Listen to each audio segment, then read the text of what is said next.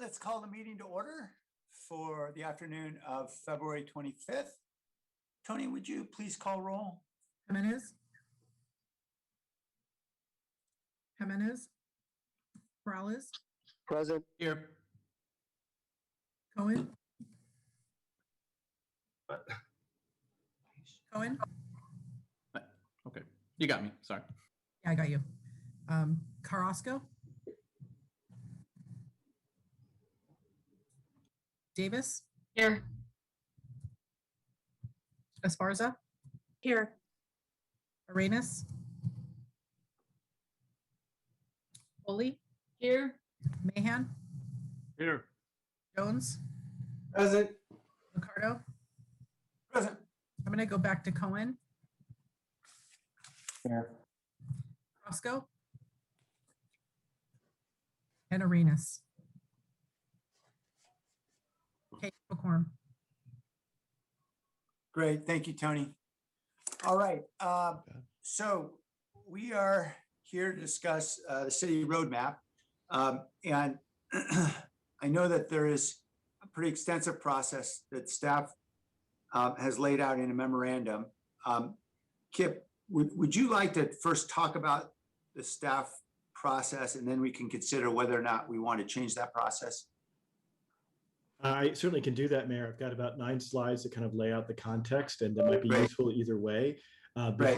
Before we get started with that, I think we do have interpretation available as well. So I'd love to briefly play the interpretation videos in Spanish and Vietnamese, and then if it works, we'll do about a 9-slide piece of our intro. We'll pause there and let you all deliberate on the various memos that are out. Thank you.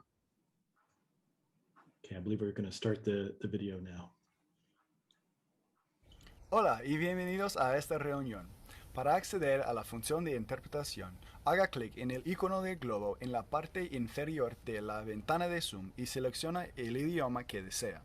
Para escuchar claramente el audio de interpretación, le recomendamos que también seleccione la opción para silenciar el audio original, que es la opción más baja en el menú después de hacer clic en el icono del globo.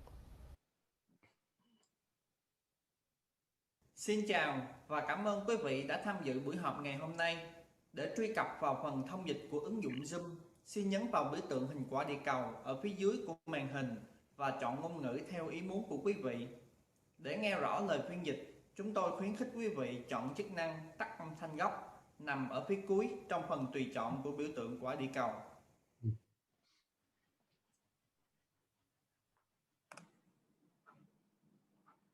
Thank you.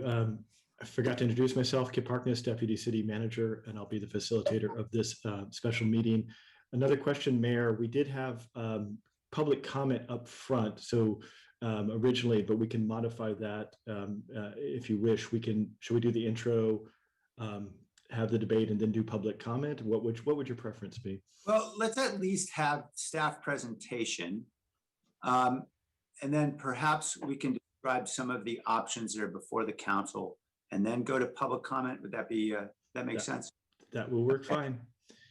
Okay, let me actually turn it over to our city manager, Dave Sykes, to kick us off.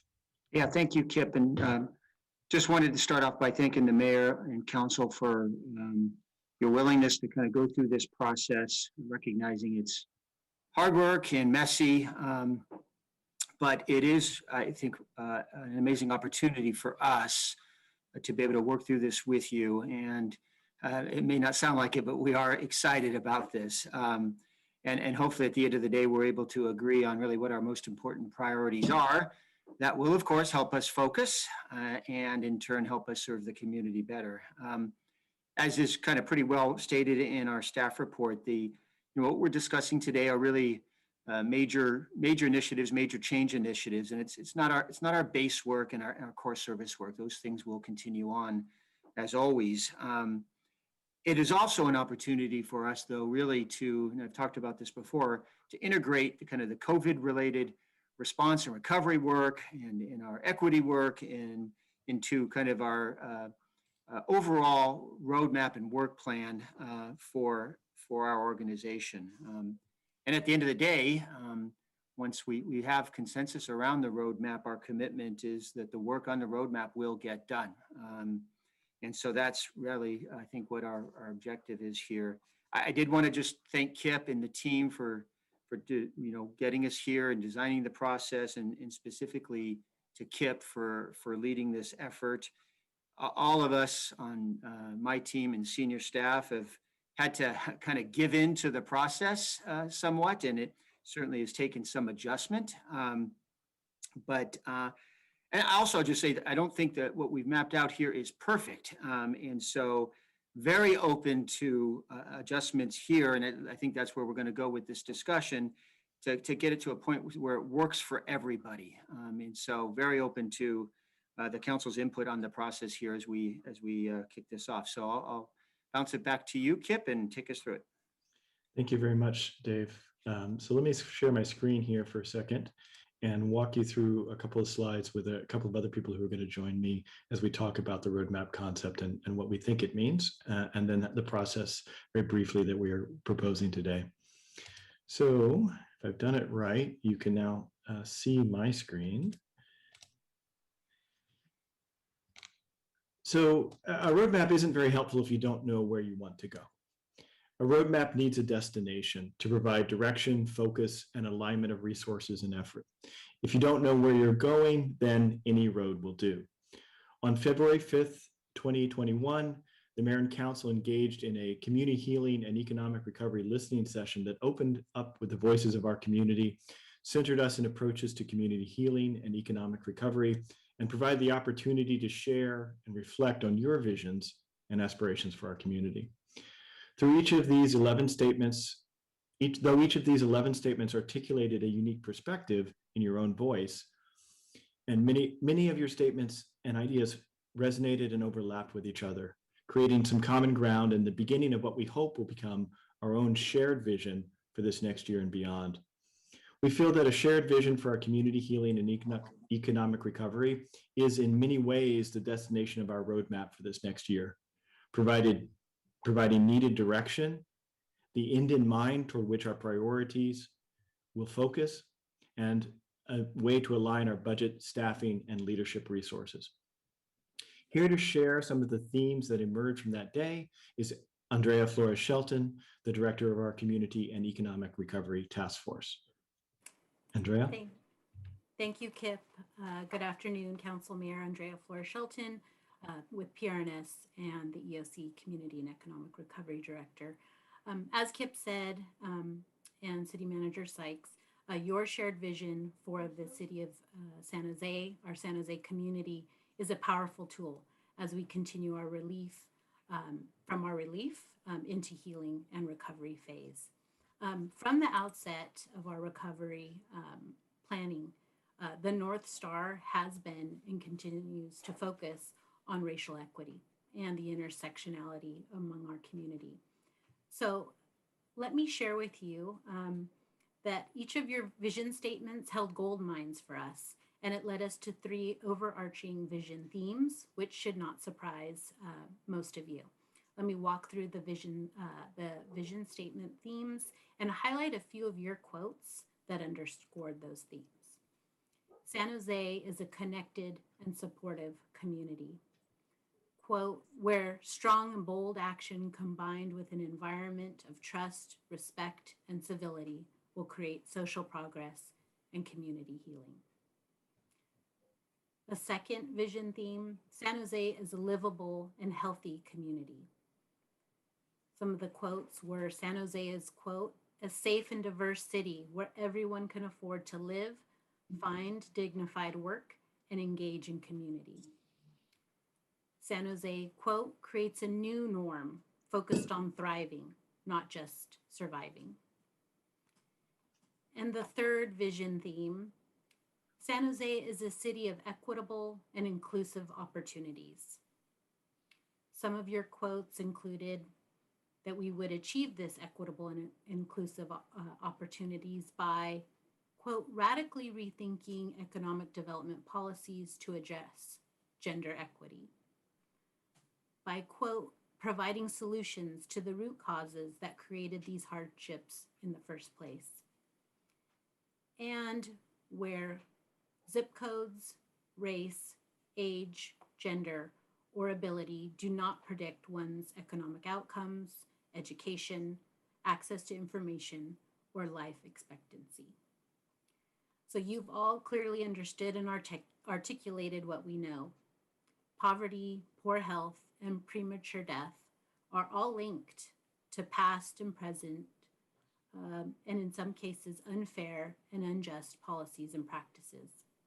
Your vision statement highlighted the intersectionality with racial, not just with racial equity, but with gender equity and inclusivity of ages and abilities, and strengthened how place and race should not predict one's life experiences and outcomes. These are all hard truths that COVID has laid bare, and you stated that vision based on this discovery and uncovering that puts us on the path to a new and better normal. Thank you. Thank you, Andrea. We know that this will not be an easy road to get to that shared vision. For the city of San Jose, the year 2020 was characterized by the intersection and interaction of multiple disasters, any one of which would have been a challenge. 2020 saw us responding to a deadly pandemic, an economic crisis, structural racism, civil unrest, power shutoffs, flood threats, and widespread wildfires. The city responded to these waves of crisis with an early and large mobilization of the city's Emergency Operations Center, and standing up a range of new services such as feeding, emergency housing, deployment of internet hotspots, creating safe learning pods, and providing relief to individuals and small businesses. This response has stretched an already lean city workforce beyond its own resources and ability to sustain service levels as it continues to respond to community COVID-19 needs and address other priorities that will have impacts on our long-term future. If 2020 was our year of COVID response, then 2021 and beyond must be the beginning of our year of recovery, or more realistically, our years of recovery. The city is at a crossroads, which requires an innovative, inclusive, and transparent approach to articulate and align on how best to deploy the scarce resources to move our community's recovery forward. This moment is not one of trying to move everything forward at once. Instead, this moment is about choices. This moment is one of making difficult decisions so that we might set our community on the path toward healing and recovery. In order to be successful, we must set aside the myriad of interesting things that we might do in order to prioritize the vital few initiatives that must happen in the next year to move the city of San Jose toward our vision of long-term recovery. So what does that look like in practice? This is our current citywide roadmap to guide us from now until the end of the fiscal year on the 30th of June, 2021. To give you a sense of how this was derived, and it'll also help you how we think about the next roadmap, to begin, we started with hundreds of important projects, strategies, and policies, and we began winnowing those down, evaluating each of them across 4 different attributes. 1, how valuable is it to the community? How many people are affected by this work, and how deeply are they affected? 2, what does it do to mitigate risk or enable an opportunity? Does this work help us avoid a large risk or open up a big opportunity for us? 3, how critical is this in terms of time? Is this a now or never project, or can it wait until later and still be valuable? And 4, what's the complexity of this and the duration? How hard is it to complete? How complex is it? Do we know how to do it? Has it ever been done before? Are we dependent on others to do it? We assess these questions in a series of workshops as a leadership team and senior staff to progressively narrow down our focus and debate and decide on the prioritization you see before you, and also the recommended roadmap for next year. While all sorts of resources constrain our ability to act, we believe that the most important limiting factor in how much we can take on at any one time is actually our leadership capacity. The ability to work through complexity, unknowns, and take something from zero, an idea, to scale in a city of 181 square miles, home to some 1,200,000 people. The current roadmap, again, this is just for this remainder of this fiscal year until the end of June, outlines the 45 most vital projects, strategies, and policies that we believe we are capable of actually doing well this fiscal year. The 45 change initiatives are in the purple and red boxes, organized according to the 8 enterprise priorities that help us understand our work thematically. The 14 red boxes, or pinkish red boxes, are directly related to our COVID response and are run through or in tight coordination with our Emergency Operations Center. The two bottom lines are really kind of a different category, and we're not going to be spending as much time on them today, but I wanted you to understand what they are. They represent foundational support work that enables the rest of the work in the other 6 priorities above. Put another way, the first 6 enterprise priorities on top, for 6 lines, are outward facing, focused on value that they deliver to our community. The bottom 2 enterprise priorities are inward facing, focused on the changes that we need to make as an organization to better deliver outward facing work. So things like procurement and others, which may not directly deliver value, but might be indirectly extremely important to delivering better value. So this roadmap is our community-centered and data-driven view of what are the most important initiatives for the city from now through the end of the fiscal year. Obviously, to get down to 45, we've had to leave some things off. We haven't decided never to do these projects. We've just placed them in our backlog for when those other projects are finished. These policies and strategies represent the body of work that is new or different or expanded that we believe is the most important work right now and that we can actually deliver for our community. These items that made it to the roadmap have some common characteristics. They are all, by definition, important to our community. They are complex, often extraordinarily so, and require extensive coordination, cutting across multiple departments and often outside jurisdictions and partners. So this is this year's roadmap. We'll look at next year's roadmap, proposed roadmap, in a moment. The roadmap itself kind of nests above or rests above the day-to-day city service delivery and is about what we are changing about how we work. Priorities on the roadmap are either completely new, such as wide-scale food distribution, or scaling dramatically, such as sheltering, or non-routine, complex, multi-departmental work that requires considerable citywide effort to drive forward, such as the Google development.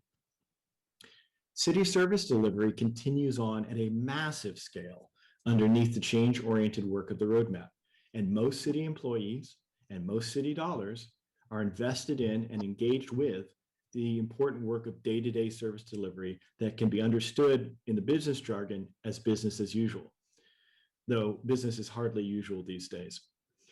This work of ongoing day-to-day service delivery is not completely static, especially in a time like now where new safety measures have to be built into every single service we deliver. In addition, there's ongoing continuous improvement work and a host of departmental initiatives and priorities focused on service improvements. But these do not rise to the level of being on the roadmap due to their relatively lower complexity and typically single departmental nature of the change work. Change initiatives that are on the roadmap and business as usual service delivery are 2 parts of the same complex picture of the city organization. Business as usual is what we are doing day to day to deliver services to the community, and the roadmap is what we are working on changing to better meet the needs of the community and things that have not yet become regular city services. To deliver them both, we draw from the same pool of capacity, the same group of leaders. So as we work through the roadmap together, we should keep in mind that adding to the initiatives on the roadmap could impact capacity to deliver city services and vice versa.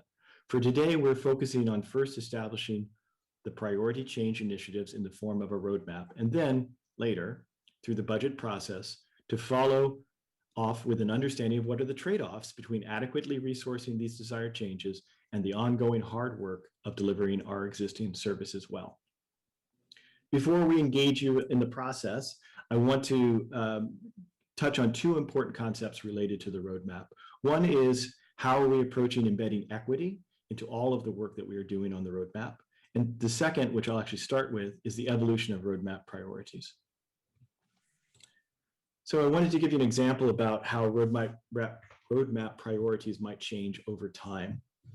And we're going to use the city's broadband and digital inclusion work as an example of how an idea becomes a priority, in this case in 2016, adopted by council, becomes a policy, And then it evolves from a policy to a strategy on how to implement it. By 2017, we had that strategy done. Then to, in this case, a series of 3 interrelated projects, including the small cell negotiations, the vertical infrastructure team, and the digital inclusion fund.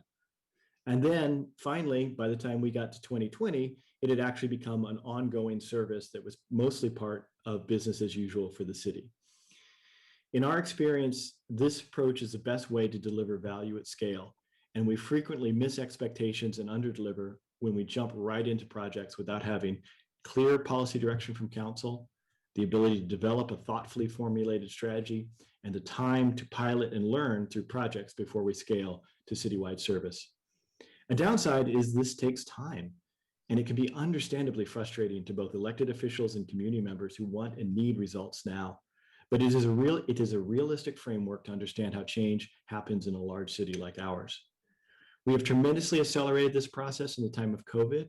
For example, with feeding, moving from policy to strategy to projects in a matter of weeks, not years.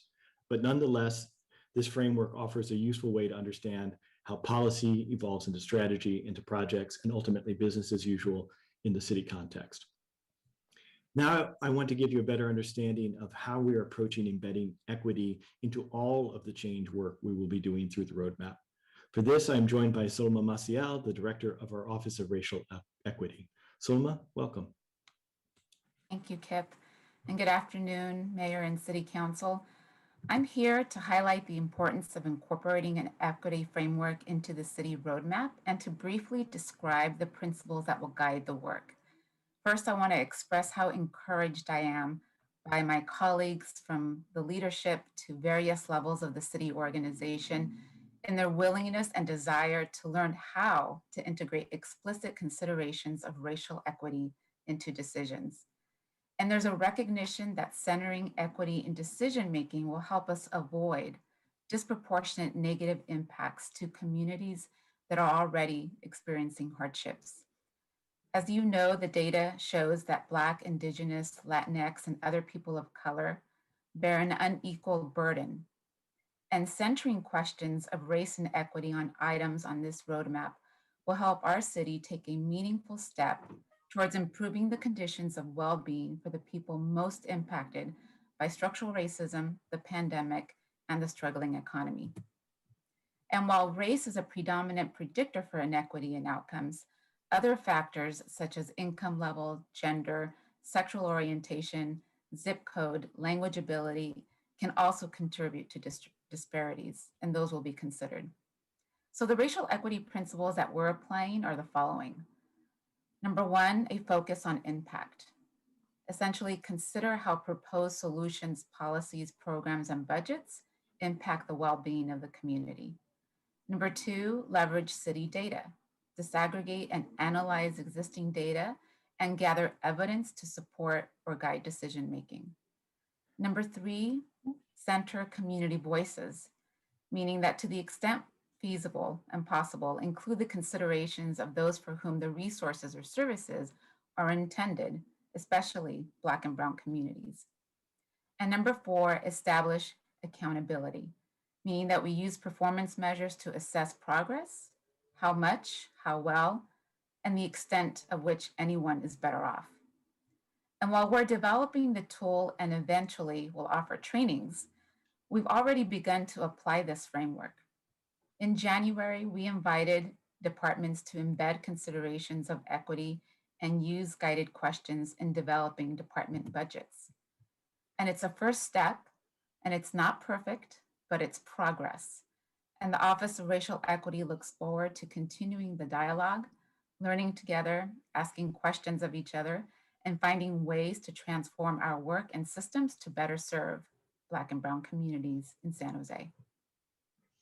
Thank you, Solma, and thank you for your leadership in helping us learn through and learn from you on this important topic of how to embed equity throughout all of the change work that we do.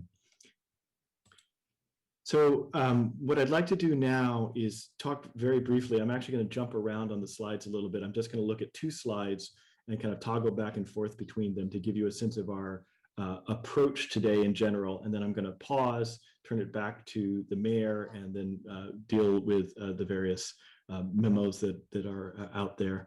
So the proposed roadmap for next year is here. It's very similar to, in form, to the roadmap that you saw for the rest of the fiscal year. The biggest differences are that there are a couple of items that have been completed, and a number of items that relate to community and economic recovery have been disaggregated and broken out so that you can understand the magnitude and complexity of that work going forward. Again, each of the enterprise priorities is a thematic area, from emergency management all the way down to powered by people. And the top 6 rows are outward-facing priorities, with the bottom 2 rows being priorities that are inward-facing. And so again, everything in red is directly related to the COVID response, and either being run by the EOC or in tight collaboration with the Emergency Operations Center. The proposed process is a 2-round process, where for round 1, we would look at continuing the current roadmap initiatives, and we've asked council members to submit points toward these initiatives, and we would have an extended debate and discussion around sort of validating whether we wanted to move forward with this. And then once we were done with round 1, which would either validate the items or drop individual items off, we would move on to round 2. And I'm just going to skip ahead a couple of slides here and focus on one slide, which I think is the best one to illustrate it. And that's this slide. Round 2 looks at the backlog, and the backlog is all of the things which we consider extremely important and citywide, but we're not able to get to in our COVID year, or have yet to be able to prioritize. And it also includes, in the green, new proposals that have been submitted by mayor and council, looking forward to how we might approach this next year. So the blue at the top are the previous group of council priorities, which were prioritized back in February of 2020, right before we went into shelter in place. The green, as I said earlier, are the potential new initiatives. The yellow, the third one down, are those that have been yellow lit by Rules Committee and put forward for the policy prioritization work. And the orange just below that are some internal city priorities that didn't make it to our roadmap, but that we felt were valuable to bring up for your consideration. So at this point, I'm going to go back to the main roadmap here, which would be the focus of our work. You'll notice I've pulled out the bottom 2 lines. Again, as we said, those are internal facing. And so for the purpose of this exercise, we're focusing on the prioritization of the top 6 lines there and these initiatives which deliver direct value to our community. So let me pause there and turn it back over to you, Mayor Liccardo, for however you'd like to take this next section. Okay. I just like to, and I want to make sure memos have all been posted. I know Councilmember Perales has a memorandum that I think is similar to a memorandum I've also submitted regarding billboards and work that has already sort of scheduled to be done by June. There was also a memorandum that was just submitted yesterday, and I hope it actually made its way. I'm trying to find it because it appears not to be on the agenda now regarding the potential change. I'm sorry, there's been another supplemental. I see there's I have an old agenda on my screen, so I'm sorry. Councilmember Mahan has submitted 2 memoranda. And then there's another memorandum from me, and that one relates to the process. And forgive me, I haven't caught up to all the supplementals. Councilmember Mahan, you want to just describe briefly what your memos are? So yeah, mine absolutely. Mine did not relate to the process. They were simply fleshing out my 2 initiatives that I proposed. Got it. Okay, great. And of course, there have been 2 supplementals submitted by staff. So if I could just then perhaps describe the memorandum that I submitted relating to the process issue. So at least that's out there, and then we can all come back and figure out what process we'd like. I've discussed with a few of you potential modification of this process. And that would be essentially either adopting the city roadmap that staff has articulated, that's described in Exhibit B, Table 1, which I think is perfectly good roadmap to adopt. Or we could simply make motions to change individual items if people feel that there are one or more items that shouldn't be in that roadmap and essentially supplant them. But to start that process first, to focus us at least on a much narrower universe of options, because otherwise I think this could get real challenging comparing apples and oranges. So the idea is to take that first, and then subsequently I've asked the city manager to adjust the number of points for us to essentially spend on the remaining, what I call discretionary policy items. They're all listed on appendices C, D, E, and F. And because of the tremendous limitations of staff capacity right now during this pandemic, I'm told that staff has capacity for all of 2 of those items. Is that right, Kip? That's essentially correct, sir. Okay. So our points will vanish from 31 to 1, I think, something like that. I'll ask Kip just to describe that. And the point would be we would have a much more focused discussion really on those 2 items that we want to pull out of those many lists and appendices, rather than having the scramble between the existing proposed city roadmap and Appendix B and all of those other items. So the rationale for doing so is articulated in the memorandum. And part of the challenge, of course, is that because of the nature of the exercise, we only have a phrase describing each of these initiatives. It's not apparent to me that we have a really clear sense about what not choosing an initiative that's listed on the existing city roadmap really means. And I think we would all have varying levels of concern about different items, depending on if we knew that it meant the work would stop altogether, or merely that we would go into some kind of cruise control of prior levels of funding or prior levels of attention, depending on what that initiative is. So I think we would need a lot more discussion and probably take a lot of time for us just to fully understand the implications on each of those items on Appendix B.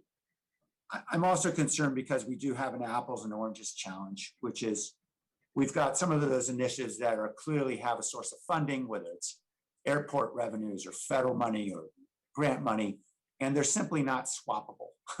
We can't simply say, oh, we'll have resources if we get rid of, we're not going to boost air flights anymore at the airport. And so we'll get rid of that one and then we'll go take that money and use it for food distribution. Well, we can't because federal government won't allow us to. So a lot of those initiatives tend to have funding sources already. Several of them also have very specialized expert staff leading the charge. And as we know, people aren't fungible completely. We know that certainly the EOC experience has demonstrated how incredibly versatile many of our staff are and how we can have folks from planning or library suddenly figuring out how to distribute food or whatever. But the reality is we know some of this is really specialized work. And so there's great challenge for us swapping a lot of those out. And I think also there's some concern about what might be some perverse incentives that get created by a system in which we know there are some things that we know are really important to the city. Let's take, for example, rent assistance that I think all of us would agree is a critical priority. And whether or not we really have the appropriate incentives to prioritize it as we would if we were asked what's the most important priority. And so what I've suggested is an approach that essentially says, we think staff has it, let's go with it. And if there's some dissent about that, let's talk about that and decide which initiatives should come out in or out. So that would be step 1. Then step 2 would be, let's go ahead with this prioritization exercise with all the remaining policy initiatives. So I've attempted to describe it. Kip, did you want to add where I may have left gaps? Sure, Mr. Mayor, just a couple of things. I would say kind of from a staff perspective, and then I'd let Dave weigh in if he would like to. I would view this somewhat as a friendly amendment in the sense that we have worked really hard to try to put together with the proposed roadmap what we think is the right direction and weighed those choices very carefully. As Dave said, it's not perfect. And this is why we're bringing it to you. But as a point of departure, we think it makes sense. We had just to get into the Can I insights. stop you there? Kip? Yeah. By that, you're referring to what's in Exhibit B now, right? Yes, correct. What we are. I just want to clarify. That's what Yes. you mean by roadmap is what is an Exhibit B? Okay. Exhibit B, we think that is a solid path forward, and balances the different competing priorities that we have and we need to meet. So we feel strongly that this is a good point of departure. And so a motion to accept that roadmap as is or modify it by the process you've described is in line with our thinking. And to be very clear and candid, initially as staff, we had thought about structuring this exercise that way of saying, this is the roadmap. You have to take things off in order to be able to create more space. But part of what we wanted to do, because this is the first time we've ever done this kind of process, is make sure that you all had a chance to look at it, see those items, think about those items as much as we have, which I know it's been kind of a crazy week, but I feel like the last week has provided at least a little bit of an opportunity for you to see how these things are and how they fit together. So again, there are very many different ways to do this, and we're open to them. I just want to make sure that from our perspective, we would certainly be comfortable with using that roadmap in Appendix B as a point of departure. City Manager. Excuse me, point of clarification. So Appendix B is attachment A, is that correct? Let's see, there's a lot of complexity there. Yeah. Thank you, I just wanted to make Councilmember sure. Esparza. Okay. Yeah. Oh, Yes, it's the same thing. okay. I think Councilmember, someone's trying to talk right now. I had the with same really question. bad audio. Yeah. That's very helpful. Thank you. I apologize for that. I haven't connected all my appendix and my attachments together, so I appreciate that, Councilmember Esparza. City Manager? Yeah, and I don't know, Kip, if it would help if you put it back up on the screen, but yeah. I will do. Yeah. So I think Kip put it very well. I think we would be very supportive of the approach that the mayor has described. This is our best thinking in terms of, what the roadmap should be next year. Obviously, we've left room in our proposed process to have the council, rethink that. But this is our best thinking, and we've also left room to add some things to this. Obviously, not a tremendous amount of capacity, but some. And so we would be very supportive if the council finds this roadmap worthy of adoption to moving to that step directly. Okay, thanks, Dave, and thanks, Kip. And, to make it easy on folks, I appreciate Councilmember Esparza's pointing out the confusion. So if we go to the original staff memo, we'll see appendices B, C, D, and E, and F. So they're all, oh boy, actually, we have had some changes. Is that right, Kip? If you're looking at the replacement memo, you should be seeing the current one. So the Okay, replacement memo is correct, and it is posted on the website. So if you're pulling it off the website, that is the most current one. all right. So let's stick with the replacement memo, and those letters are still the same. Is that right for each chart? I believe so. That is correct. And then the attachments also are separate from if you're on the website, the attachments are separate and are A, B, C, and D on the website. So I apologize for the confusion.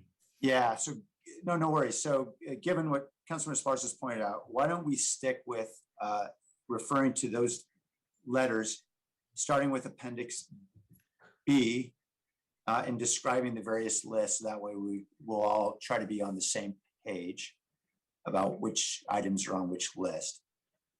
Now we have council members have their hands up, so I definitely want to hear from council. At this point, let's just focus the discussion on process if we can, because any substantive discussion I'd like to wait for until after we've had public comment. So let's hear comment from council about process, and then we'll go to the public before we take any votes. Councilmember Perales. Yeah, thank you. And so just to clarify, we are then right now commenting on the process, correct? Yeah. Okay. or questions that you might have for clarification. Okay. Just questions or comments on that as well? Both. Great. Yeah. So, and look, I appreciate, clearly this was an extensive amount of work, and Dave, Kip, and Dolan, the team, I think, for really putting some deep thought and analysis into how we can bake all this together. And this is the most comprehensive look that we have had at a priority setting, at least since I've been on the council. And traditionally, as you know, during priority setting, we're sort of suggesting new items, we're making some up down votes, and we don't get this comprehensive of a look. And certainly have never had a point or value system assigned to it, albeit I think, and certainly I imagine for everybody on the council, was a bit daunting and confusing to sort of try and grasp and get an understanding. And I know you tried to get some trainings into our teams and us, and be able to get us up to speed. And so anyways, I appreciate that. And I am not against if that's the direction we go. I did submit my, what my point kind of distribution may be for round one last night. Apologize, I was not able to get it in before noon. But if that's ultimately the direction that we move forward, I think, I'm comfortable with that. If that's the will of the council, and have a strategy myself, certainly, on how we might navigate that. But I do appreciate the mayor's suggestion in his memo on the process itself, where I think would have some value and potentially make it a little easier, honestly, for this first round, to simply look at these priorities and give an up down. And this would be the 28 that city staff have put in front of us. And simply give an up down, right? Is there something that we honestly think should not, be prioritized right now and continue to be worked on this coming year? And ultimately, then, as the mayor suggests, that would open up some capacity for something we may want to add on. Because obviously we were asked to introduce 2 suggestions, and I almost wonder if you're kicking yourself for asking us to do that, because all that does is add more to the more fuel to the fire, right, on what could be done.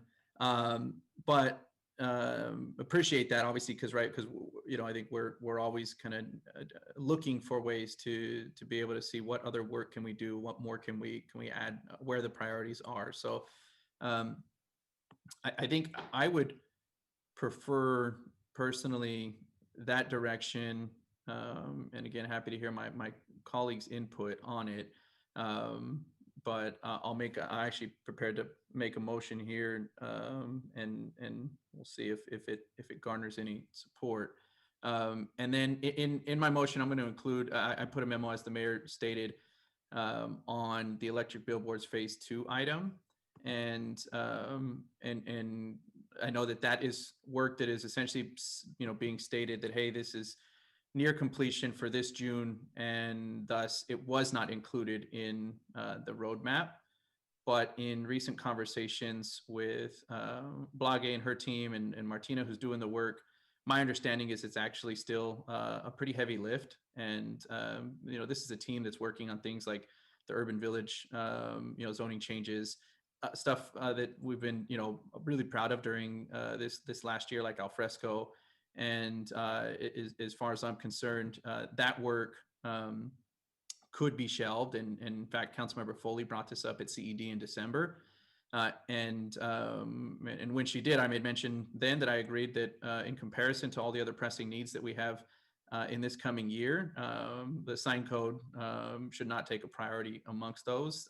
And so in light of that, what I'm prepared to do, and we'll see if my colleagues will support it, is to ask that we support the mayor's memorandum and his suggestion on a modification of the process here, where we merely kind of give an up down on this round 1 of items, and And then ultimately that would open up,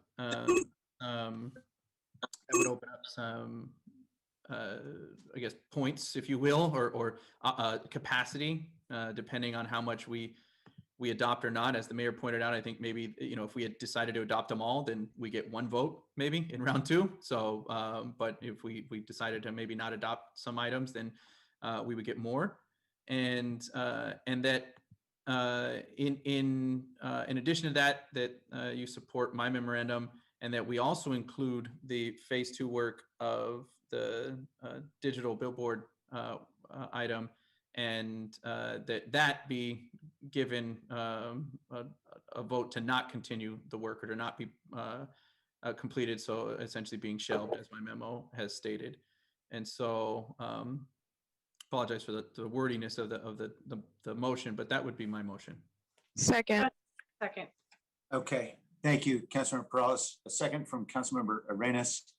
Councilmember Perales, I haven't looked at our 2 memos to just figure out if there's any difference in direction on the billboards issue. Forgive me, so we've all been racing too fast. Is there any difference? There is, yes. I can describe it quickly if you'd like. Sure. So in yours, you have suggested that we sort of kick this item to a conversation on March 9th, and that we consider looking at eliminating maybe the further work on the freeway facing billboards, and look at continuing other work, and that we analyze it in that context.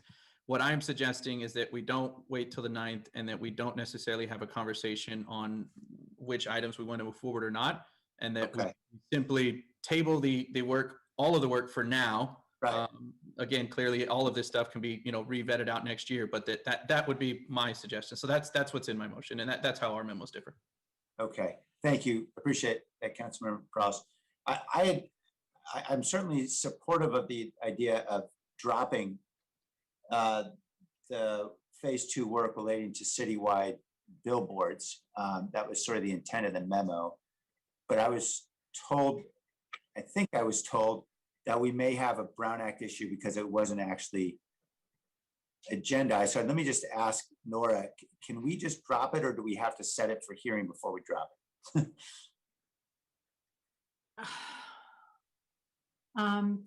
I should go back and look at how this was agendized. Okay. I guess my understanding was that sort of everything, all the work that we were doing was being prioritized or not. I know that was my understanding, but I'm happy to hear Nora's input as well. Yeah, I want some time to think about it. That's fine. I'm happy to go either direction. I think we're probably going to end up in the same place. Okay. And then we can come back on that motion. Let's go on to council comments. Councilmember Sparson. Thank you, Mayor. I wholeheartedly agree. I had some questions as well with this on how we could possibly stop doing rental assistance, or how do we stop worrying about our, supporting our airport or all of the core city services. And I think that was the point of today, was to really focus on these core issues. And I agree with Councilmember Peralez's comments that we probably should not have even given two new priorities, given that we're facing COVID, and this year is still, as I've said before, it's to focus on to continue to save lives, and then, hopefully once everyone's vaccinated, we really need to focus on the economic recovery of our city, and dealing with the repercussions of this pandemic, and which is going to go on much longer than 1 year. So I just wanted to thank the mayor for that, and Councilmember Peralez for the motion, which I will be supporting. I had a question on the points process. So I understand for the attachment B, right? So attachment B, that's what we will pull 2 items on. Is that correct, Mayor? And you're proposing that we have 2 points each. I just want to be clear. I don't oppose it. I just want to understand what it is that we're doing. Yeah, so I asked the city manager's team to figure out how many points we get left. And I think Kip said 1, but of course that means we'd have to accept items that would be priorities that would get less than 6 votes. If my math is correct. So Kip, do you want to explain that? Yeah, and so let me try to explain this as simply as I can, and then obviously open to your direction. I think there are 2 scenarios to consider. One, you adopt the entire roadmap as is, and the other is if you pull things off of the roadmap. So let's focus on the first scenario. If you adopt the entire roadmap in the way that we framed it, there are 330 points on the roadmap. Those all go toward the roadmap. That leaves 11 points, 1 point each. The way we have constructed round 2 is it requires 6 points, 1 point from each, and you can only vote for one thing. So essentially 6 votes, if you will, to move an item to a priority. So because the math is a little hinky, you'd have 6 votes for one and 5 votes for the other.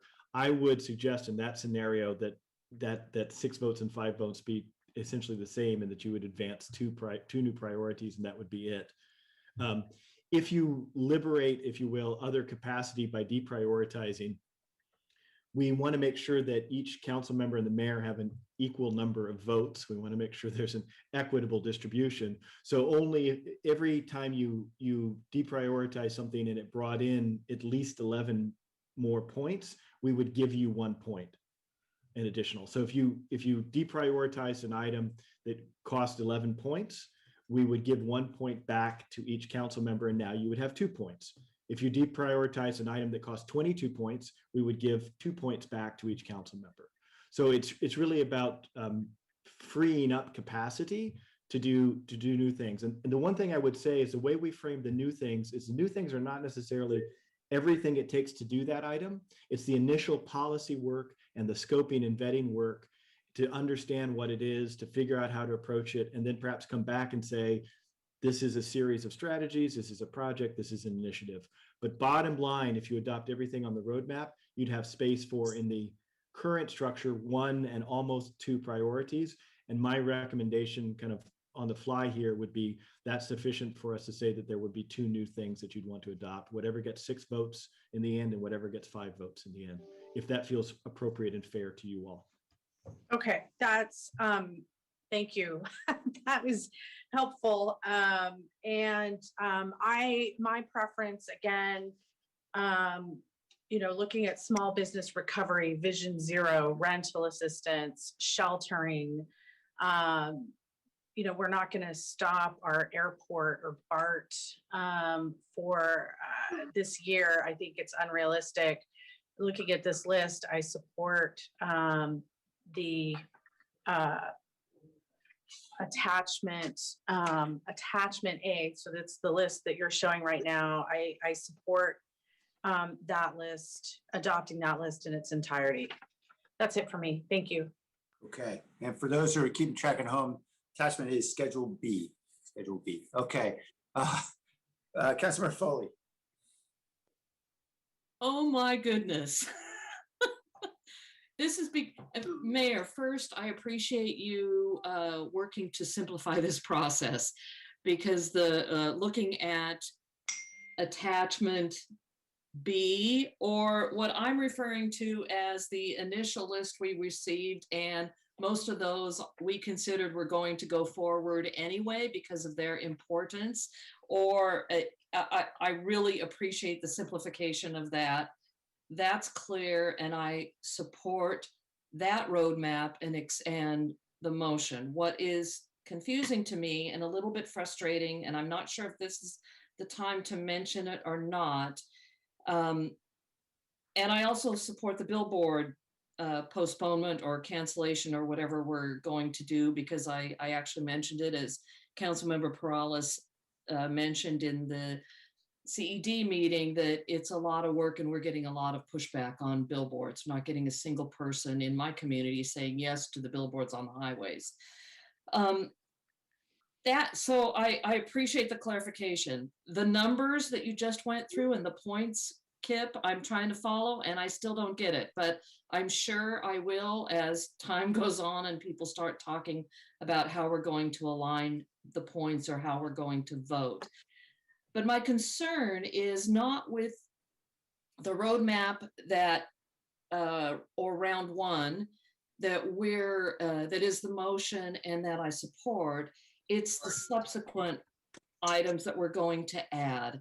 And in particular, there are items, Kip, you mentioned that all of the other items were approved in priority setting in last year. But that isn't accurate. I have 2 items on the priority list that were green lighted in 2019 February and are still on the list, and all the work has been done. It's just a matter of getting it to the committee and having us approve it.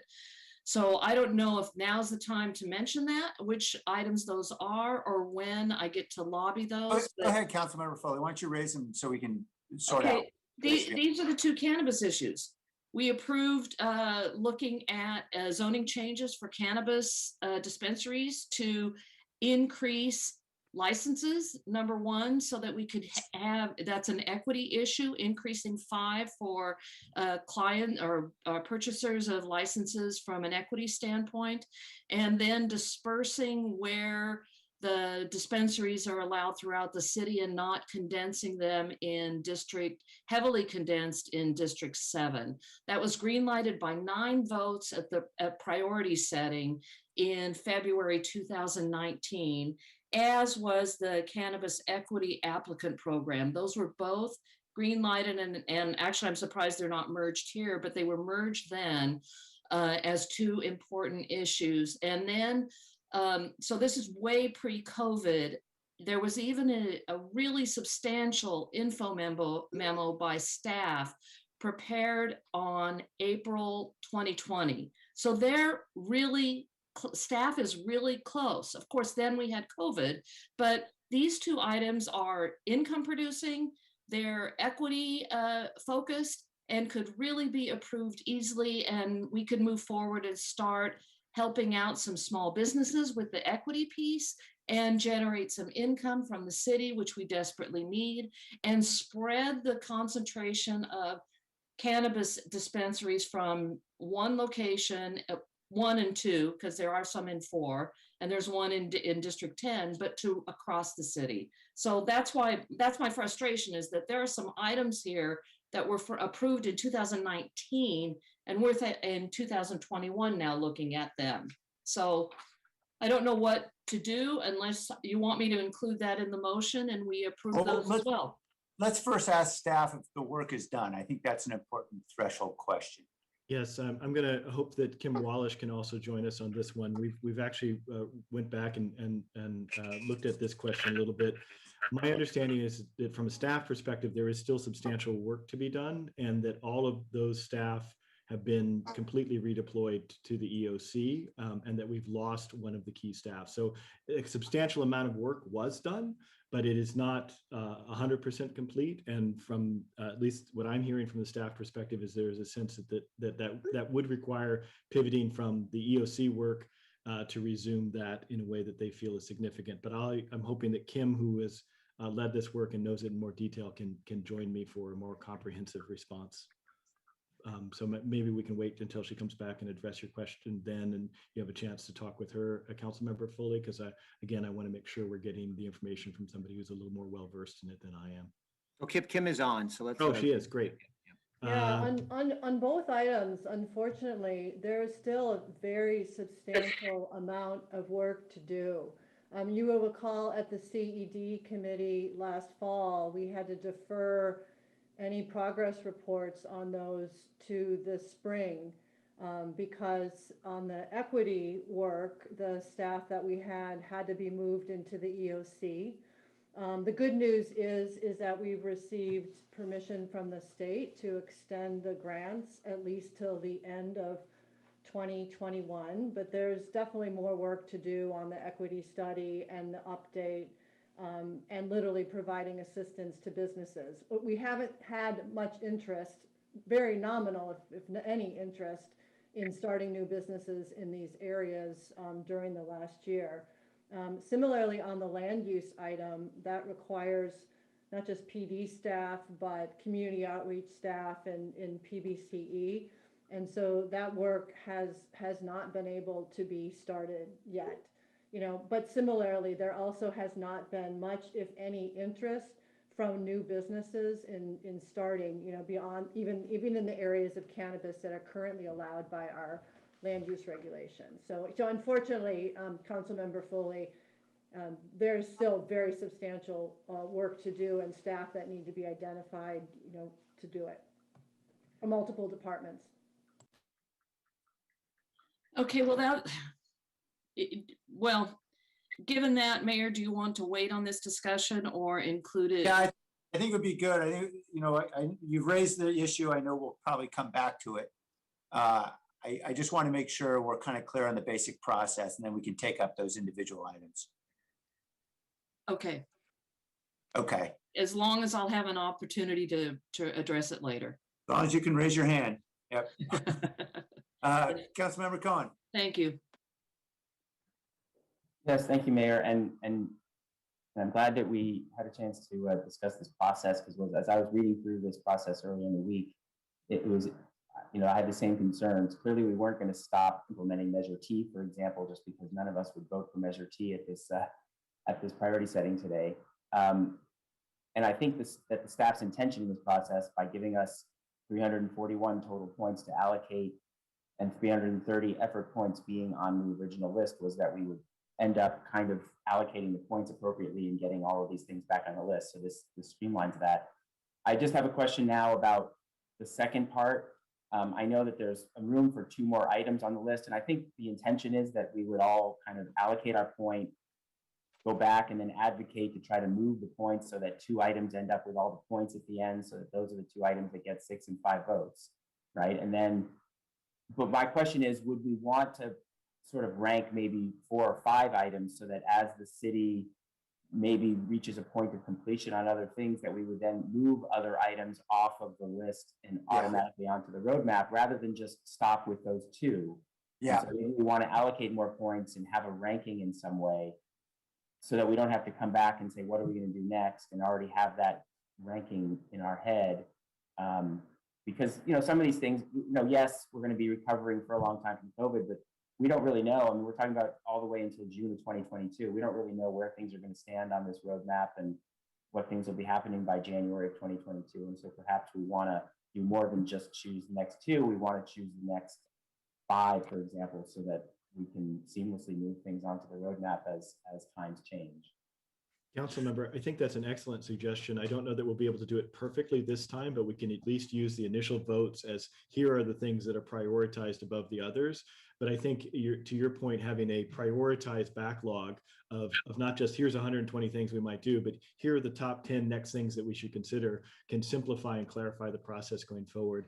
So we'll take into account how you vote, even if an item doesn't make it to the top, as part of an indicator of that. So I don't think we'll be able to completely address your direction or your suggestion in this meeting, but I think it's an excellent one, and we'll work on incorporating that in future iterations, maybe as soon as we bring this back to you before the budget is done.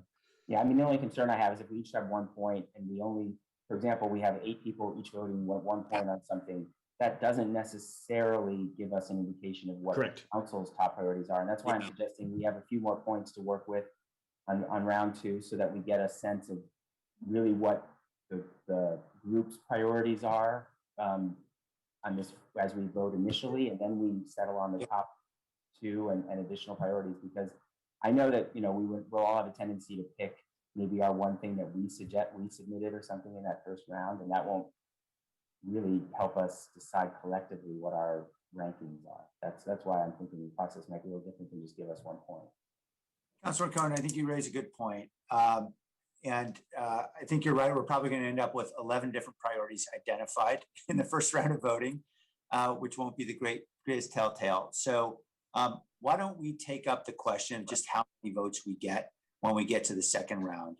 I think there's probably a good argument for saying 2 or 3, and then we're still only going to pick 2 items that are at the top, but obviously having others trailing may be an appropriate response. So let's have that discussion right after we resolve what's happening in the first round. Thank you. Thank you. Vice Mayor? Thank you, Mayor, and I support the motion on the floor. But I also have a couple of questions for Kip. One is, as was brought up, some of these items aren't transferable in terms of resources or dollars. If we were trying to figure out how to drop something, and I'll use a specific example. CR13, which is increase SJC air passenger levels, which is 21 points. So if I were looking at our roadmap and I wanted to get additional points to use for round 2, I might target or identify that particular item as a likely candidate. But if we made that decision to drop that item, it's not going to necessarily mean that those resources can be transferred to another item that we pick in round 2. So I'm just trying to understand the reality versus the process or what I'm calling game theory that you've created. Yeah, Councilman Jones, I think that's an excellent point and a good example. And I would say, let me focus on the flaws first, just to be candid about it. So I think there's a couple of flaws with how this is structured in regard to that item in particular. One, the 21 is probably a little too big. Part of that sizing happened before we had vaccines and before the election. And so the amount of unknowns on when we would return to air traffic levels and how we would get that done were just so huge that we had no idea what strategy would be required to get people flying on planes in large numbers again. So that may be a too high a number to reflect what that will actually take in terms of level of effort, but it was largely based on the unknown. The second flaw, which you point out, is the airport has coronavirus relief funds that are designated to it from the FAA. So there are dedicated resources available to this in terms of funding that could pay for all sorts of things, including personnel. Deprioritizing this doesn't mean that we can reallocate those fundings to feeding people or police reform work or Vision Zero. So you're correct. It doesn't fully, the structure doesn't fully reflect reality, but the reality that it does reflect is the fact that at the senior leadership level, what do you want us paying the most attention to and making sure get completed? That would be deprioritized, and we would be able to spend more of the leadership time focusing on the other priorities. So Dave, I don't know if there's anything you want to add from your perspective. Yeah, I mean, I think all of that is true, but there is a little bit of a yeah, but. And the yeah, but is what you were getting to at the end, Kip, is our leadership capacity. So when it comes to the manager's office, any support we would be giving to this priority, there and other departments and other groups like the attorney's office, because I think the strategy has more in it than just airport staff. So there's a bit of a yeah, but there that still applies here and as we got to at the beginning of the meeting, all of these things are taking up a tremendous amount of leadership capacity from the city manager's office, capacity from the attorney's office, and other kind of support functions that we have going on in terms of supporting the initiatives. As an example, directly relevant to the airport, we spent a great deal of time with the EOC working with the airport, figuring out how to support them in setting up testing and what their options were for setting up on-site testing. That involved at least 7 departments working with them to think that through. So these initiatives are not single department initiatives and do require a great deal of extra focus if we're going to do them well. Well, thank you for that clarification, because I was going to give all of my colleagues 2 extra points by making a motion to pull that particular item, knowing that was going to happen anyway. So thank you for that clarification. And my last question is round 2. So are we going to go through multiple iterations of round 2? So say the first iteration, all the points are distributed among several different projects and initiatives. And then are you going to eliminate, like, say, the ones that get like no votes or? Exactly. This unlike a normal voting process where you vote and it's over. We're going to continue to iterate.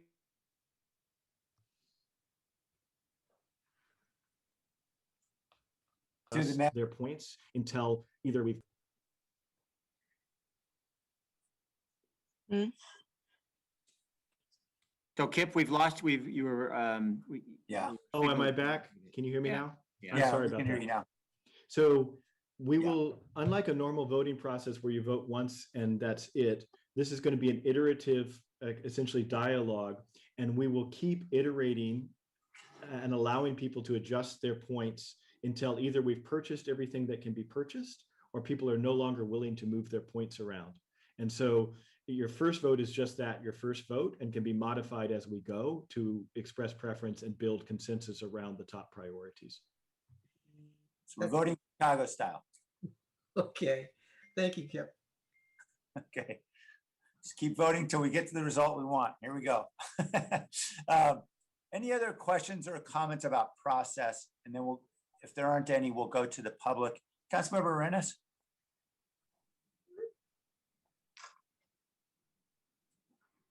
Sorry about that. I'm having a lot of technical issues. So let me know if, We can hear you. okay, great. So I have a couple of issues here. One is that this game theory continues to evolve. As Councilmember or Vice Mayor Jones, and it's the best description that I've heard so far. This is a game theory. And unlike a monopoly where we have fake money, this is, these are resources that are limited and that our residents are going to rely on during a pandemic. And so I want to first off just start off by saying how uncomfortable I feel about. I thought I knew what I thought I understood when Councilmember Perales first made his motion and I seconded, and I thought I first understood the process. And I thought we were going to take some points to vote things off the list, vote it off the island. But it sounds like it's a yes or no, really reductive first go at it. Is that correct? I think that's ultimately going to be up to the council. Councilmember Perales has made a motion. When we get to the point in which we're discussing this, there can certainly be friendly amendments or substitute motions. But the motion now is an up or down, but obviously that can change in discussion. Yeah, I still, I'd like to hear from the rest of my colleagues, maybe those who haven't spoken just yet, but this to me seems, one, we were asked to submit this in, in a turnaround, I think, of 2 days with a game theory that is clearly evolving before us. I just don't know that it is fair to our public or to me or our residents, and those folks who are on the phone now. They only know what those items are, right? They don't know what the point system, what game we're playing here, and I'm really uncomfortable that we haven't worked out all the kinks to this system. And I don't know that anybody else is going to set up to speak on this, but as of right now, I just feel very uncomfortable about moving forward on priorities that are so essential during a pandemic, and we don't have the rules of the game clear enough for our residents to understand, and certainly for us to understand at the same time. So I really hope that we can maybe collect everybody's thoughts and reconvene at a different time when we know what the rules of the game are. At this point, I no longer really understand what the rules of the game are. Okay, why don't we'll come back on that very important issue. Councilmember, I just want to hear from our colleagues, and we'll come back to that issue, make sure we're super clear about at least what's being proposed in the motion from Councilmember Perales, which I would support, which is essentially to say we're not going to play games with those essential services. We're simply going to approve them that are all outlined in Exhibit B, and then have discussion about the other items. But let's hear from other colleagues. Councilmember Jimenez. Mayor, can I just respond to that though?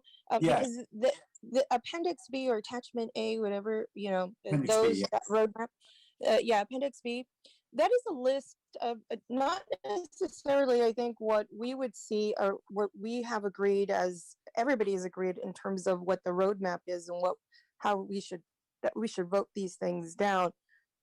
Because there's certainly some items, I think some previous to me, some items that some our colleagues have already said that really shouldn't be on the roadmap. And then I've heard some that should have been on this roadmap to begin with. So we're starting with a list that has been compiled by staff. I don't necessarily agree with, and I know this is part of the process that if we don't agree with it, we take it off. But I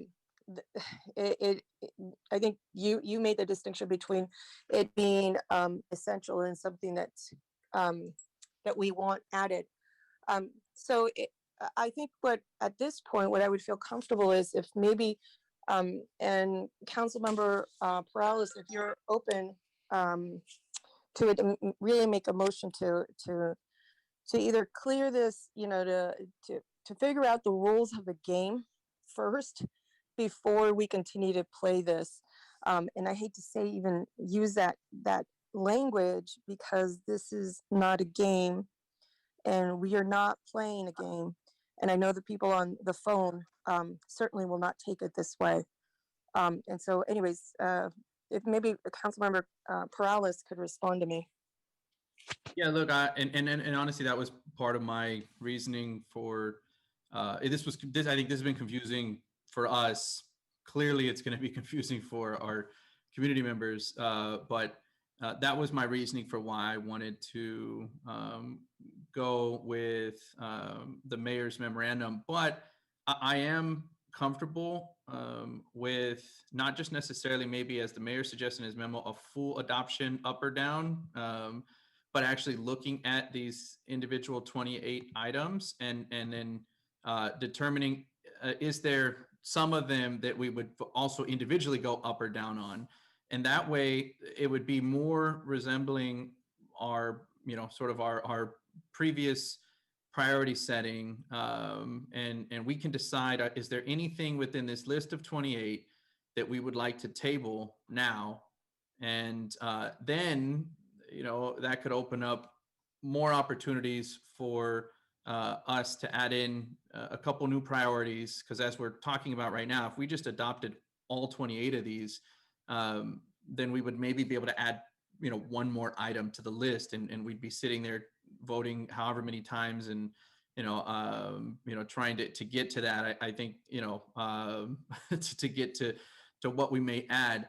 So I think it is worthwhile that we have a conversation on the individual items rather than a full up or down. So I'm willing to amend the motion to that, so that round one we can. You don't actually have to amend it. It's already contemplated in my memo that we allow individual council members, I'm just reading from it, to make motions to remove items through standard motion making process. Yeah, that's how, honestly, that's how I understood it Yeah. at first, but your recommendation one was pretty explicit in regards to a full adoption. So I just wanted to articulate that very clearly. Yeah, it's actually in recommendation one that says you only have a full up or down after allowing individual council members to make motions. Yeah, so that's fine. I think maybe then it's, that was the intent, to allow us to do that and then open up more capacity. If we don't need to amend the motion, then that's fine, and hopefully we can still support this motion then. Yeah. So okay, so Mayor, can you clear that up for me once again? Because I think I understood it the same way that you did, Councilmember Perales, and that is that I thought we were opting everything in, but you're saying after some motions that those motions would reflect an opt out, basically, of the list, or a reduction of the list of these items, of the 28 items. We could end up with, I don't know, 24 or 20 items through motions if our colleagues agree to it. That's correct. Got it. Okay. Well, that is much clearer. I think I was also stumped on that piece that everything was opted in, and I wasn't sure how we were going to do the yes and no piece of it, since the points were taken away. And at the same time, I was thinking, well, there's higher value in some of these items, but that could also lend itself, or maybe to interpret, or for some of us to interpret, that there's quite a bit of work involved in some of these, and then make our decisions based on what staff is telling us the effort that will take to get this done. Okay, so I'm much clearer on this item. I still feel that we should be absolutely clear about the rules, and maybe I don't know if we could ask the city clerk or maybe Kip to write each step that we're going to take, so that our residents can also follow these changes that we're making on the spot. We'll put a slide together to try to Okay, clarify that. they'll be, Kip is typing furiously, so.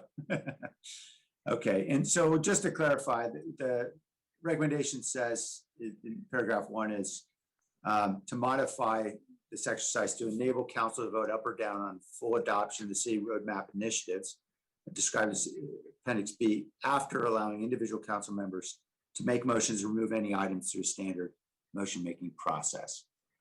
Okay, Councilman Jimenez? Thank you. You know, I have to echo much of what was said by Councilmember Arenas. To be very honest with you, I'm a little frustrated and irritated with with this whole process that seems to be evolving in front of our face. And so, you know, one of the things, and this is more a rhetorical question, it's not to anyone here, whether it be staff or any of my colleagues, but you know, the question that comes to mind for me is, what obligation do we have to the community that's watching, that's reading these documents, given that this is a public meeting? What obligation do we have to them to make sure they understand what the heck's going on? And I have to tell you that, you know, I've been through a few of these. Obviously, this is a little different, but it's just, I can't imagine that if some of us are confused, I'm not so sure that the community that we represent that's paying attention, that 126 or whatever amount of participants are in fact community members, that it troubles me knowing that they're probably even more lost than some of us. And so with that being said, I would just also ask staff that as we go through this process, that we're as explicit, as clear, as transparent, even if we need to slow this down. I mean, in my mind, this exercise we're going through today is very, very important. Take it very seriously. And so if it means we have to stay here till 7 o'clock or whatever time it may be, in order to explain this to us very clearly so we're all on the same page, I think we owe it to our community to make sure that that's what happens. And so just wanted to express that, just a little frustrated with the process. I'm trying to follow along. If you could see what's in front of me, I have attachments, I have different roadmaps, I have appendices, I have memos. I mean, things are all over the place. And so I'm trying to make sense of this.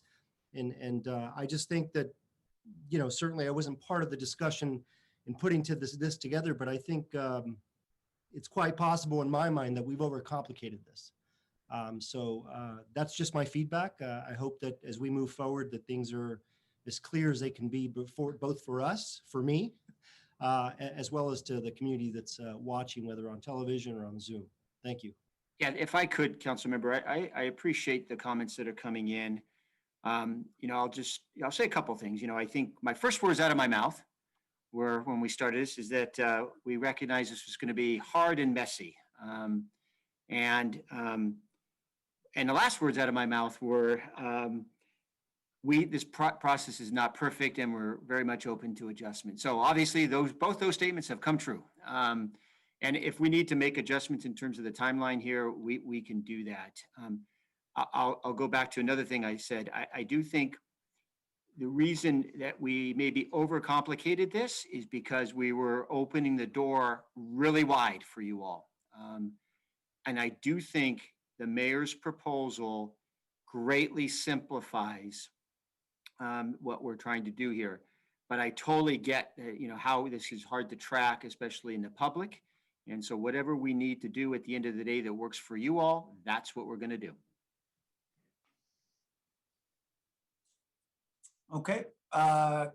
Councilmember Cohen? I just asked those who have spoken if you could lower your hands unless you want to speak again. Councilmember Cohen?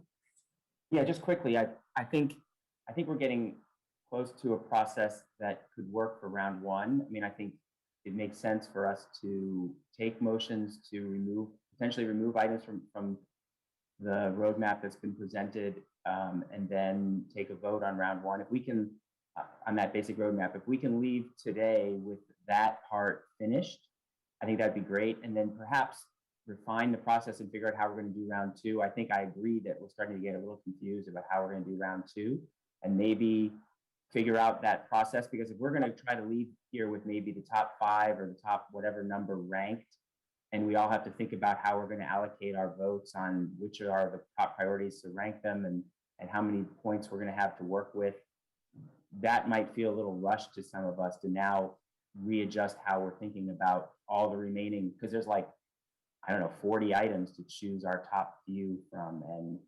And so I would be supportive of trying to get through the process of figuring out which of the 28 items remain and approve that list today, and then maybe rescheduling and finishing the process of filling in the remaining 2 to 3 or 4 items, plus a backlog list of prioritized items at a future date. That's a friendly amendment. I'd accept it. Yes, I'll make that friendly amendment. All right. Councilmember Mahan? Thanks, Mayor. I'll be quick because I want to see us get to some action here. But you know, I want to first just say I really appreciate staff's work designing the process. I've been a part of a lot of different prioritization processes over the years. Always really complicated, really difficult. Doing it out in the open in a big meeting in front of the public over Zoom complicates it further. So I appreciate the effort, and I take the intention of this as trying to provide council with more context and more discretion. I think the mayor's memo laid out really well why that's problematic, just without really deep context on the trade-offs. So I'm very supportive of the direction we're heading in. I was going to make similar recommendations to what Councilmember Cohen just said. I think if we come away from today basically locking in the existing roadmap with whatever removals we decide on, whatever projects we think no longer deserve to be prioritized from this base roadmap, I think that would be a great time for a time check and figuring out how much more we realistically want to get done today. But I appreciate the conversation, the simplification. I feel very comfortable moving forward in the direction that we seem to be heading. So thanks again to staff and Mayor, Councilmember Perales, Cohen for kind of getting us to a simplified process forward, and I feel good about it. Thanks. Thank you. Councilmember Esparza, did you want to speak again? Yes, Mayor. Okay. Yeah. So, so I had a question, a statement and then a question. So one is we've been given these printouts. You can't see, I'm holding it up, but we've been given these printouts that have descriptions of the first 28 items. I don't think any of them is really new to us, either being presented in 3.1 on COVID, or in the work that we've been doing as a city. I'm certainly open to dividing it. I think Councilmember Jimenez has the quote of the day that this is an overly complicated process. Again, I thank the mayor for vastly simplifying it today. But this is not; these should not be new to us. I don't think there's anything in here that's new. In terms of the first 28. So I just wanted to state that for the public and for folks that might be confused. I don't think there's anything in the first 28 that's being snuck in. I think that these are core work of the city. And I think that's the heart of this exercise, is that the city is doing this core work, core to keeping the city functioning, and core to the fact that we are still in the response phase of a global pandemic. And so that's the statement. The question is I'm not sure who, probably Kip. So this has been something that we've been struggling with on 3.1 for many months now. which is how do we as council members explain to our constituents where the city is at and how we're prioritizing key functions of the city. So the question is, how are we going to explain that, particularly given the vastly different impacts throughout the city, right? There are really different impacts of COVID in different parts of the city that some of our residents probably don't know what's going on in some neighborhoods. So I'm sure they're calling their council members saying, hey, I mean, why don't we get back to some of these things as normal, right? So how are we going to then take what the council votes to prioritize? How are we going to take this roadmap and explain it to our residents? I'll start unless Dave, you'd like to start, and have me follow up either way. What do you think? Why don't you start? It gives me time to think. Okay. Well, I think your question is pointing to what I'm hoping is actually one of the biggest uses of the roadmap. Is it in its visual form, at least, it's a starting point for saying up and down the line, from our frontline service delivery folks to our senior management, to our elected officials, to our community, that we're all on the same page, that these are the things that we collectively have decided are most important. And to your point, Councilmember Esparza, I may live in a community or have a life experience where, oh, I'm only touched by one of these things, or I may have a lived experience where 15 of these things are happening to me in my neighborhood all at once. But it gives us a collective way of talking the story and telling the story of what we are prioritizing and why. That is ideally unifying in our purpose and pointing back toward that vision. I think that there are different tools and techniques that are useful as we talk about this. Obviously, very much taking the feedback that this process was too complicated, and I too appreciate the simplification and clarifications going on from the mayor's memo. But I think that once this is adopted, we need to be able to articulate where are we going with each of these, why are they important, and why have we decided to do this now rather than all of the other important things that we might have to put on pause or turn the volume down on. So my hope is that this becomes a tool of communication around why we've made those choices, that every council member, regardless of how their district is impacted, can rally behind and support, so that we're on the same page. And that it will also then guide the budget to align those resources. So that's a little bit of an answer to your question, and I'll turn it to city manager to complete. Yeah, and thank you, Kip. Once again, you always put things well. I just reflect a little more, if I go back, the enterprise priorities were something that we developed as we didn't call it a roadmap, but kind of what are the most important kind of change initiatives we have going on. And actually most of these were actually what I used in my interview to get the job. And they've evolved to much more solid thinking than what I was able to come up with on my own.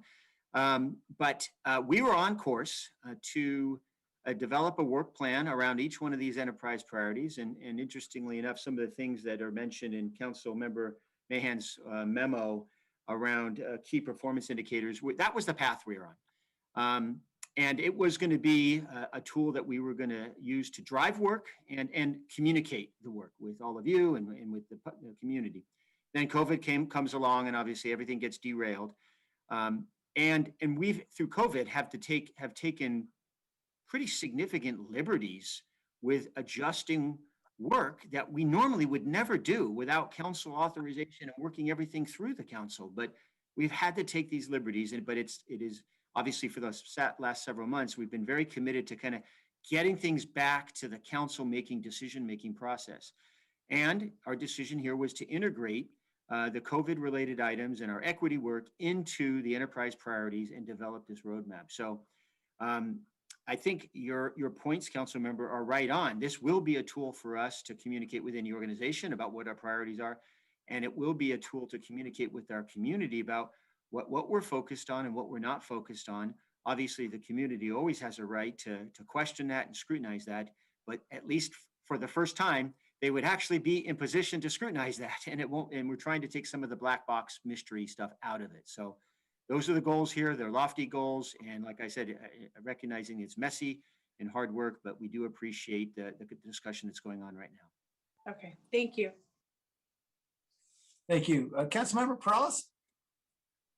Yeah, I think this does also just demonstrate the immense amount of work that we have asked our staff to undertake, and the difficulty for our city manager's office on managing all that work. So I think certainly one of the things I can say, and hopefully our community members is have some deeper appreciation for that immense amount of work and the understanding of how challenging it is.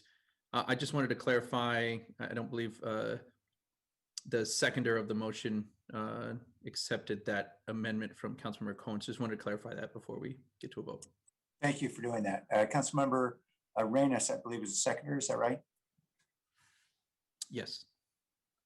Yes, I support that, and I think along the spirit of, I know it was Councilmember Cohen who said this, but Councilmember Jimenez, or no, it was Councilmember Mahan said that we might want to just pace ourselves, and if we think that the first part of this process is where we need to end, so that we can have some maybe for me, some amount of time so that we can provide residents deeper understanding of what we've done in terms of this first part of this priority process. Anyways, so yes. Okay. And then just, Mayor, just clarity from our city attorney's office on the validity of my motion, as you had questioned. Oh, yes. Nor, did you have an update? I did. I got back to the agenda. I was in your memo, and it looks like you're okay to do that. Okay, great. So the motion is fine as it is now. So we're going to go to public comment, and I'm going to preface it by clarifying, I hope, or at least articulating again to folks who are watching and commenting, that the motion on the table is essentially for us to consider first Appendix B in that roadmap. And with motions that may remove items that may or may not be accepted by the council, we're essentially going to vote up or down on that roadmap. And then we will also be essentially stopping the work on phase 2 of the billboards, the digital billboards work.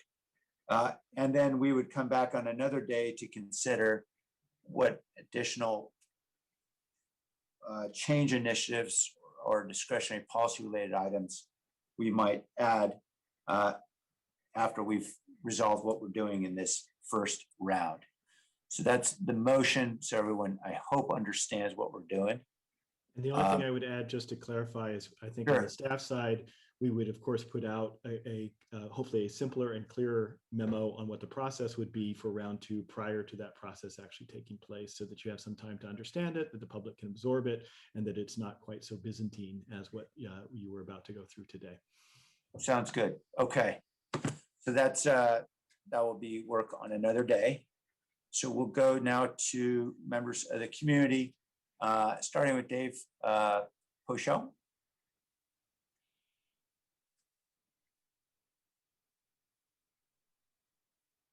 Oh, well, good afternoon. Yeah, I don't see the clock moving. Do you hear me? I can hear you, yes. Okay, well, so I guess under this process, I want to urge you to keep the Climate Smart American Cities Climate Challenge on the roadmap. I do want to thank both you, Mayor, and Councilmember Perales, for listening to residents and sharing your concerns about the electronic billboards, and Councilmember Perales's willingness to shelve phase 2. let's hope we can recover from COVID quickly, so we can make progress on these so many wonderful initiatives. I would, on behalf of Sierra Club, urge that we continue to try to make progress on many of these that I'm not going to get a chance to say. Support the urban greening amendment or initiative, Councilmember Davis. Thank you. Okay. Well, Dave, the good news, you'll have another chance to talk about that because that's on a separate list we'll be coming back to consider. So we're just, at least assuming this much. 1 minute. I thought I was going to get 2 minutes. Okay. YN Trong. Welcome, YN.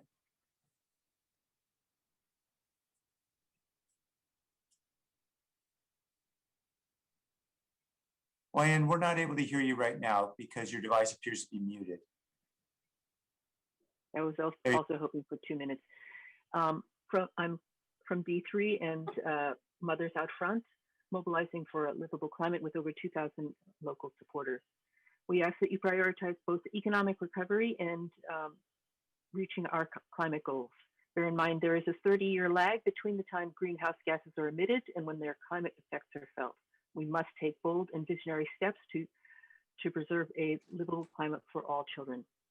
We urge you to support the Urban Greening Implementation Plan, the single-use plastic ban, the Climate Smart Cities Climate Challenge, and curtail all digital signs and billboards.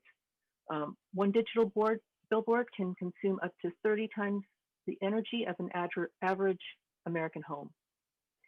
As part of the Climate Smart Challenge, we must take additional measures to reduce emissions, including eliminating the misguided exemption in the gas ban and ordinance for gas-powered fuel cells, which threaten to put our climate goals completely out of reach. We strongly disagree with increasing SJC air passenger levels. Air travel is. Thanks. Thank you, YN. Samina Usman.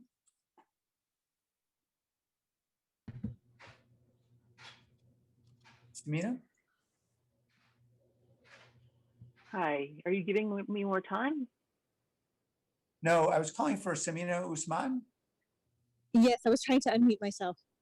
Oh, I'm sorry. No problem. I just was able to. Hi, my name is Samina Usman. I'm the Senior Government Relations Coordinator for the Council on American Islamic Relations. I would encourage the Council to support the surveillance ordinance proposal by Councilmember Jimenez. As the city is, has been introducing the Smart Cities Plan, we want to make sure that we have an ordinance in place that would allow for a process in order to acquire such surveillance technologies that will provide transparency and accountability, and to make sure that there's a use policy in place for such technologies that we're having. We want to make sure that we have privacy protections. Now, this honestly would save the council tons of time because, I mean, you guys don't have, the time and the bandwidth in order to kind of research and study this information. So that's why we need to make sure that we have also a privacy advisory commission as well in order to analyze such technologies and make sure that we have, that this is what's best for the city. Thank you. Thank you. Teresa Doe. Welcome, Teresa.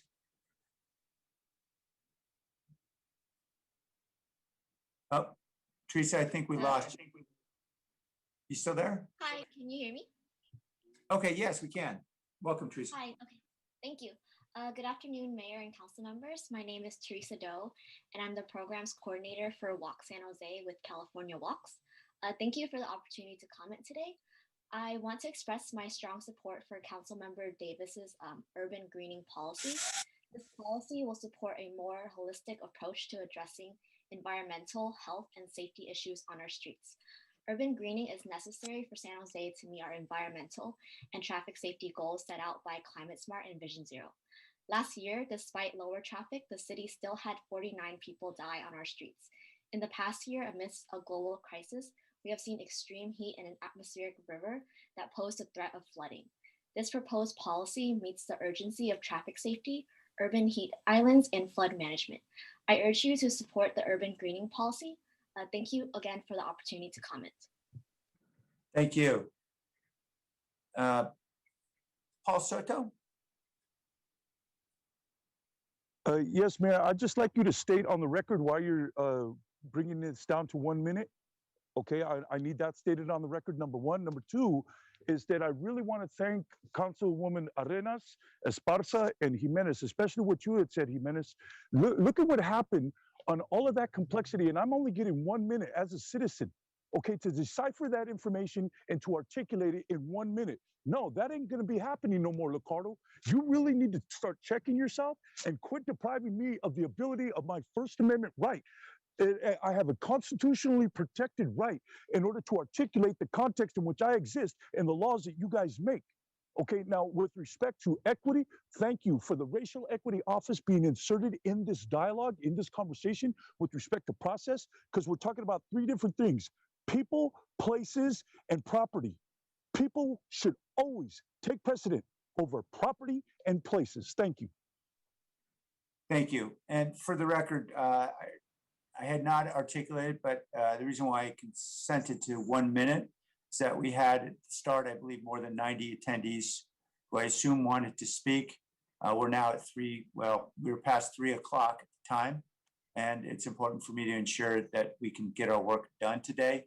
And so I thought if everyone had a minute, that would enable us to have some amount of time to be able to have some discussion and probably wrap up sometime around 6 or 7 o'clock. The person with the phone number ending 0883.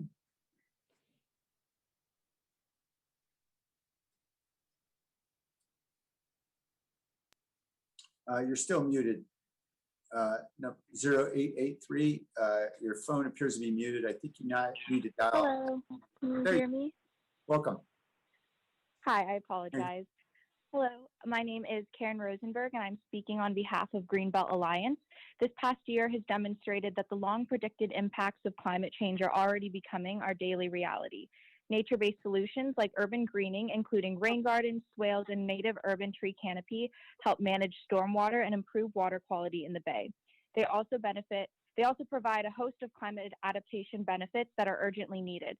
By incorporating more trees and vegetation into roadway designs and public spaces, urban greening can alleviate urban heat, support native habitat, better manage more frequent rain events, improve air quality, and make streets safer and more appealing for bicyclists and pedestrians. That's why Greenbelt Alliance supports making a comprehensive urban greening strategy and implementation plan a county priority. A comprehensive urban greening strategy can enhance other citywide planning projects like Vision Zero, Better Bike 2025, and Community Forest Management Plan, and the urban villages.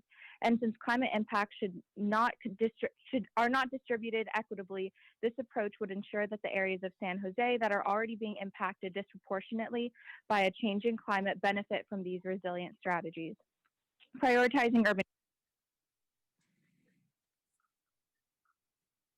Thank you. Welcome, Crystal.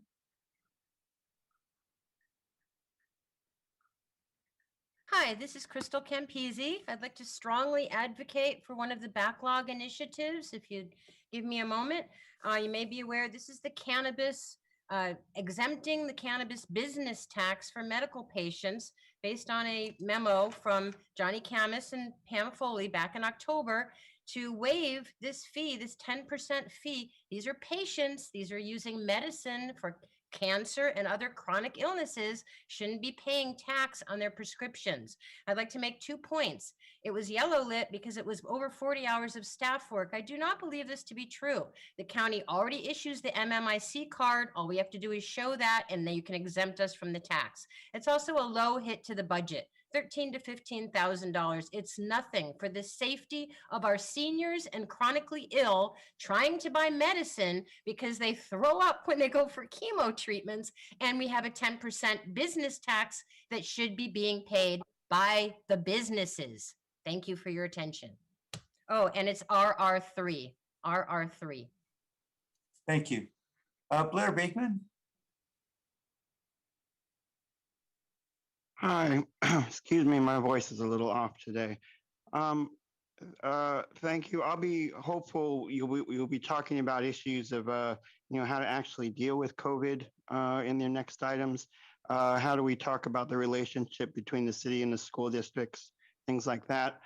Thank you for the words. There's a lot of important progressive items here.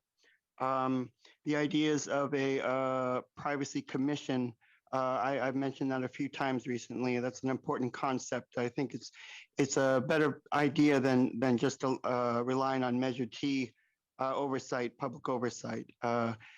There's just a number of issues that are good that we're working on here, and I'm thankful for that. I'll be hopeful when we can talk about the more exact issues of COVID itself in the community. Thank you.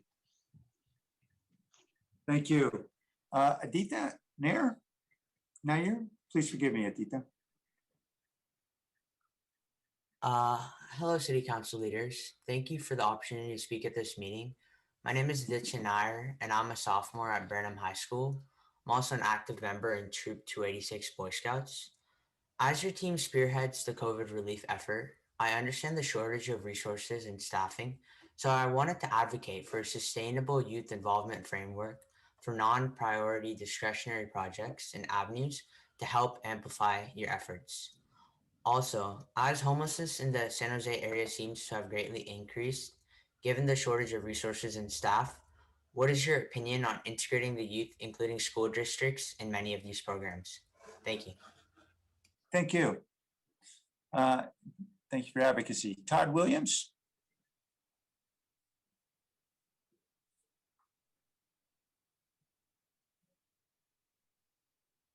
Hi, I wanted to express my support for keeping the billboard ban in place and not installing any electronic billboards. And I think it would be prudent to revisit phase one for a couple of reasons. Number one, the community at large feels that they were ill-informed as to the proposal. And if you look at the letters that are out there now, they're clearly against electronic billboards altogether. Number two, upon thinking about it, I don't see how legally you're going to be able to say you can have electronic billboards on city-owned land, but private property can't have electronic billboards. So I think we're going to be in trouble on that front also. Thank you. Thank you. Sandra Burkett.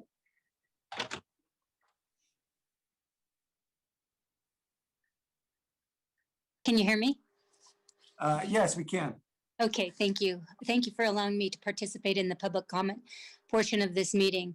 My name is Sandra Burkett, and my family and I have owned a business in Willow Glen for the past 44 years. We have weathered many changes as well as challenges on Lincoln Avenue. During the pandemic challenge of 2020 that appears to be overlapping into 2021, Roundtable Pizza Willow Glen has remained open and essential in our community. When the Willow Glen Business Association and City of San Jose reached out and offered alfresco parklet seating, we invested substantial finances, employee resources, and reorganized our business footprint to remain vital. It is critical that we make this alfresco parklet seating a permanent part of the Lincoln Avenue experience. Please prioritize this wonderful, wildly popular, expanded outdoor seating and service area of alfresco dining. Please vote to make it a permanent commitment in our community. By making the alfresco seating permanent, it will assist us to continue our economic recovery for the foreseeable future. Thank you. Thank you. Meredith Mueller. Welcome. That's me. Hi, I'm here. Can you hear me? Yes, great. Yes. I have some things to say.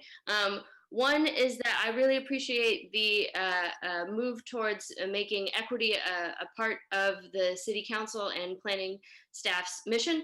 I would like to note that there are many forms of equity, and that a lot of people have already been mentioning a key form of equity that I feel is not being picked up on, which is our anthropocentric society, in which we place human profit and need above those of our winged and legged and furry and gooey brethren on this planet.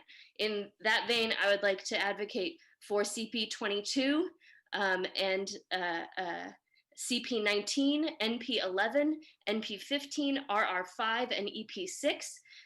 There are some good things there for retrofitting instead of building new. There is work for that Boy Scout to be part of a resilience corps, and there's a plastics ban, as well as we need citywide composting. Thank you. Ethan Dodge?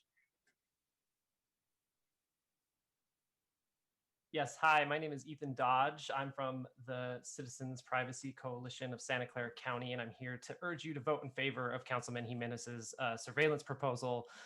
If the city is to responsibly fulfill its smart city vision, it must also implement better transparency and oversight into the surveillance technologies used and acquired.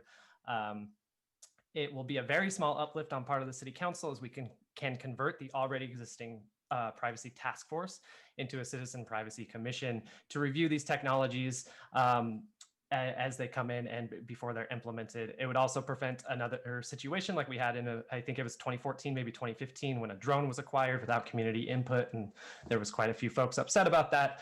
It would be much better if we were proactive about those sort of things. It's endorsed by over 30 organizations, including the ACLU of Northern California, the Electronic Frontier Alliance, San Jose NAACP, and many other local organizations. So I believe it's NP16, it's Councilman Jimenez's surveillance proposal. Thank you. Thank you. Sean Kellery.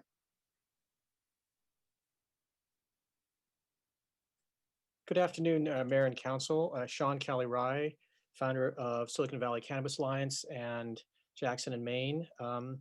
Yeah, I'm unfortunately not going to make some very nice comments. I apologize, but I'm completely displeased, and that's an understatement. Surprised? Not at all. Cannabis has always been treated like a second-class citizen. We spent $400,000 and put this initiative on the ballot to actually end up getting legalization, something that the voters voted for. And now here we are again, getting harassed by the city manager's office, where we pulled it out of and put it into the police department. And now we're back in the city manager's office dealing with these same situations that we tried to pull away from when we moved it to the police department. The priority that I'd like to have passed as this, that cannabis never become a priority again and just be treated like Google and Apple. Thank you. Thank you. Green Foothills, welcome.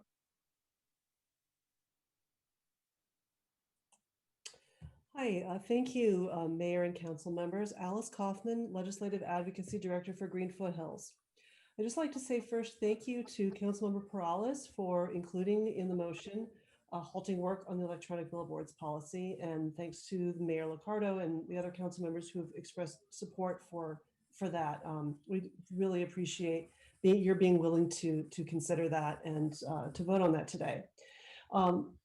Green Foothills supports several of the proposed initiatives, namely Councilmember Davis's proposed urban greening implementation plan, the Climate Smart American Cities Challenge, and single-use plastics ban. I'll just say at this point, with regard to the urban greening implementation plan, we see that as something that really needs to be moved forward right now. We know that there's work that's going to be underway, probably has already begun on our public roadways. And urban greening really needs to be a part of that, or we lose opportunities that otherwise we'd be able to take advantage of to increase nature in the city. Thanks. Thank you, Alice. Kiana Rodriguez. Hi, my name is Kiana Rodriguez, and I want to show my support and urge you to vote in favor of Councilman Jimenez's surveillance ordinance. The framework forces us to be mindful by considering the impact and cost of technology first before potential use. Outside of California, 9 jurisdictions have enacted a similar ordinance. Many of the undersigned organizations have advocated for all 7 of the California ordinances that are here today, and we represent to you that the meaningful vetting and deliberation that will occur will lead to a greater political buy-in and legitimacy, especially as to the police department's use of surveillance equipment. Thank you. Thank you. Stephanie Avila.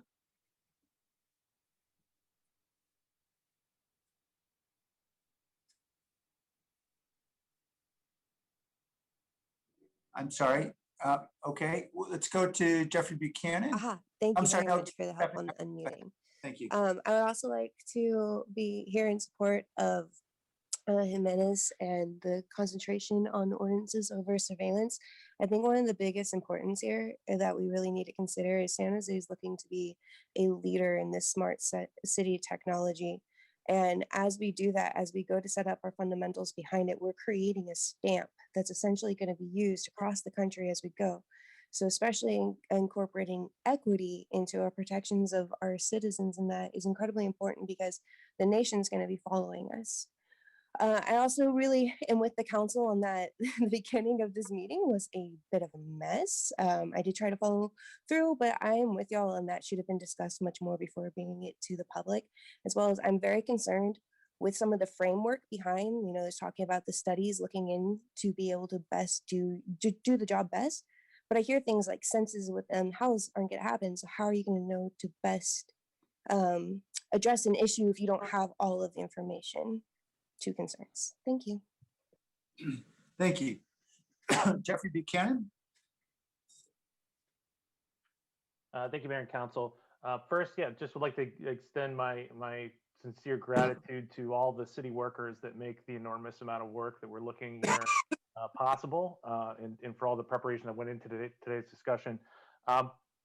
Wanted to speak. Certainly, there's a lot of important issues that are on the roadmap, but wanted to focus on the unfinished priorities and the new priorities that are presented in the memos before you. Certainly the city's work of finishing up work on our update to wage theft prevention, particularly the staff work around the unfinished responsible contracting ordinance, is important to continue going forward. The city's work on finishing up the anti-displacement preference ordinance, additional work that we've come a long way on. Let's keep it on there and get it done this year.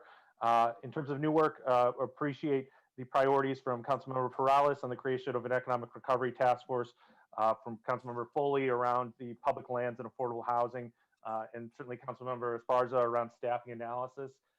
Certainly that's an important way that we can look at how to ensure that we keep our essential workers who make all this work possible. Thank you so much. Thank you. Joshua Quigley.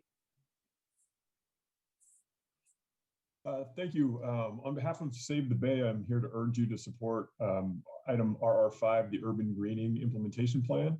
Urban greening defends against climate risks that San Jose is already beginning to experience, like urban heat, compromised air quality, localized flooding. And it also supports climate smart San Jose goals for greenhouse gas reductions and provides a variety of community benefits like bike and pedestrian safety, urban open space, and improved stormwater quality. And this plan is a single plan that is multi-benefit, forward-looking, and equity-focused by focusing on areas that lack tree coverage and regularly experience higher temperatures and greater climate risk.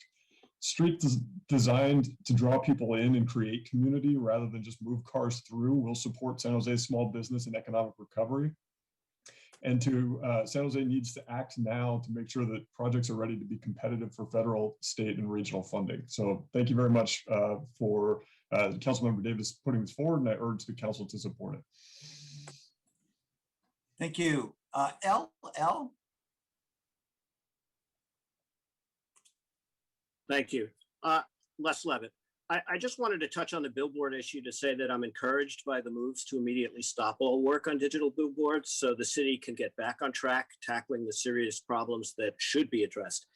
In the context of today's meeting, I'd like to say that this is also a time to further examine a few elements of the way the city sets priorities. The process should be much more heavily weighted at the front end with public input. Too often projects gain momentum and the public input follows too late.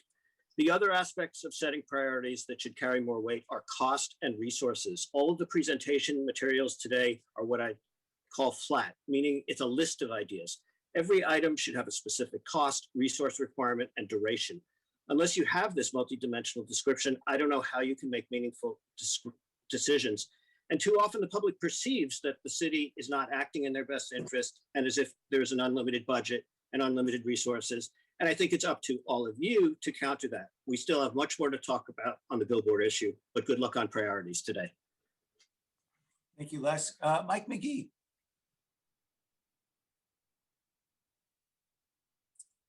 Mike, there you go. There. Let's see. Thank you, Mr. Mayor and council members. This is Mighty Mike McGee, and I'm here with San Jose Arts Advocates. I would like to urge you all to keep the private percent for the arts on the table. as we rebuild and re-socialize San Jose. The arts and entertainment community has been heavily impacted over the last year. I have been personally impacted by the last year, but I'm still here. And it is the arts community that I love that will be an even greater resource as we return to the days of hugging. Art impacts every one of us every single day. And a private percent for the arts ensures a viable financial resource for folks who are compelled to inspire everyone in every district of our massive, incredible city. And on a personal note, no digital billboards. Thank you, Mayor. Thank you, Council. Thank you, Mike. John Miller, welcome. Yes, thank you very much. I want to thank all the members of the community who have opposed electronic billboards. And special thanks to those on the council who have listened and plan to withdraw their support. But I'd also like to point out that the public policy that we are guided by ought to be guided by data and evidence. But phase two, the proposal for electronic billboards, was not so guided. Public policy based on no data and no evidence is not good public policy. But today, you can correct that mistake by deprioritizing and defunding the electronic billboard proposal. Thank you very much for your consideration. Thank you. Are there any other members of the community who would like to speak or return to council? Okay. Linda Ruthroff? Linda, I saw your hand and it disappeared. You still with us? There you go, Linda. I'm Linda Ruthroff. I'm the Conservation Chair for the California Native Plant Society, Santa Clara Valley Chapter. I am also a long-term resident of San Jose. Vice Mayor Chappie Jones, I am in your district. I want to support the dropping of electronic billboards. Night lighting interrupts the healthy functioning of people, plants, and animals. They provide no benefit and much damage. I'd further like to urge you to retain your climate smart goals in round one. The ongoing destruction of the environment we all depend on is not going to pause while we attend to other critically pressing issues. We must continue to address the devastating effects of climate change and sea level rise. As we recover from the effects of COVID, please continue to prioritize preventing further damage to our shared environment. Thank you. Thank you. John?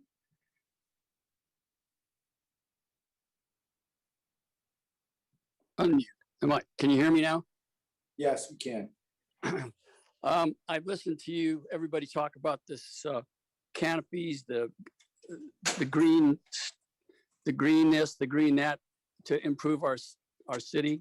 I got to tell you, every single one of our creeks have been devastated. We have Valdez on every single creek by the homeless. For us to think that we're going to add more green and not take care of this pandemic that we've got down through our cities is absolutely shameful. These homeless people have been allowed to take trash out of trash cans and put them in the rivers for us to clean up. We need to do something along the lines like locking every single trash can in this city until it stops. It will save money and it will save time. It may cost a little more money in terms of picking up trash, but in the long run, it'll save what we've now been able to create through our policies of trash, homelessness, and destruction of our environment. Our environment will never. Okay, thank you, John. Stephanie Abla.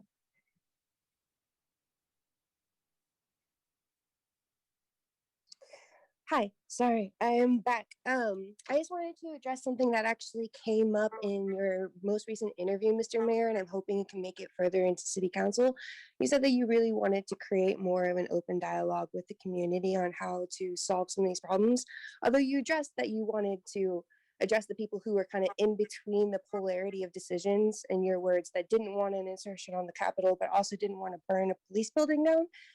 I just am curious from the council, like, how do you want to move forward into having conversations with people? Because I myself try to address council all the time on how to help out with houses that I'm there out in the fields helping every single day. And it gets shut down. They don't get a lot of progress. So I'm wondering, what are y'all going to do about a true community forum, especially with the many mutual aid programs existing here in San Jose, to be able to talk about real sustainable progress for these San Jose residents? Thank you. Thank you. Chelsea Allen. Yeah, hi, my name is Chelsea Allen. I am an environmental research scientist and a resident of D6. I wanted to speak today on the city's response to climate change. Equitable responses to climate change must include addressing our unhoused neighbors here in San Jose. This includes a moratorium on eviction and sweeps.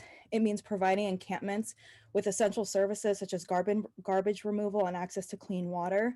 It includes allowing community groups who work with and have trust with our unhoused neighbors to be able to continue their work without harassment from the city and attempts to infringe on their First Amendment rights to free speech.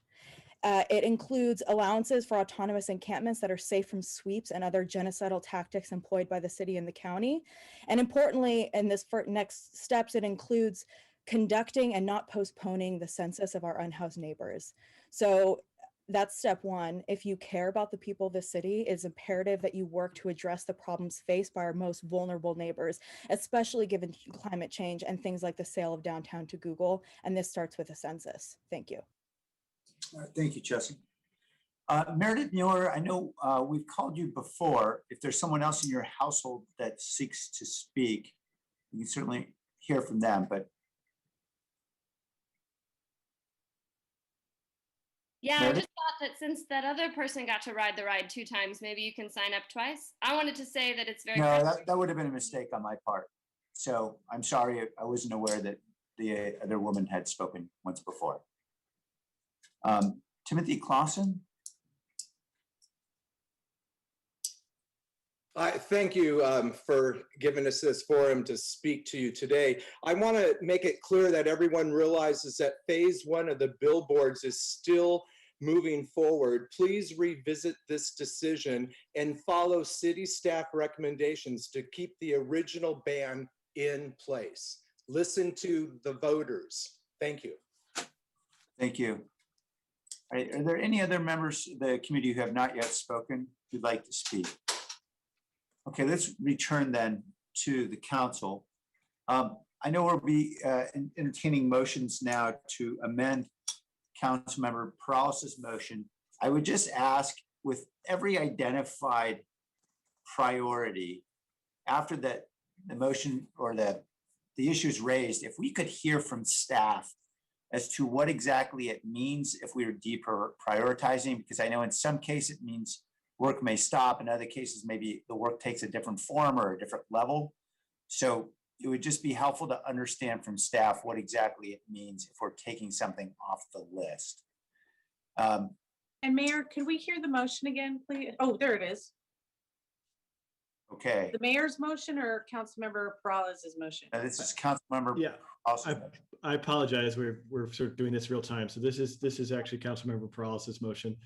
Thank you. At least our understanding of the outcome of it. And please, Councilmember Peralez, correct me if I've got the gist of it wrong, but our understanding was that you would be able to choose to remove individual items through a standard motion-making process, and then a straight up and down vote on the remaining items on the roadmap. And then we would come back to you as staff at a future meeting with a clear process for adding additional items on the roadmap, pulling from the backlog. And again, just trying to capture this on the fly. So apologize if this is not correct, and happy to correct it. You did. And this is it, except for I also included my memorandum dated February 23rd, the one on digital billboards. Yes, So, correct. Okay. So, so everybody understands it's both what's on the screen as well as the addition that Councilor Peralez just articulated relating to digital billboards. Councilmember Davis. Thank you, Mayor. I'm wondering if Councilmember Peralez's motion should be taken first, and then we can vote on individual items to take off of the roadmap that we've accepted if Councilmember Peralez's motion passes, because I think the amendments might get, instead of voting up or down on each individual item, amendments gets messy if there's a bundle of amendments that 6 of us don't want. Okay. So essentially you're looking for separate votes on each amendment. Is that correct? Yeah. I'm certainly open to that, to allow everyone to be clear about which amendments they're supporting, which ones they're not. Just trying to think through exactly how best to proceed. Why? I guess one. Is that 28 motions? Can you clarify? I'm sorry. Can you clarify? Is that 28 motions? Well, no. I'm hoping that there won't be that many. I mean, just yeah. If I'm not sure if Councilmember Esparza, you were addressing that to me, but I was hoping that there wouldn't be that many, but also that there may be some disagreement on which ones, if there's more than one, to take off. Right. So I guess I'd ask Councilmember Peralez, would you be open to modifying? I mean, I'm not sure we even have to modify the motion to do this, but essentially to have a motion to approve this with the proviso that there'll be subsequent motions that may take items off. Yeah, I think that's fine to get this sort of motion out of the way that dictates how we'll move forward. Yeah. And then I think we can get into the debate on individual items. Okay. Councilmember Foley?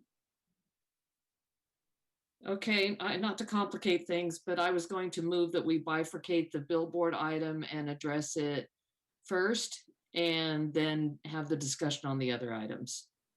Okay, Councilmember Peralez, are you okay with the bifurcation? Yeah, I'm fine with that.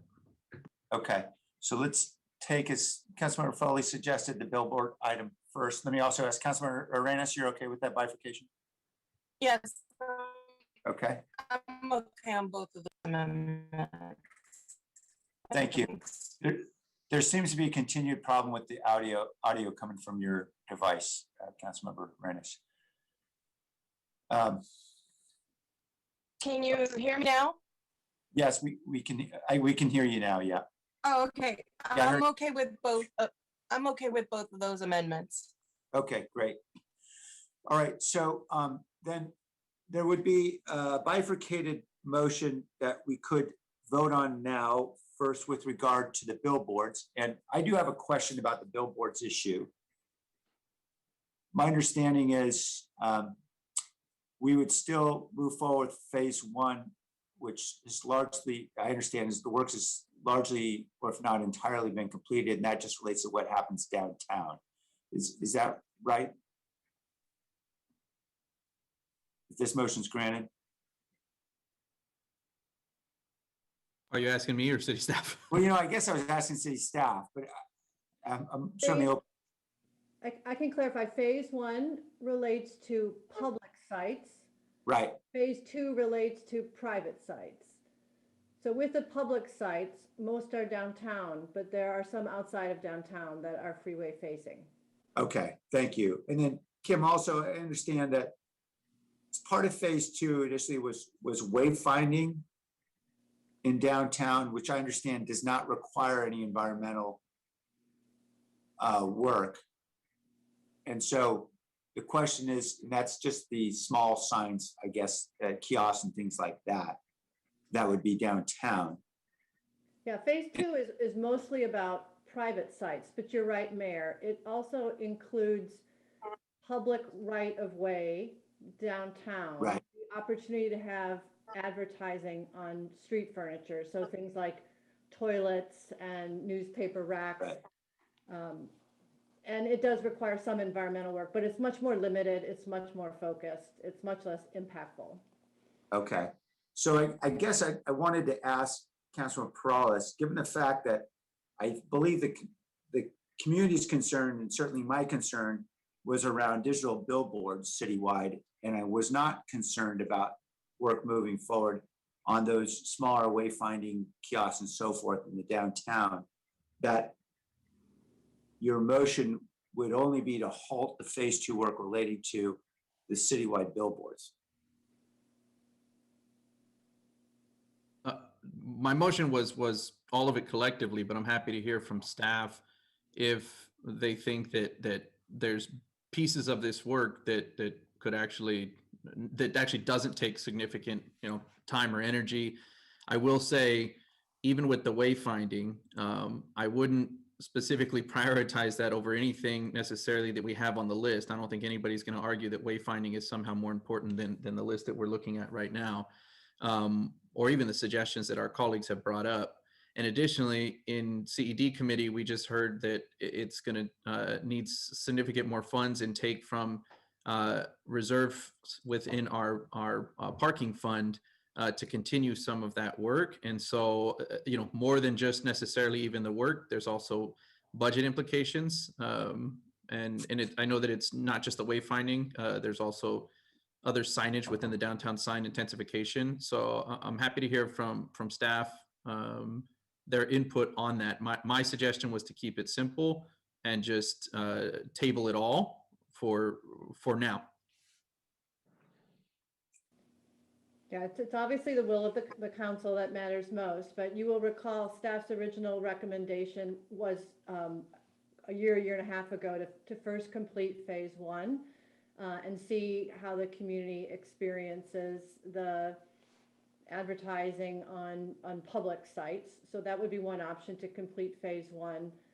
And perhaps to the extent that we have. Sorry, Kim, to cut you off, but just to be clear, I wasn't putting phase 1 on the table. Yeah. So that's not included in the motion. That wasn't included. So really it's just and I don't think the mayor was talking about that. I think he was talking about the phase 2 work as well. Correct, Mayor?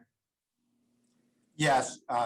And the only portion of the phase 2 work that I'd want to salvage would be the wayfinding and kiosk work that would, I think, still be on public sites that could generate revenue for the city for a host of things we might want in downtown, such as cleanups, homeless outreach, things of that nature. Yeah, to be clear, the work on the public right-of-way downtown would allow council to do things like potentially have advertising on the toilets to pay for the toilets, not from the general fund, but from ways other cities typically pay for those things. And then just in a response on the workload, is there a difference between that work within downtown and the billboards work? I'm sorry, I'm not sure I'm fully understanding your question. If you look at phase 2, yes, just looking at the public right-of-way work is much less significant than all the rest of phase 2. Phase 1, we're to the point where we could bring forward the results of the RFP to council in the next several months, and then you could decide with full council deliberation if you want to move forward and accept the results of the RFP and actually implement the staff recommendations. Okay. And I want to make it clear, I don't want to keep confusing the public that we're not suggesting, and I made it actually very clear in my memo, to halt phase 1. That was approved 2 years ago, and it is now in the RFP phase, as you pointed out. The discussion and the question that I'm asking is the work remaining on phase 2, and the mayor is asking that we salvage, rather than table it all, that we salvage the wayfinding and what was the other downtown signage, Mayor? Is that what you're asking? The way I would characterize it is the public right-of-way work in phase 2. The public right-of-way work in phase 2. Right. Okay, the public right-of-way work within phase 2. Is that sounds correct, Mayor, as well? Yes, and that's totally restricted to the downtown, as I understand.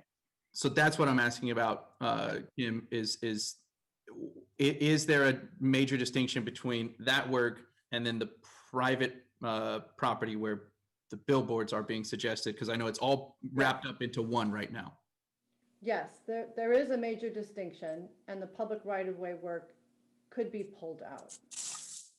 I know it could be pulled out, but what is the workload assessment on that? If I was having the conversation, obviously, right, with yourself, Blage, Martina, a couple of weeks ago, And the indication from Martina was that there's still a pretty heavy lift to complete the EIR by June. And it would, and looking at what's on her workload and Blage's team, right? I'm curious, what amount of that work could we free up if we just tabled all of this, and or if, as the mayor's suggesting, if we table the billboard on private industry, but keep this segment of public, digital signage in the downtown core. Yeah, I've just called for my lifeline from Rosalind, and she's confirming minimal staff work for the public right-of-way work that would enable the wayfinding and advertising on Twitter. That's minimal staff work.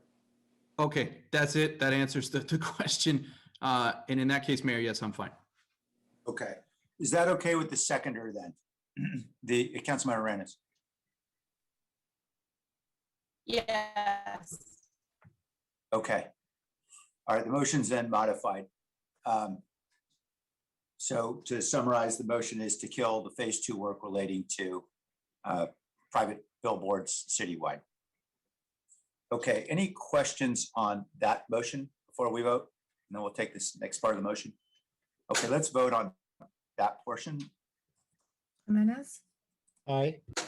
Morales, Aye. Cohen, Aye.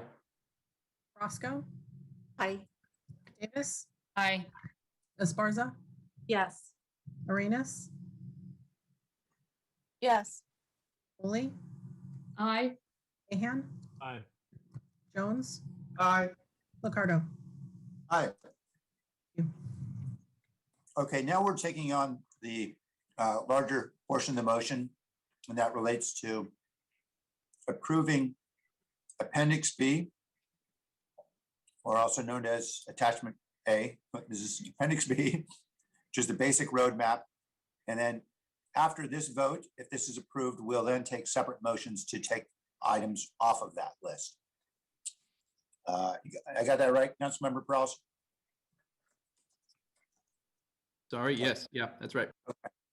So unless there are questions, let's vote on that motion. Jimenez, Aye. Morales, Aye. Cohen, Aye. Roscoe, Aye. Davis, Aye. Esparza, Yes. Arenas, Yes. Foley, Aye. Mahan, Aye. Jones, Aye. Ricardo. Aye. Thank you. Okay, now we'll take on individual motions to take items off. And I would just ask, after each item is raised, that staff could weigh in and say what the consequences are by taking this item off, so that way we're all clear about what exactly we're voting on. Dave, I'll let you decide who gets to jump in. Okay, we'll entertain motions. Are there any motions?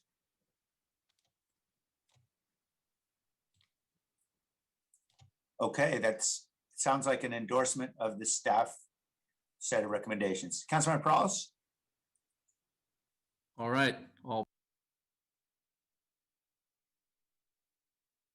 I guess I'll open up kind of conversation. I'm not necessarily going to suggest that this is exactly the way we should go.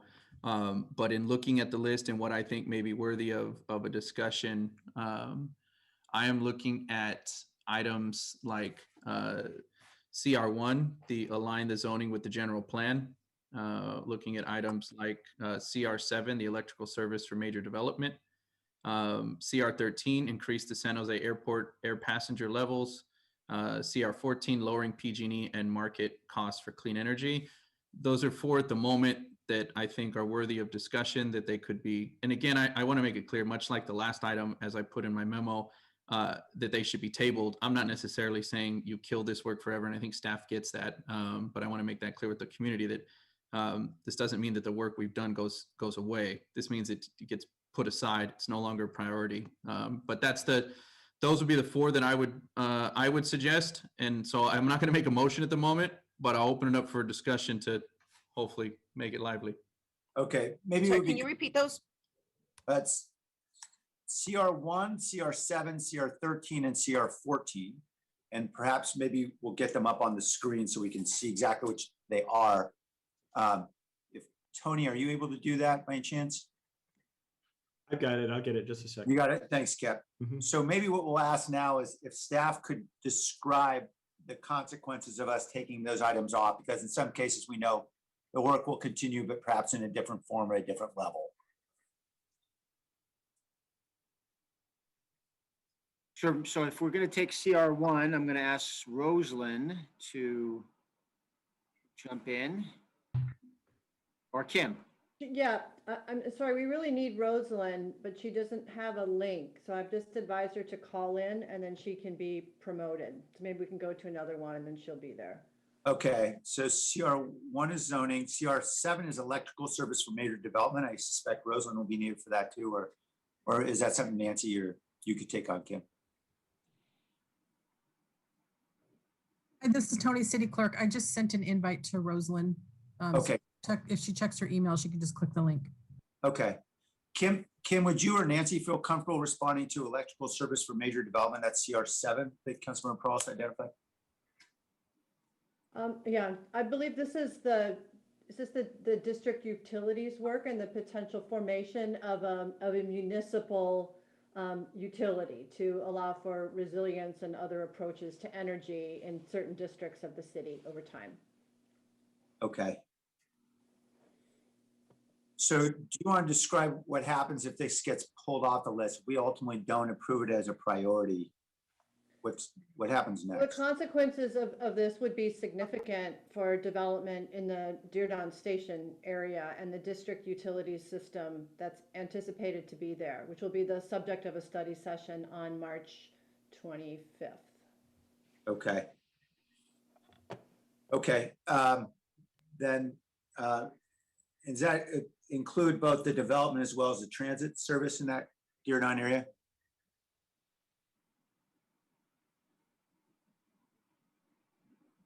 CR2 is really all of the planning related to the convergence of transit in the Dearborn Station area. Right. But the electrical service specifically, is that electrical service also important for the transit?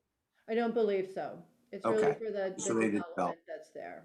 The mixed use development, which is essentially an extension of the downtown. Right. Okay. Then CR13. Rosalind is in. Oh, Rosalind's in? Okay, so we're gonna go back to CR1. Rosalind's with us to discuss what the implications are of us putting aside aligning zoning with the general plan. Thank you, Mayor. So staff, we have been working on this item for at least a year and a half. And actually, we are on track to bring new zoning districts to the city council. I believe it's by May this spring. So we've been making steady progress. And it's important that we continue the work due to the new state law that requires charter cities to have their zoning code aligned with their general plans. Okay, so there's a state legal compliance issue we're grappling with there. That's correct. Okay. And then CR13, the increase in San Jose Airport air passenger levels. Do we have John Aiken on? And Mayor, if you wouldn't mind if I could still have the table once they're done with their responses, just to any clarifications or questions or anything like that. Thanks. Yeah, sure. We'll come back to you. And we come back on CR13 and move ahead if John's not on yet. We'll need, I think if staff could try and get Judy on. I think John is out today. Okay. And what I'll do is I'll ask if someone can speak to CR14, lowering PG and the above market cost for clean energy.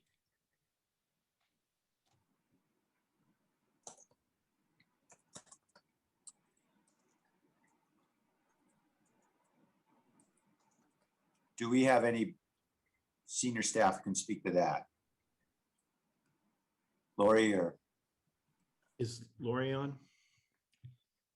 Lee, do you want to take a crack at that, or you want me to do a first crack? We'll get Lori as well. Okay, so we're getting people on. Councilmember Peralta, did you want us to ask questions about this first two items while we have those folks on the line, that is CR1 or CR7? Yeah.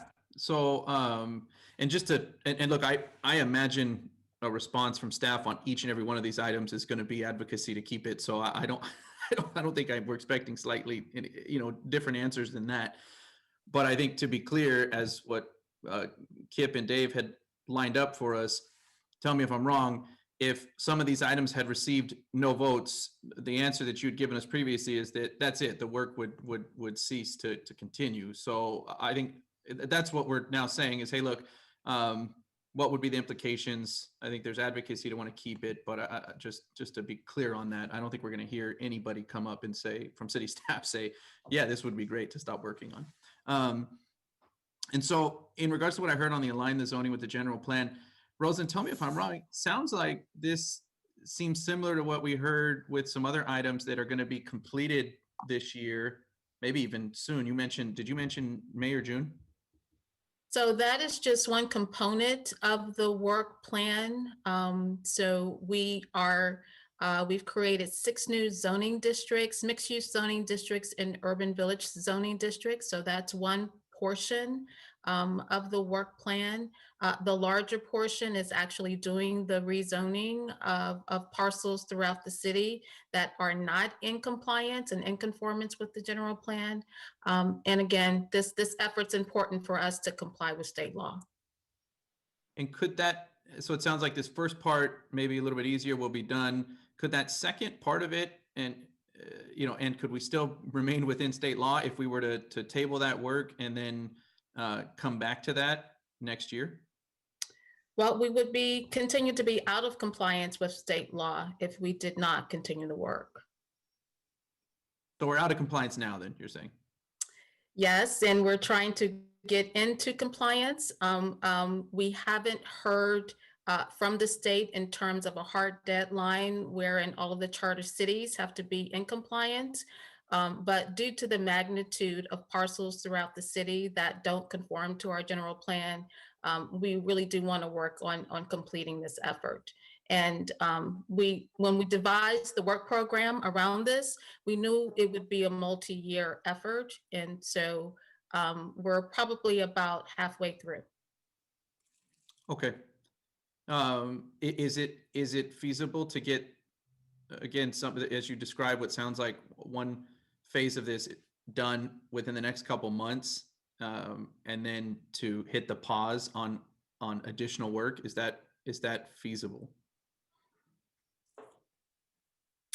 It's feasible. Again, my concern as the planning director is that we're going to be out of compliance with state law, and we know that the state legislature, they're continuing to monitor cities in terms of producing housing.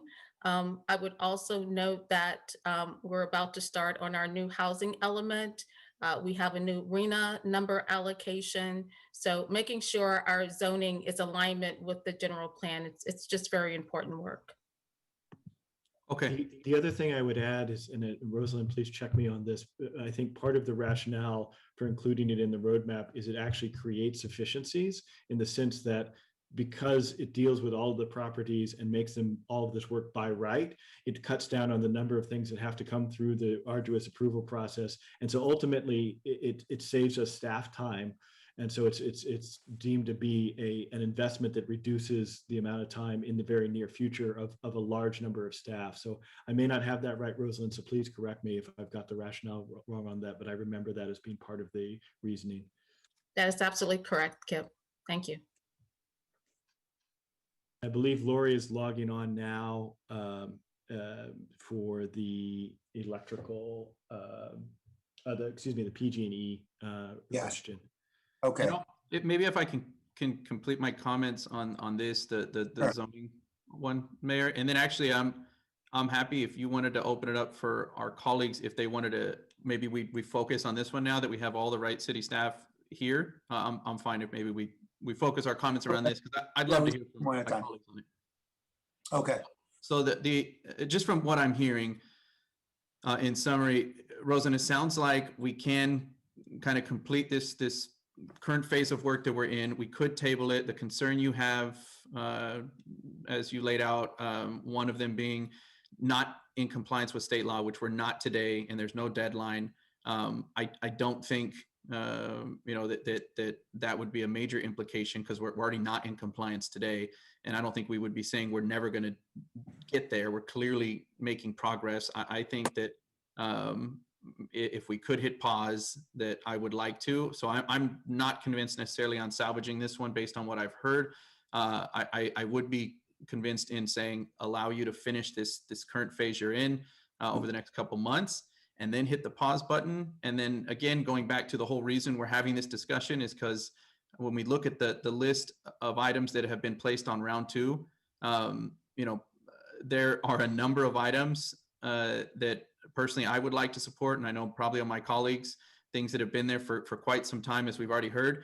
And if we get to round 2 and we only have one item that we're going to be able to all have to agree on, I don't think we're going to get there. And so in trying to create some capacity, that's what I'm doing. And that's where I think at least these 4 suggestions, I think were worth the conversation. I am convinced that this could be one of those.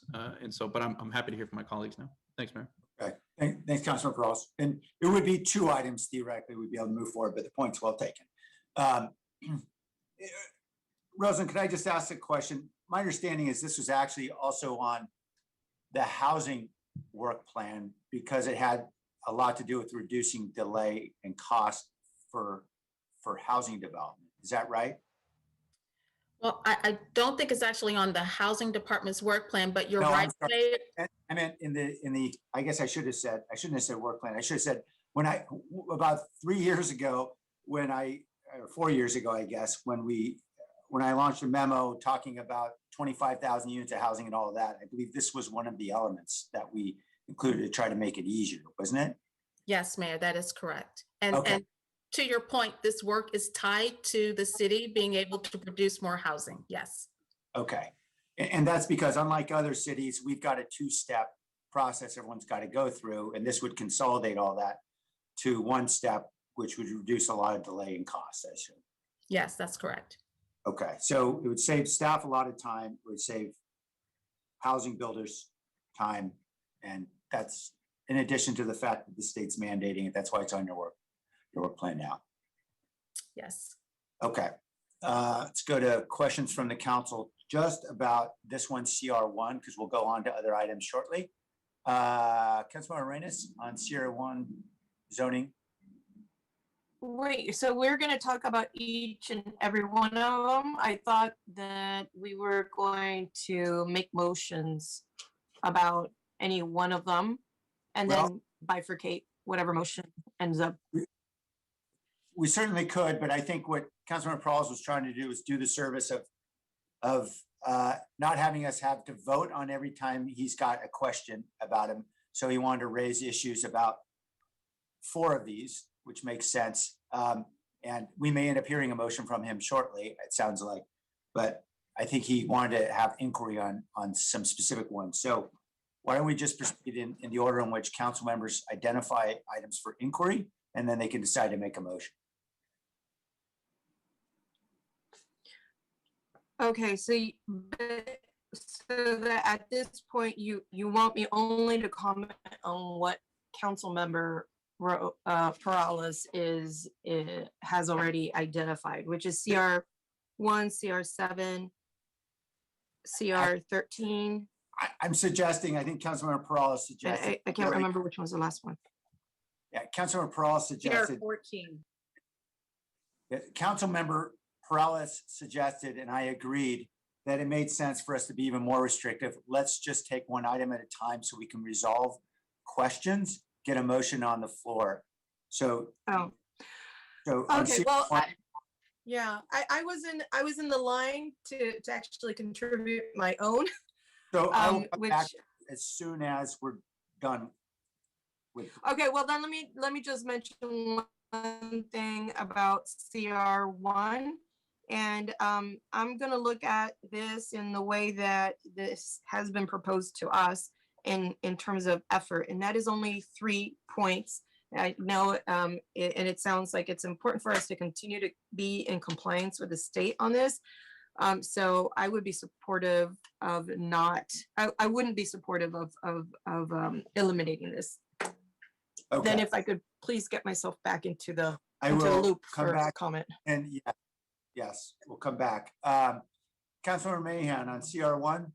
Yeah, thanks. And I don't personally have a strong feeling at this point on CR1 either way, but I wanted to make a related point to what Councilmember Arenas just brought up, which I just wanted to make sure that we are directing our attention to the effort score. And I'd like to request, and I think Rosalind did this, but I'd like to just request as we go through these, to the extent possible, that staff not only tell us the cost of dropping a project, but also remind us of the effort score, where we are in the process of implementing the project, and talk a little bit about what's left to the next milestone or completion point. Because as Councilmember Arenas pointed out, there's not a lot of effort left on this one. We don't actually free up much budget by dropping CR1.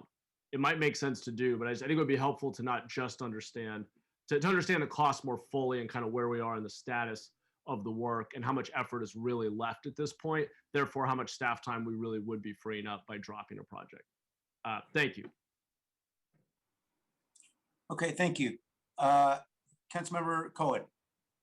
Yeah, thank you. My question kind of is the same for all four of these. It can be related to one, but also all of them. These are kind of specialized initiatives, meaning that my question is about if we drop them, do they free up resources for the right kinds of resources for adding other things to the list? In other words, certainly the airport one, the ones on energy, electrical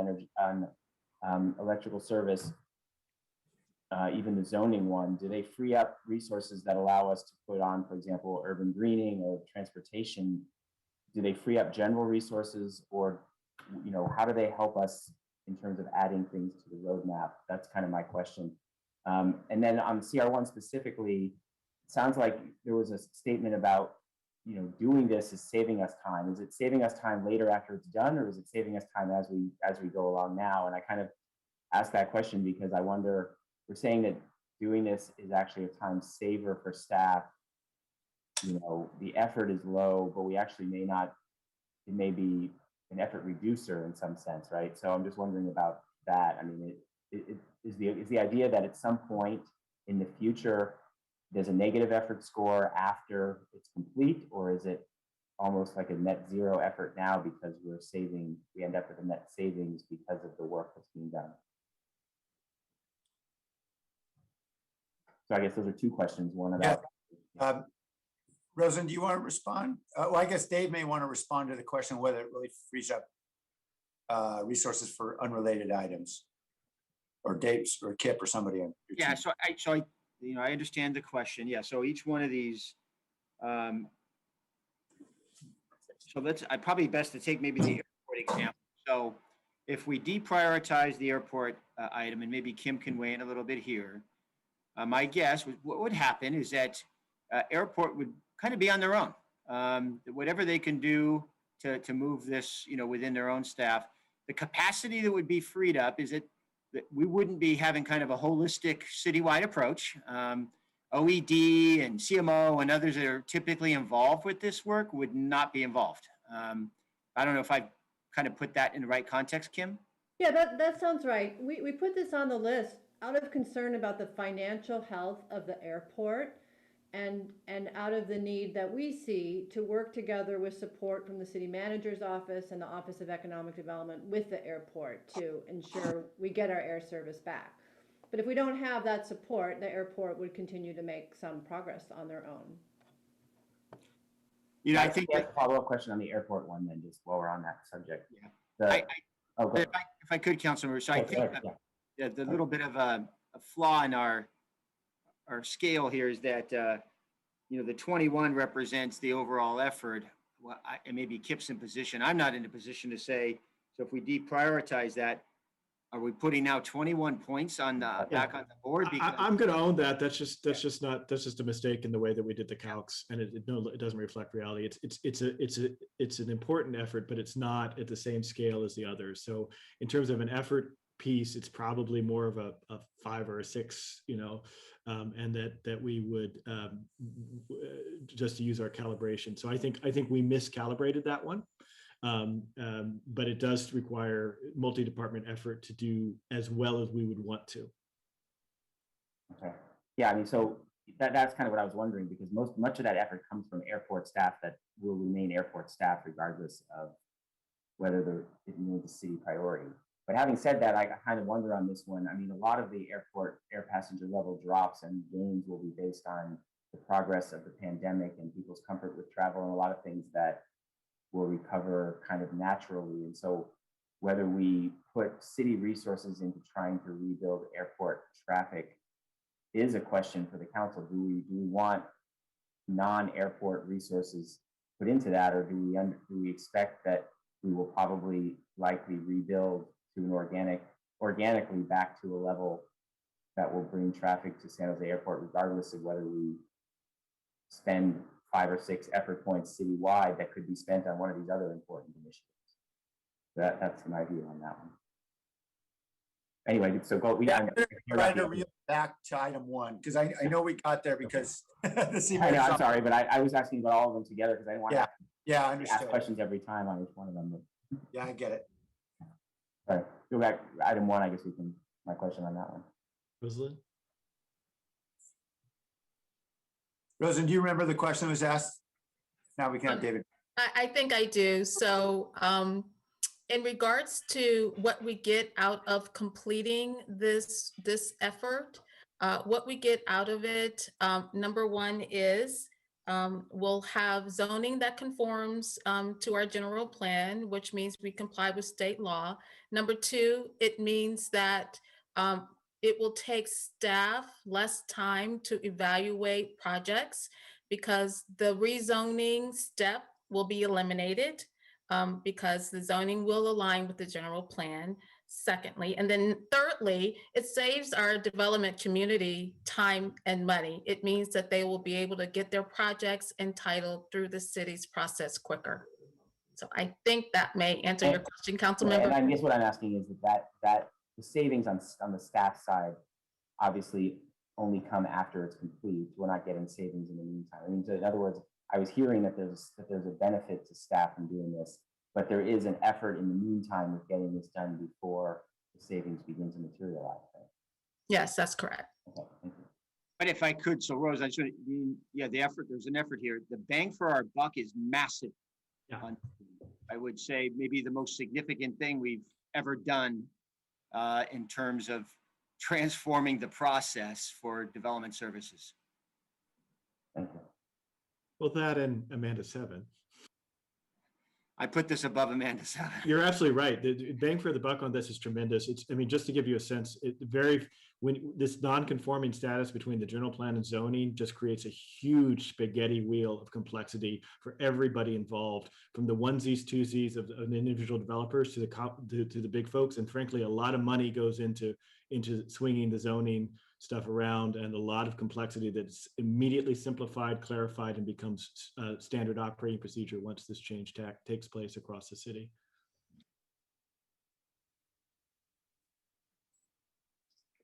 We can wait on my questions on the other 2 items until we get to them then, if that's the preference of the process. Okay. I'm sorry, I didn't quite hear that, Councilmember Cohen. I was just saying, I mean, I was asking in relation to CR7 and CR14 too, but if you want to wait and do just CR1 for now, we can do those later. Yeah, let's just see if we can sort of cover this one item, and then we'll come right back. Councilmember Foley? Great, thank you. Specifically on CR1, Rosalind, I have some questions for you about the next phase. You said that the first phase is almost complete and will be delivered to council in May to approve. But is there a community outreach component involved with this as we're changing zoning of property owners from, for example, industrial to commercial or industrial to residential or vice versa? Is there a public outreach component, and how much time does that take? Great question. So first, let me answer your question about the new zoning districts that'll be coming to City Council this spring. So yes, we did do community engagement. The project manager held several community meetings, as well as met with members of our development community to make sure they understood the parameters around the new zoning districts that are being created. And then secondly, yes, council member, when it comes to actually rezoning individual parcels, yes, that there will be significant community engagement. As I mentioned, it's a citywide process. And so our approach is going to be doing these rezonings, what we'll call, I would say in batches, like we would do a segment of residential properties in a particular area and then go to another segment of the city so that we can, be more effective in communicating what we're doing with our community. So effectively, we could be converting zoning on an individual's property, and it could have an effect on value. So is there a resulting lawsuit that might be pending should we do that? And I'm asking in context of the work that we're doing to align all of this zoning and what the risks might be down the line and ramifications. Great question. So minimal risk, because for the city of San Jose, it is our general plan that it's our constitution of what gets built on properties. So that has always been the case for the city of San Jose, and that doesn't change. So the land use designations in place don't change. It's just simply now we are aligning that zoning with what the general plan says you can build on a site. Okay. And thank you, I appreciate that. And this does not have anything to do with opportunity housing. Is that correct? That is correct. Can you make that really clear for our community? This is totally separate work from opportunity housing, totally separate, nothing to do with it. Okay, thank you. And is there, you mentioned the reason to do this is to, one, it's creates efficiencies, and I agree with that. You mentioned that the other is that we're out of compliance with the state. Is there a penalty for being out of compliance? Currently, there is not, but council member, we know that could change. And so that's why we want to get this work completed as soon as we possibly can. Okay, great. Thank you. I appreciate the information. Certainly. Thank you. Councilor Esparza? Thank you. As we move forward on some of these items, I think it would be helpful for us to know the funding for it. For example, some of these items have very specific funding sources. Some of them, that funding source is already in process. So I believe that on some of these items, there would be, it would be an issue to stop the work. And if we could also talk about, I'd like to reiterate Councilmember Arenas and Mann's comments about the effort. Also, the staffing and department, these are not, if we deprioritize something from this list, it doesn't necessarily follow that we will have the bandwidth in the department and the staff to pick up an item on the next list that we will discuss at a future date. So I just wanted to point those things out. I'll ask a quick question. I think my colleagues have asked a lot of really good questions on aligning the zoning with general plan. So I just had a quick question. Rosalind, there's the RENA goals and Plan Bay Area. A lot of that work also depends on the zoning work. Is that correct? They are definitely interrelated. Yes, council member. So this is part of our commitment with MTC, with ABAG, and the state of California in things that we have approved or that we play a part in. Is that correct? Yes, that's correct. Thank you. I do not support deprioritizing this item. So I'll just put that out there. Thank you. Okay, Councilmember Jimenez? Just wanted to echo the same thing. Given everything I've heard from my colleagues and from staff, not supportive of taking out CR1. I specifically have some concerns as it relates to some of the zoning and general plan disconfiguration, if you will, in Coyote Valley, and curious about those impacts. And so is there anything you can share about that, Rosalind? And sorry, Sergio, just to interject, maybe to save everybody time, I'm willing to pull this off the table. If somebody else wants to keep it on, then we can keep discussing it, but I'm willing to pull it off. Let's kill it in the interest of time. Councilmember Jimenez, do you have anything? Good.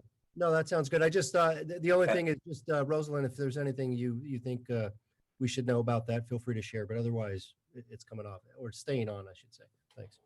Staying on. Okay. So let's move on to CR7, electrical service for major development. Are there questions about that item, electrical service for major development, CR7? Councilor Arenas, I know your hand's up, but I don't know if it's to speak on this or to add other items. It's to add other items. Okay, we'll come back. This one. All right, we'll come right back to you then. Councilor Cohen?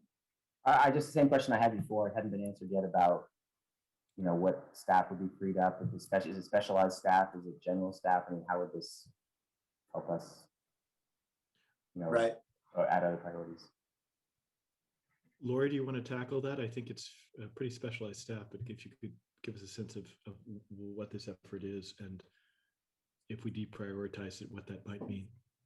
Yeah, so just maybe quickly a little bit of background on what this is. So this is an effort that we and staff in the City Attorney's Office and Office of Economic Development have been working specifically focused on the Downtown West mixed use project where new electrical infrastructure is going in, and looking at an option for the city to potentially own and operate some of that distribution infrastructure in order to enable a more innovative microgrid and more distributed energy resources like solar and storage within the microgrid that may not be possible if the developer takes service from PG&E. So we are doing a feasibility analysis on this. There's going to be a study session and a council item soon on this where you'll hear more about it and can provide direction. But it's really something we've been working on to hopefully have a more reliable, affordable and safer grid in that portion of the city. Does this apply only to that portion of the city? Does it also apply to some of our other urban village plans? Yeah, we've mostly been focused on this portion of the city because that's obviously it's a big development where new infrastructure is going in, but potentially we could look at other areas. And then the last question would be, given the timelines, I guess this work, it is timely and needs to be done now and couldn't be delayed some period of time. Yeah, I would say that the opportunity is there because there's new electrical infrastructure going in. Once it is in place and there is an electrical service provider, that opportunity wouldn't be there anymore. Okay, thank you. Sure. And Lori, can I just ask, is this primarily funded by Google? Yes. Okay, so it doesn't require city public funds? Not at this time. Okay. Councilor Jimenez? It was up from last time, Mayor. Let me take it down. Okay. Okay. Then let me ask Councilor Pross, do you want to make a motion on that item or should we move on to CR 13? I don't, I think if maybe I had a question on it, but I don't know if anybody else did. Go ahead and ask the question. So just a question on, it sounds like funding is not necessarily an issue because it's funded by Google, but it has a effort here of 13. So clearly it's taking staff time. Is that correct? Yeah, it's taking a significant amount of staff time across, you know, our department, city attorney, Office of Economic Workforce Development. It's a huge undertaking, you know, a whole nother business line that potentially we would get in. And that's part of the crucial part on the sizing is it's something we've never done before. And so there's a lot of learnings for us as a city on how to do this. And it's not the type of thing it's the type of thing you need to do extremely well the first time you do it. So there's an awful lot of complexity. Would a delay in say a year have dramatic implications? I know Councilmember Cohen just asked that in regards to timing, but we're not, we're not a year away from a Google development actually coming in. So would a year delay have dramatic implications? Potentially, as they design that infrastructure, there's a number of options that are being considered. One is PG&E retail service. So if we were not to provide this, that's a fallback. There's also options that Google's pursuing where they provide this. So, if we stopped working on it, it just takes that option off the table and potentially wouldn't be there. So then just to be clear, if we decided to take this off the table now, it effectively takes this option off the table for Google indefinitely. They would move forward with something else. Councilmember, it's highly likely, sorry, Nancy from OD. It's highly likely, and I think honestly, this is the preferable approach for the city. So it would be hard. Okay, and then last question, is there any, Google's fronting the money, is there any extra effort they can front that would free up staff time, or no, are we sort of, we're involved at the minimal level we'd have to be involved? Yeah, I think we're involved at the minimum level. We have to be involved. Okay, I'm convinced, and I'm willing to not take that off, or I'll take it off the chopping block unless somebody else wants to leave it on, and then we can move on. Okay, so unless somebody wants to make a motion on CR7, we're going to move on to CR13. So I'm not seeing any new hands pop up. So I'm going to assume that means we move on to CR13. CR13 is the increase in San Jose Airport air passenger levels. Obviously, we've had some conversation about that. Let's ask questions on that subject or hear motions on that subject. Councilmember Arenas, I know you have your hand up. Is that on CR13? Actually, no, but I do want to comment. It wasn't originally on CR13, but I would comment that it sounds like the airport could do this on their own.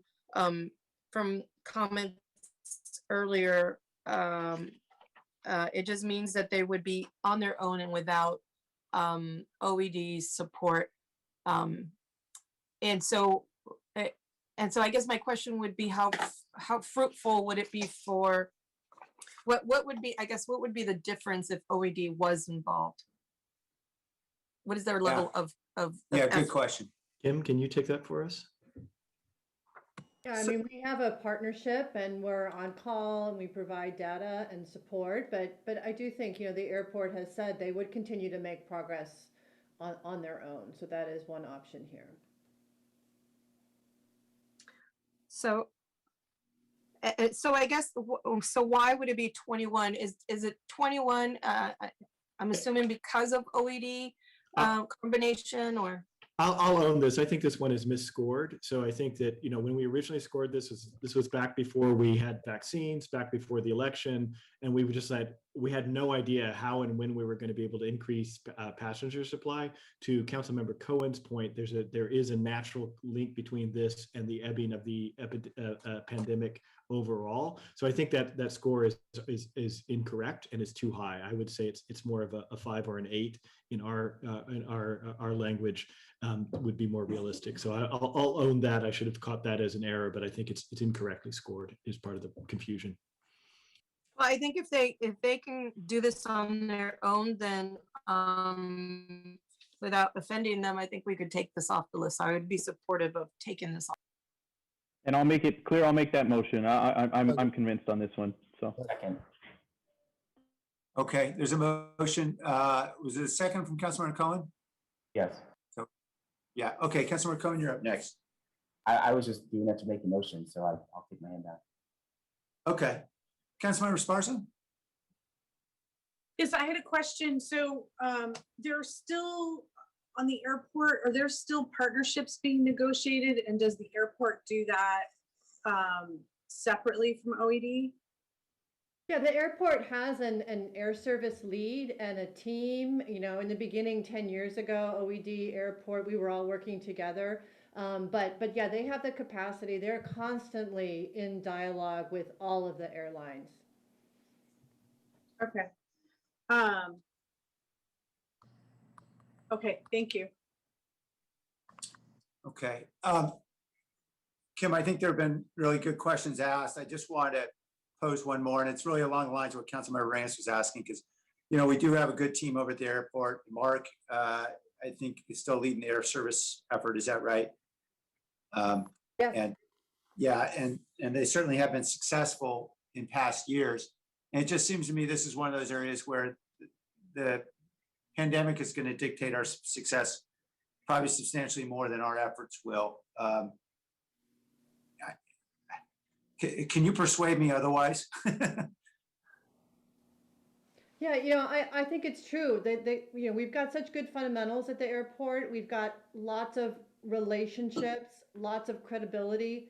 We've proven that international and transcontinental flights can be successful out of our airline, out of our airport, but we just have this, you know, really challenging context. So I think as long as we stay in touch with the airlines, which the airport is doing, and as long as, you know, with the city manager's office and your office, Mayor, and our partnerships with the leadership group and the SVO, which we've drawn on, that, you know, the airport will be there to lead the effort to get the air service back when we're all ready to fly. We've got a great, safe airport right now and are really leading the nation, I think, in making passengers comfortable in flying. Okay, thank you. And if by taking this off the priority list, I know there's still time that's demanded, for example, from the city attorney's office to work on deals at their new airlines, for example. We won't be essentially stopping that work. No, I don't think we will. Okay, No. all right. So I'm fine supporting the motion then. Councilmember Mahan? Yeah, so I just was hoping Kim could just clarify one more time. I apologize, just exactly what we're saying we're taking off the table here if we were to vote to remove this, and any estimate of the you know, basically what's the ROI of this project if it were to stay on? I mean, I remember our conversations in the city manager's office, and we at the end of the day, we tipped this one, put it on because the financial health of the airport, right? The ability to pay back the bonds and all of that is critically important to the functioning of the whole city. But we have built significant capacity, you know, in the airport and a team there, and they are the lead on being responsible for retaining and attracting and growing air service. So they will continue to have a liaison in the city manager's office. But, you know, the airport just, you know, can move forward and do the job that is theirs rightfully to do, to be in touch with the airlines. Okay, all right, thank you. All right, any other questions on this item? And I think I want to congratulate, I think the airport did just get a flight commitment. Was it Mexico City? I can't remember in the last couple months. So hopefully we're going to rebuild as quickly as possible. All right, let's vote then on this motion to remove item 6, I'm sorry, CR 13, increasing airport passenger levels. I just heard a voice, but I couldn't tell where it was coming from. I think that was a mistake. I think that was okay. Jeff. All right, then Tony, let's vote. Jimenez, Aye. Peralez, Aye. Cohen, Aye. Carrasco, Aye. Davis, Aye. Esparza, Yes. Arenas, Aye. Foley, Aye. Mahan, Aye. Jones, Aye. Lucardo. Aye. Thank you. Okay, the final item on Councilor Peralez's list is lowering PG&E above market cost for clean energy. Lori, did you want to respond on this one? Just give us a sense of what happens if we take this off the priority list and who's doing that work? Sure, no, happy to. So this is an issue that's critically important to San Jose Clean Energy. Environmental relations on this. It's a very complicated issue, but to give everyone a sense of the magnitude, last year in 2020, our customers collectively paid $150 million in PCIA fees. And this year, that staggering number is set to increase to $210 million. So huge amount of money that's collected in these fees. Since our launch in 2018, it has doubled. So it's something that, you know, even I that have been in this for quite some time, I wouldn't have imagined this steep of an increase this quickly.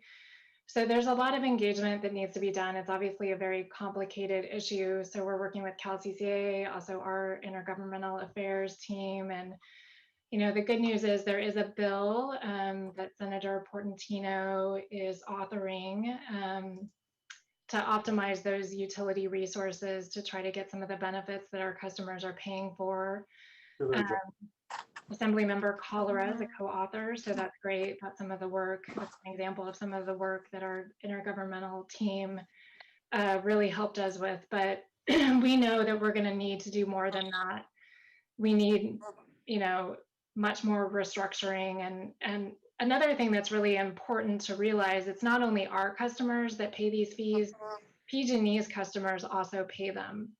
So it's really an issue that's important for all San Jose residents and businesses, is to make sure these above market costs are optimized and they're lowered so that, you know, all San Jose businesses and residents have more affordable electricity. Okay, thank you, Lori. If I could just follow up with one question, my understanding is this PCIA charges, in addition to being very costly for our residents, are somewhat of an existential threat to community choice energy programs throughout the state, including ours. Is that right? Yeah, I mean, already, you know, certainly the increase that we're facing in 2021 is really threatening our ability to continue to absorb it and protect customers from it. So we likely will need to take further action on our rates. Of course, we want to maintain customer participation in the program, but also support customer choice. But, you know, making sure we have cost competitive rates is really fundamental to that. Okay, thanks. So let's go to questions on this item, CR 14. Councilmember Arenas, your question on this item? None. Okay, Councilmember Perales on this item? Yeah, thank you.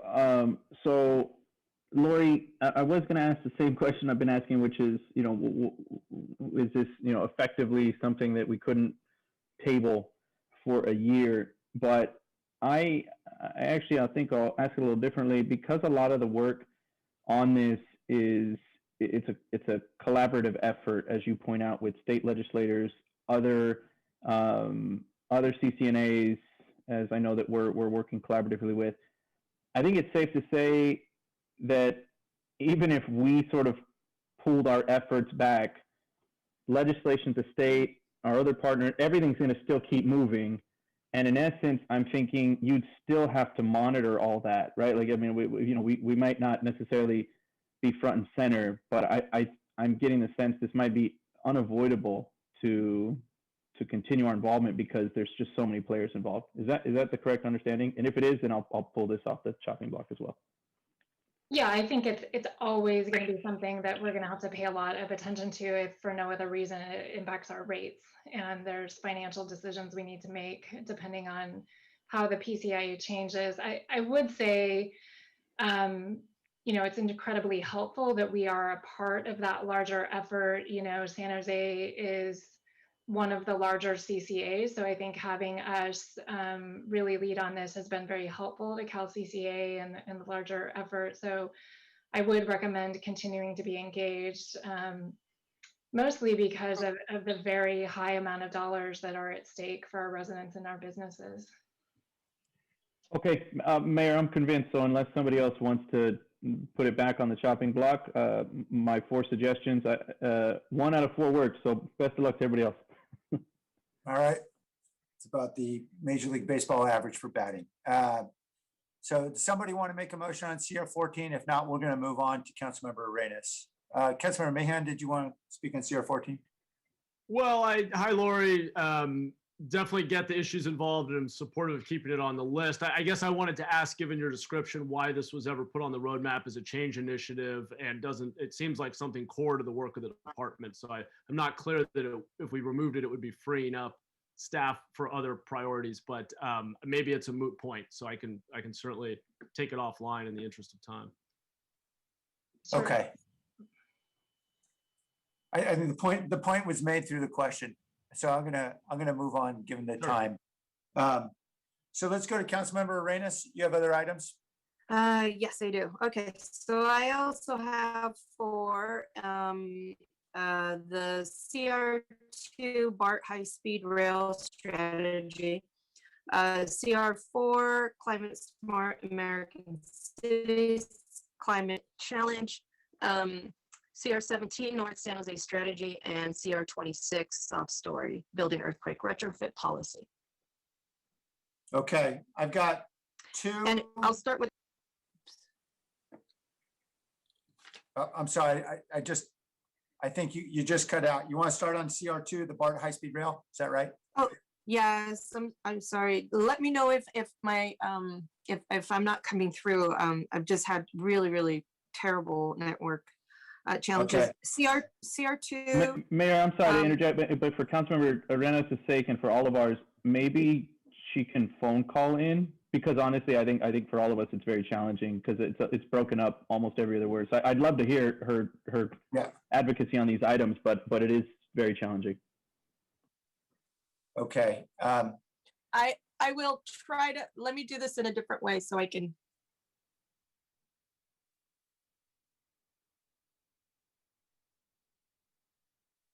I think we lost her. Okay, let me just articulate what I heard, the 4 items. Okay, oh,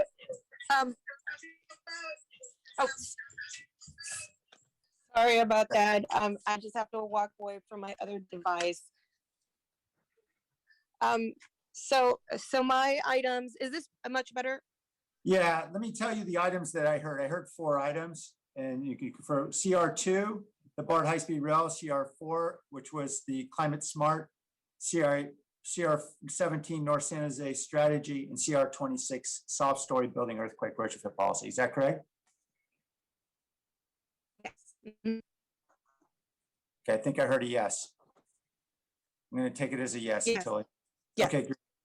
All right, do you want to try to call in and we can come back to you to make further comment? Can you hear me now? We can, yes.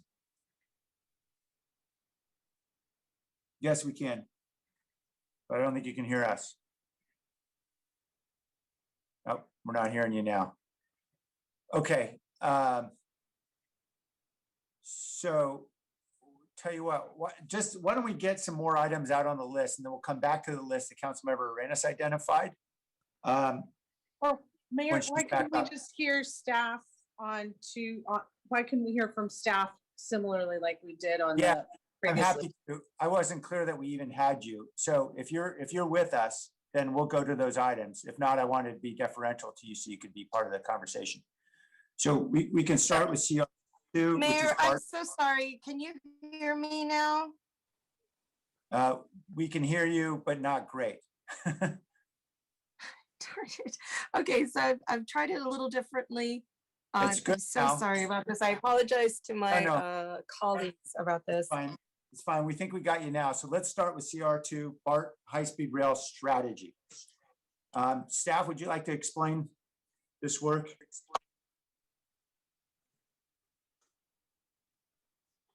I don't know if John Risco, I'm happy to jump in. Okay. So this Thanks, Kim. This is a very significant body of ongoing work that relates to planning for BART coming into San Jose, including the 28th Street Station, the downtown station, and the Dearborn Station area, as well as planning for high-speed rail to, enter our jurisdiction from the south and for miles and miles travel through our city and connect into the Dearborn Station area. So this involves, as you can see, a tremendous amount of interagency work led by our Department of Transportation, but needing to involve other city partners. I see you, John. How did I do there? Is that correct? You did wonderful. All right. That's it. Okay. And I assume this is work that not only involves what's happening at Diridon, but also what's happening, for example, down in Councilmember Jimenez's district and all the way up the line. That's correct. Yes, you're correct, Mayor. And the 21. Is this work? Oh, I'm sorry. Go ahead, Councilmember Arenas. Sorry, go ahead. No, you first. You have the I floor. was just wondering, is this, I was just wondering, is this work that I realize how much it impacts, I don't suggest lightly, and it's not to deter anybody's plans, but I just, we are out of this pandemic a little bit, maybe the pandemic. Councilmember Arenas, your device is not working well. The connection's not good. In this upcoming. Councilmember Arenas, I'm sorry, we're not able to hear you right now. So why don't we give you some time to be able to get on an alternative device? We'll go to Councilmember Esparza and come right back to you as soon as you're able to get back on. Councilmember Esparza? Thank you, Mayor. So I had a question about the BART and high-speed rail strategy. So BART is not in District 7, but high-speed rail goes through districts 2, 3, 6, and 7. And I wanted to also bring up that while high-speed rail could go on for who knows how long, that this also impacts Union Pacific. John, could you talk a little bit about that, please?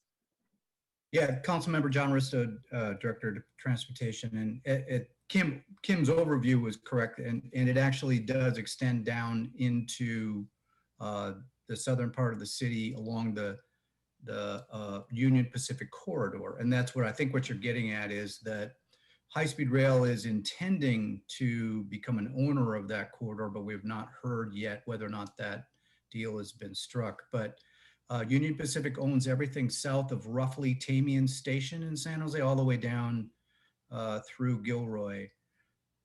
So any of the service that runs on that line currently has to have an agreement with Union Pacific to run on it. If that changes with the state high-speed rail purchasing that corridor, then things change in terms of who we're dealing with for many reasons, whether or not the just from within the railroad right away or station areas or land use issues around it that occur there. So I'm not sure I got to your question, but yes, it does include Union Pacific involvement in one way or another. Right, and given that we threatened to sue Union Pacific, we certainly have a stake in who owns those lines. Is that correct? Yeah, we would certainly like to see the state be able to purchase that. Then it would be at least a little closer control of another governmental agency of the corridor for lots of issues, whether they be homeless or cleanup or management of that corridor. Plus, it would provide a better reliability for the passenger service that's going to use that corridor as well. Okay, that's it for me. Thank you. Thank you. Councilmember Jimenez? Mayor, for the sake of trying to move this meeting along, I'd like to make a motion to keep this item on the roadmap. Second. Okay. Tell you what, could I just ask, is Councilmember Arenas? Oh, no, she's probably not with us right now. Can you hear? Yeah, Can you hear me? now. Yeah, Mayor? Councilmember Arenas? Okay, great. Yeah. Could I just ask, are you inclined to make a motion on CR2? To take it off? Yeah, I didn't quite, and I apologize about this, but I didn't quite hear exactly what those, the reasoning is. And my question was going to be is this something that we can hold off on?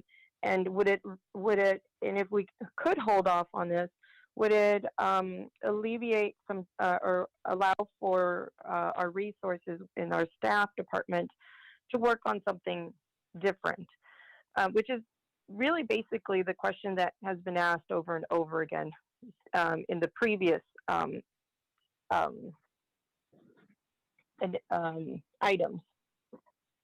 Okay. Kim, would you like to try to respond to that, or? And I know you've given answers to that in various ways. You want to try and encapsulate it? John took his mute off. John, do you want? Yeah, again, Mayor, this is John Risto, Director of Transportation, and this item is one of those items that we're wanting to be prepared for activities that are going to come from the federal government to high-speed rail and Caltrain as they move forward with projects in the corridor. Everybody knows about the Dearden Station planning that we did, but that Dearden Station planning actually extends both way north and south of that station, with great separations in the southern part of the city, as well as new stationary improvements that Caltrain is going to want. So some of this is a reactive thing to when these other transit agencies, high-speed rail and Caltrain primarily, are going to be ready to move on improvements. So I think it is something that we would like to have on there just for us to be able to work on, should there be something that comes from federal government and state to actually move on these projects. Okay, John. So it doesn't sound like you're ready to move right this very minute, but that, in case the federal government moves on this, that we are also ready. It sounds like, and I see it's a high effort for 21. But in the meantime, while we get a nod from the federal government to either move ahead or not, this wouldn't really take much effort. Is that what I'm hearing? Because reactive. These are going to be somewhat reactive because those other agencies are going to be the proposers. We are one of the partner agencies in that whole effort with the Dearden Station DISC effort, which extends down here. So grade separations in our city are a pretty significant capital program. So we would want to be involved in all of that. So while it's not a significant effort, the other agencies are going to drive it. The city just needs to be partner of that whole effort as well. So. Got it. So would you say that it's still it's qualified as with 21 points? Would you still say that represents the level of effort coming from not only from your department? I guess. Yeah, one of my sections is tied into this pretty heavily, and so we've got a whole team that follows all of the big heavy rail projects like this. So yes. And if I could, John and Councilor, just to I want to make sure we're painting the picture correctly here. This effort has taken considerable time from me, from Kim, from Jim Orpal. I can kind of go down a list here and so, there's pretty high risk on this one. If we don't have this on the work plan, that we will not be positioned very well as a city to represent our city's interests and our community's interests. Got it. Okay. All right. I'll let this one go and keep it on the list. If we can move forward with CR4. Just one moment, because we actually have a motion. So let me just ask Councilmember, was it Councilmember Esparza made the motion to leave it on? Councilmember Jimenez. Councilmember Jimenez, and then I seconded. Yeah. And to Councilmember Jimenez, you want to just withdraw your motion so we can move on? Sure, that's fine. Okay. All right, we're moving on then. CR4, the climate change item, Councilmember Arenas. And we have Carrie on now to address this one. So this is Climate Smart American Cities Climate Challenge. Yes, and while Carrie gets on, Mayor, I just want to say I'm not targeting these. I'm not listing these because I don't agree with these. I'm just looking at some of the effort that's connected to some of the items, and thinking that because we have a pandemic, our focus really should be on recovery and on our residents' health. Okay, If not, we can move on to another item. And come back. Hi, I'm here. Sorry. Thank you, Carrie.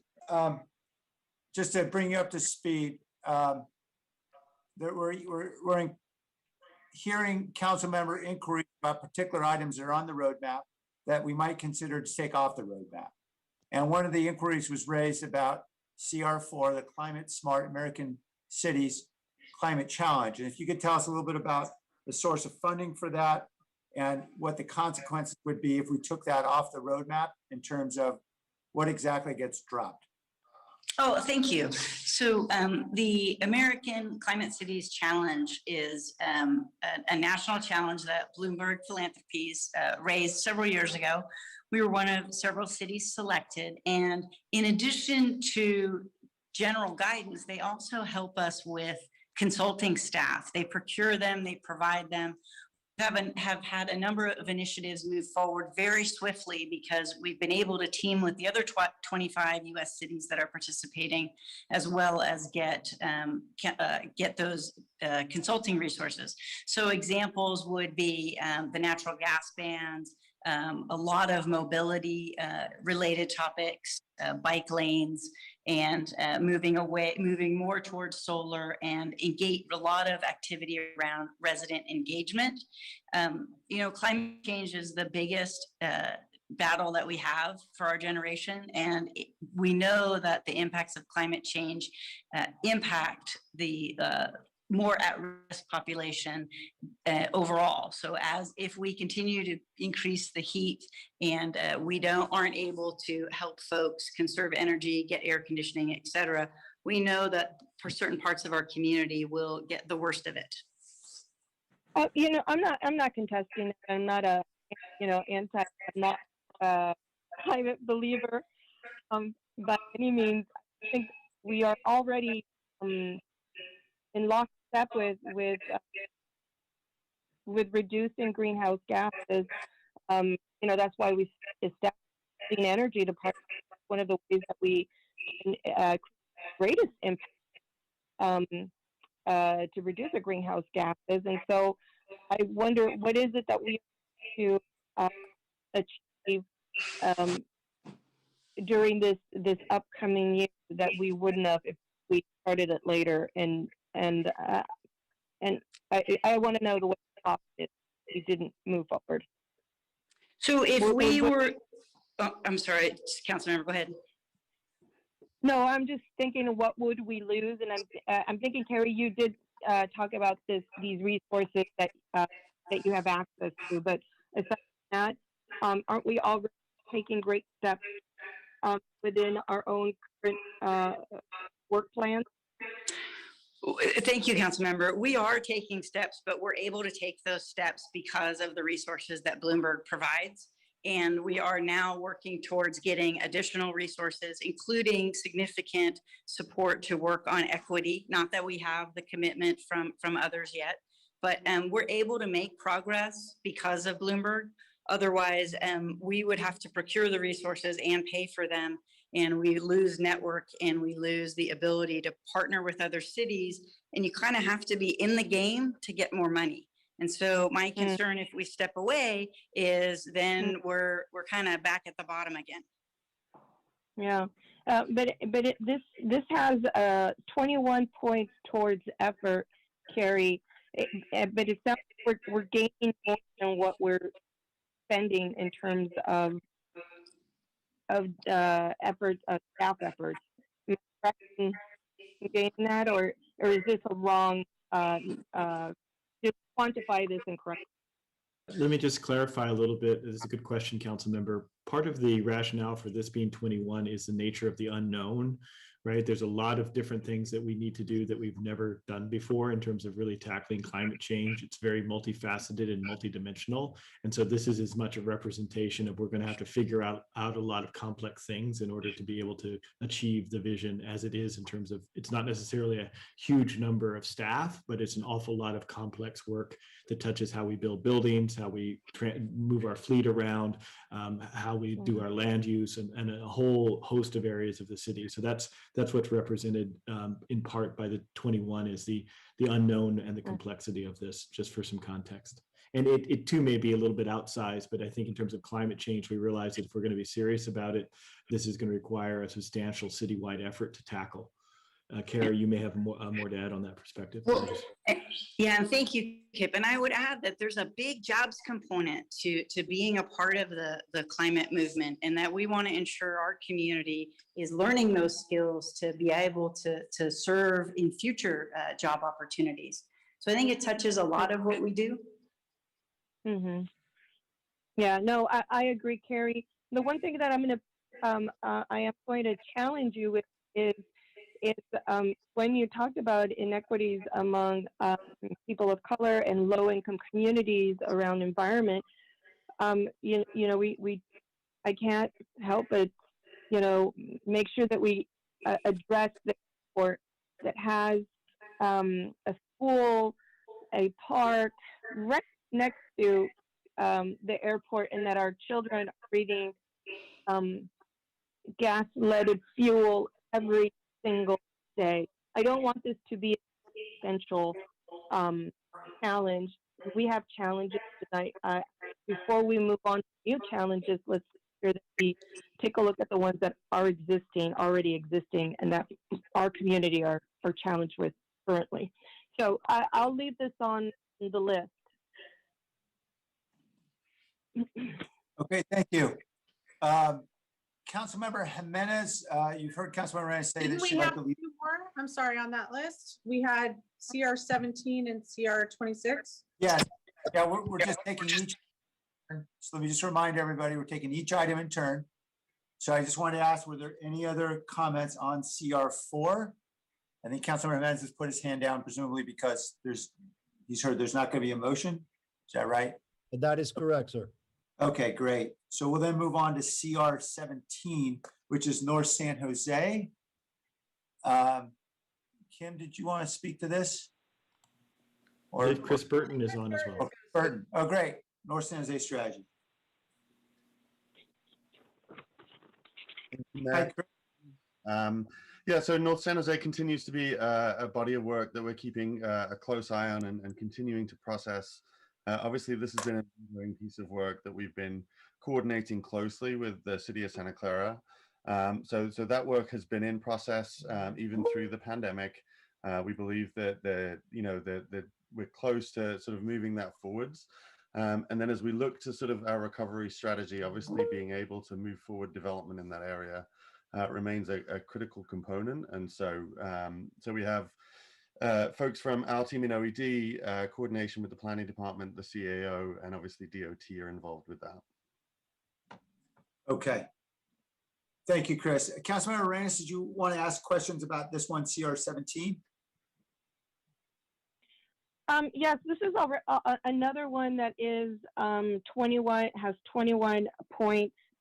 I'll default back to what I think Councilmember Mahan and Cohen have, and maybe others have already expressed, is that, there's not a real connection between what we keep on the list is not going to, or what we take off from the list is not necessarily connected with the next phase and what we're going to talk about next in terms of new priorities. I understand that this strategy that we've been working with our neighbors up north in Santa Clara, I know it's a slow movement, and I don't know how if I ask the question how important it is, of course everybody's going to say it is important. It's hard to believe, it's hard to think that we're going to let go of anything at this point. And so, when we ask staff, I think we're always going to get a really good explanation, because obviously this is why it's on the list. So I'd like to hear from my colleagues to see what they think in terms of North San Jose. This is another one that is creates efforts. I'm thinking with multi departments, and so I see Councilmember Cohen on the raising his hand. Yeah, Councilmember Cohen. Well, I'll just say this is, it's my district, obviously.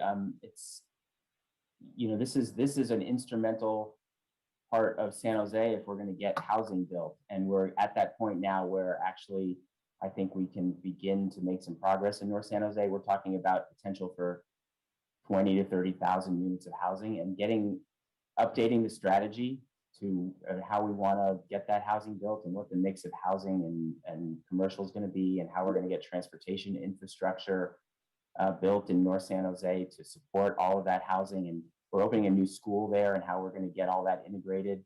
It's pretty complex, and we're working out the final deal with Santa Clara and how we're going to finish the transportation upgrades that are going to be needed in San Jose. All of that requires and some effort, and we can't really wait. We can't wait on the affordable housing components that are going to come along with the work in North San Jose. So I would argue that this is probably one of the most important areas of the city as far as development in the future, and I think it has to be on our work plan. Thank you, Councilman Cohen. Can I also just ask Chris, in terms of the amount of housing we're trying to get built in this city, if we're able to get a settlement of some kind with the city of Santa Clara, can you remind us how many thousands of units we could be able to build in the North San Jose plan? Yeah, Mayor, the plan allowed for another 24,000 residential units in North San Jose. We actually think there's capacity, once we remove that plan, to even go beyond that potentially through North San Jose. Okay, and if we don't do work on this, we can build how many units? It's about, I think that there may be like 63 left, something like that. Right, so we can't build anything. Yeah. Okay. I'm also gonna, Mayor, thank you for asking that question. I really appreciate that. That's really important. I will go back to what Housing Those summarized in their inclusionary housing report this week, where they showed the strong market areas, and that was not North San Jose. That was actually Central and West Valley, or the West area, and that rents can't, don't have, I guess there's not an appetite for higher rents, market rates up in the north. But if we continue to ask this question, how important it is, of course, it's important to Councilmember Cohen. It's important to the folks who have been working on this. It is worth 21 points. I feel like this is a futile process here, because the people who are obviously invested in any one of these are going to say that all of these are important, and I'm just not sure that we're going to get anywhere. There's nothing that's going to not get removed. So I'm going to move on about the North San Jose, but I will make that point that it is not the strongest market that was identified in the most recent housing report as of this week. And with lawsuits and friction with our neighbors in Santa Clara, I don't necessarily, I'm not as hopeful, and I will not hold my breath, but I will move on from that to the CR 26, which is the only one that I chose. Low point. Go ahead, I'm sorry. Yeah, so I'm going to move on to CR 26, which is a soft story. This is the low point one, but I know this is one that involves the housing department, and seeing that they are extremely impacted, this is when I would like to hear how this would impact them. I think actually it's the building department primarily. Is that right, Rosalind? Mm-hmm. Thank you, Mayor. Yes, we're working in coordination with the housing department. And we have been waiting for quite some time to get news from FEMA on a grant that staff applied for quite some time ago. And so we have done as much work as we can on this priority item, but without the grant funding, we're not able to move forward. So that is the status on Soft Story. Oh, so could we put this off for a year while we look for a source of funding? The grant funding is anticipated to be approved, but it has been anticipated to be approved for a while. As you can understand, FEMA has understandably reoriented their priorities. So we have a number of choices in this. We certainly could put it off. There are about 1,400 soft story buildings that we think would be potentially affected by this. Many of them are apartment buildings that are affordable apartment buildings. And so the priority on moving this forward is to get the retrofit in place before the next earthquake, which of course we have no idea when that is. But the urgency on this is that it's a relatively low investment for a very, very high rate of return in terms of providing a much higher level of safety to thousands and thousands of folks in low income apartments. So our rationale for leaving it on is that, you know, the amount the amount that we gain by pulling it off is minimal, but if we are ready to go when that grant comes in, or if we end up using another funding source for it, that the return that we'll see on it is very significant. But we certainly could delay this, but it would, again, simply push forward the time in which we would have the ordinance in place, and the ordinance would result in significant structural upgrades to a large number of buildings, mostly with very low income people in them. Mm-hmm. I get it. Otherwise, the other option is that these property owners take that responsibility themselves to build and retrofit these buildings themselves. Which, when we've looked nationwide on this, the evidence is very clear that in the absence of an ordinance, in the absence of a clear path forward, property owners will not make that investment, because the costs of the earthquake are actually borne more by the city than they are by the private property owner in this case, because we would immediately become responsible for sheltering, feeding, housing, mental health care, case management, and ongoing responsibility for all of those people who became unhoused in a pretty severe way in the case of an earthquake. There would be some private involvement, but in the case of a large-scale disaster like that, the costs are disproportionately borne by the city, whereas the individual landowner would actually end up with a building that they could, a site that they could rebuild on that actually might be more valuable for them. So there's some perverse incentives going on that get in the way of property owners doing the right thing in this case, unless there is a mandatory. Part of what we also want to do with the mandatory is make sure there's a way to do this that property owners can afford, can finance, and can do so without passing on rent increases to the tenants in a way that would displace them. So that's all part of the ordinance work and the way that we'll be working forward. There's some very good models on this that we believe we can apply. So that's why it's not a higher complexity, but there is a significant amount of incentive that's required to make sure that that work actually gets done. Mm-hmm. With that line of thinking, Kip, then I would imagine now we're facing a pandemic that is also a natural disaster, or so to speak, that now we have to address ourselves. And so I just want to remind my colleagues that in the same way that we support a retrofit policy that subsidizes property owners in their obligation to retrofit for earthquake, that we also ask and demand the same thing from employers in terms of minimum wage, or when there's projects that come before us and that don't pay a living wage, that we also demand those developers and that we also demand those large employers a living wage and absolutely a higher minimum wage than what is established now. I'll leave that one also alone. I'm not very satisfied with this process in terms of how we determine what is important, what is not, because obviously it is always important. I could have added some more on this list that I think should be on this roadmap, but this was not originated from council. Thank you. That's all I have.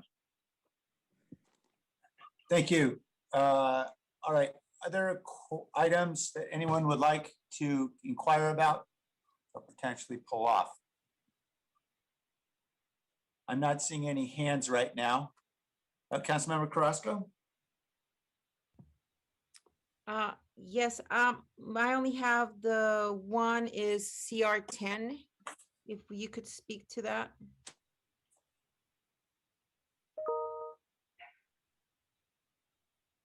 CR 10 is the equity strategy development? Yes. Yes. Is Sonoma, are you still able to with us?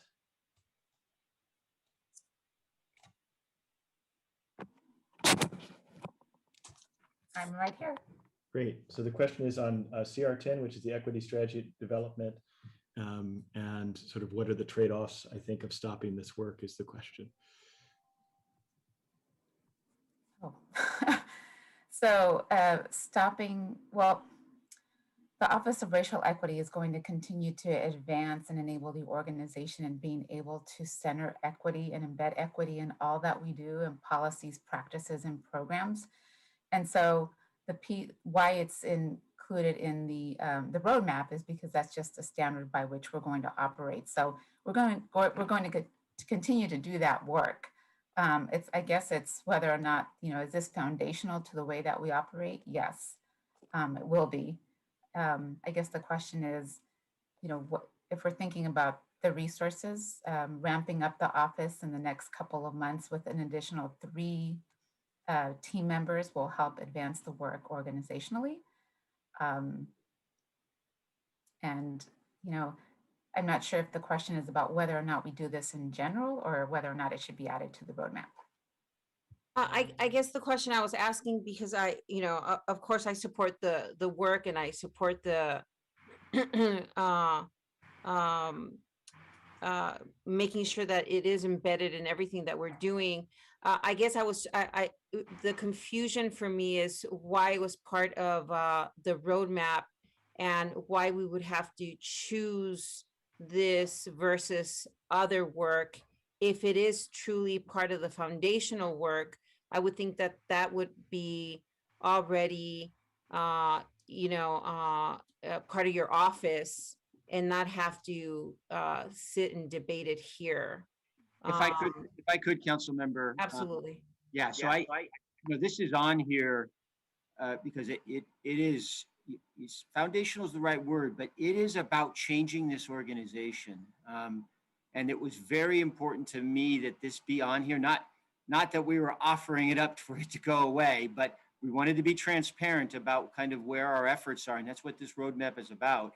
This particular item right now is involving every department, every senior staff person, every executive staff person in the entire organization. And so it wasn't to offer it up for it to go away, but we wanted to be transparent about the importance of it. And it has to be on the roadmap for us to make progress in this area across the organization.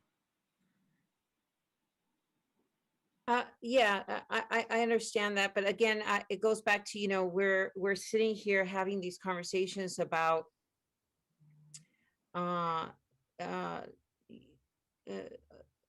deciding which are priorities and how we go about trading, horse trading, which is a very difficult thing to do.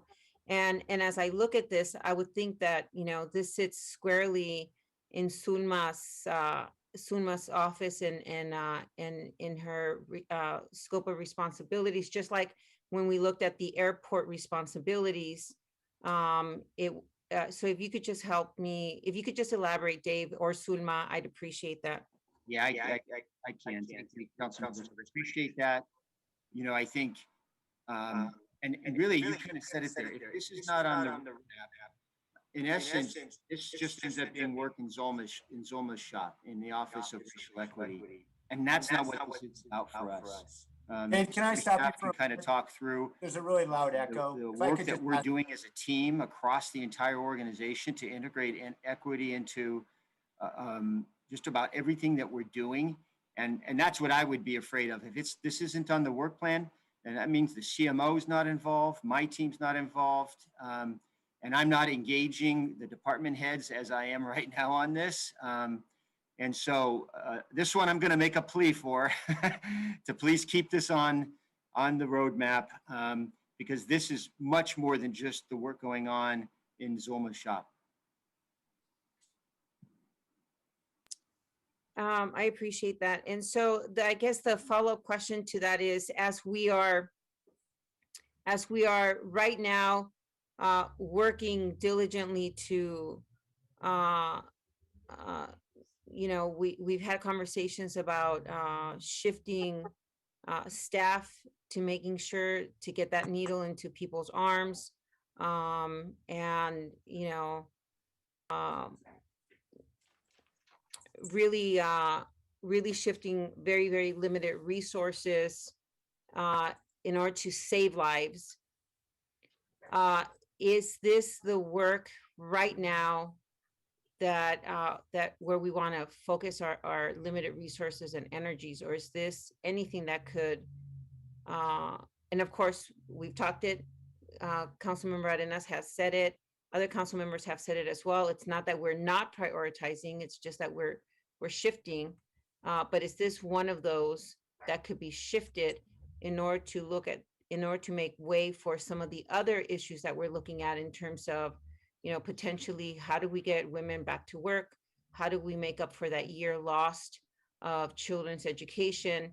How do we make sure that we're saving lives out in the district, especially in the hardest hit district? I'm just trying to understand if this is the kind of work right now in the moment that where we want to focus our energies. If I could, I'll take a little bit in this, and I'd love to get Zulma's perspective. Part of what I think Zulma is helping us do as we think about the roadmap is exactly that, which is how do we make sure equity is in how we do our vaccinations? How do we make sure equity is in how we do our rental relief? How do we make sure equity is embedded in how we do our hotspot program in our library? It is being intentional with that equity lens in the recovery work that is so vitally important to our community, not an abstract exercise simply in reflecting on our own personal journey and bias, but a concrete translation into that, into how we act in a way that is more equitable. But I'd let Zulma speak as well for her good work. Yeah, thank you, Kip. That's exactly right. That this isn't a special project or an initiative that we're going to stop and start. It's really a changing of the culture and enabling the organization to be able to center equity through those 4 racial equity principles that I mentioned in the beginning around impact, data, community voice, and accountability. And in order for us to actually better serve the communities that have been harmed the most or who are struggling the most, we need to apply these equity principles in all that we do. And it's relevant to most of the things I would argue in this roadmap. And so maintaining that path simultaneously as the work gets carried out and exercising that equity muscle to make sure that the work doesn't fall squarely on the Office of Racial Equity, but that it's shared amongst all departments. Really, on the other side of this, we want to be able to see better outcomes. And we can't do that without applying these set of principles to all of it. Thank you. You know, I really appreciate that. And as you know, you've got half of the council who's been fighting on these issues every step of the way. So if you could elaborate a little bit more on that, because as we're meeting, whether it's closed session or we're meeting with the supervisors to bring about some equity into the neighborhoods where our people are dying, I'd like to just have some feedback on that in terms of how that, where the nexus is, just because I'm trying to decide whether or not I'm going to make a motion. Councilmember Carrasco, can I just jump in for a moment? By motion, I assume you would like to remain on the roadmap. Is that right? Yep. Yeah, I don't think you really need to say anything more. Nobody's yet suggested it should be pulled off. So we could move on to other items if you simply want this to stay on. No, I might make a motion to pull it off. Oh, to pull it off so it would not be prioritized. Huh, okay. All right, forgive me, I misunderstood your intentions. So again, it's not because, of course, I've been, you know, at the forefront of making sure that this office was there, just like the other council members. So I want to be clear on where I'm standing on this. It's just that as I'm a representative of one of the hardest hit districts, I need to make sure that as I'm pushing on some of the other policies and some of the other issues, I need to make sure that there's going to be opportunities for me to continue to push on those policies, and that there's space here in that roadmap so that I can do that.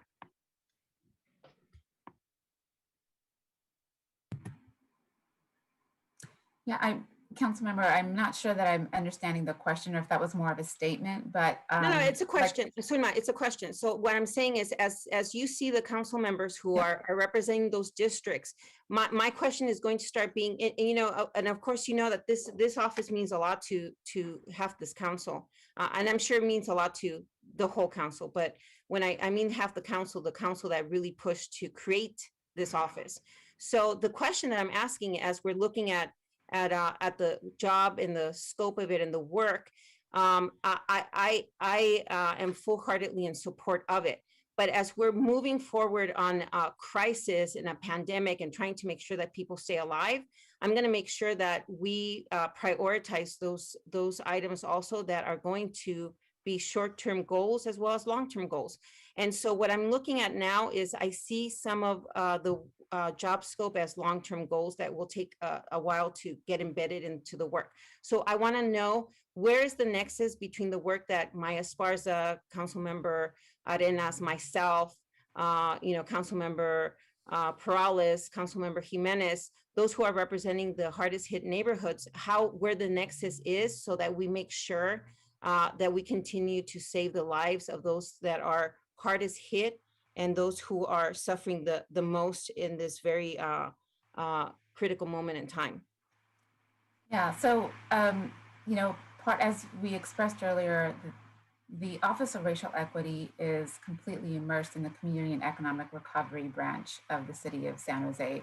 And so in terms of the short term, a lot of the work that we've been doing is ensuring that community voice is centered before we make decisions on anything, whether it be rental relief, financial assistance, anything that we move on always centers community voice. And that's what we bring, the value that we bring at the moment for the short term. For the long term, it's really about, what does it mean beyond the next 6 months or past the vaccination for the communities in general. And so my being a part of the Community and Economic Recovery branch is one of the primary goals for the Office of Racial Equity, as it is, supporting the police reforms work and other things. But in terms of what you're speaking to specifically about those communities in those particular council districts where there seems to be much more suffering and harm, it is for us making sure that we're looking at the data, that we're engaging community, and that before making critical decisions, that it's being informed by the principles that I spoke of earlier.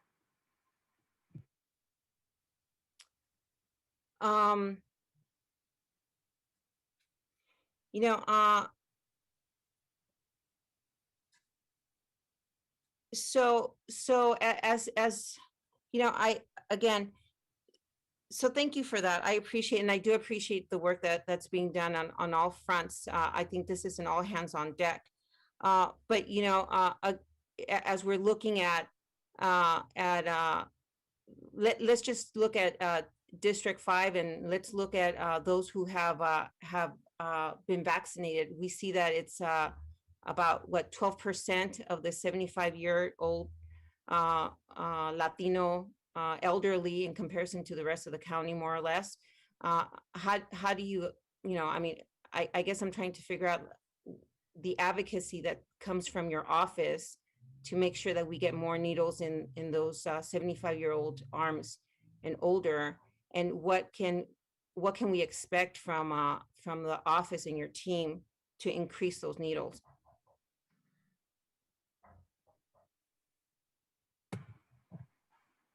That's a good question about advocacy. I'm not on the at the table with the county regarding vaccines, and it's not my intent to be in that space as of right now. I think there's so much work that we're trying to do just within the auspices of the work that the city of San Jose is responsible for.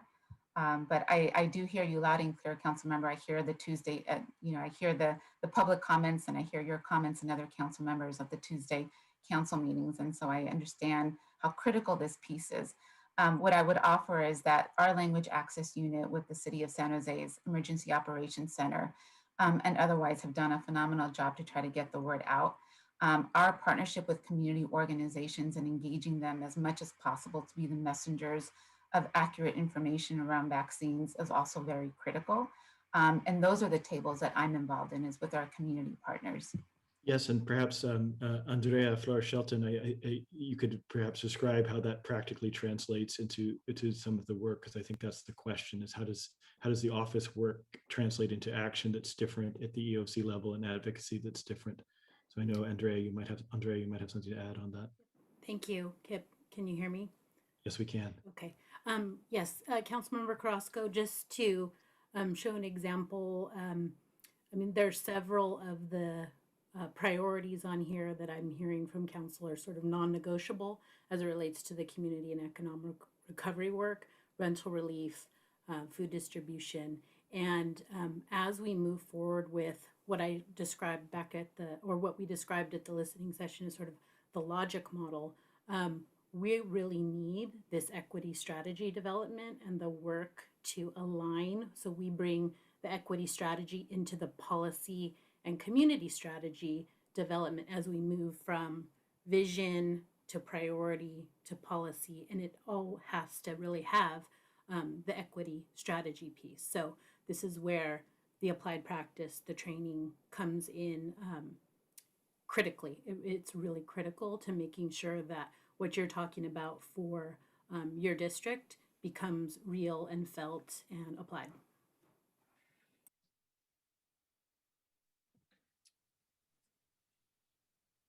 Okay. You know, I don't know if any of of my other colleagues have anything else that they want to add. I know that the work that's being done right now by the EOC and in combination or in coordination and cooperation with the county has been extremely tough. What I do know is that we're still not getting our fair share of vaccines, and our folks are not getting the needles in the arms of the people that need it. And it's been a battle ever since the pandemic started. And so my expectation would be, if we're going to work on policies that embed policies of equity that have positive outcomes for our Latino, Latina community, our communities of color, then it starts today. And it starts in a very concrete way. It starts with increasing those numbers that we're expecting. And I know that you have some council members that are extremely active in making sure that that's happening. And we're putting in our resources in a very concrete and very aggressive manner. And we're doing so by getting out there and reaching out to our residents, and then also being out there with our county supervisors.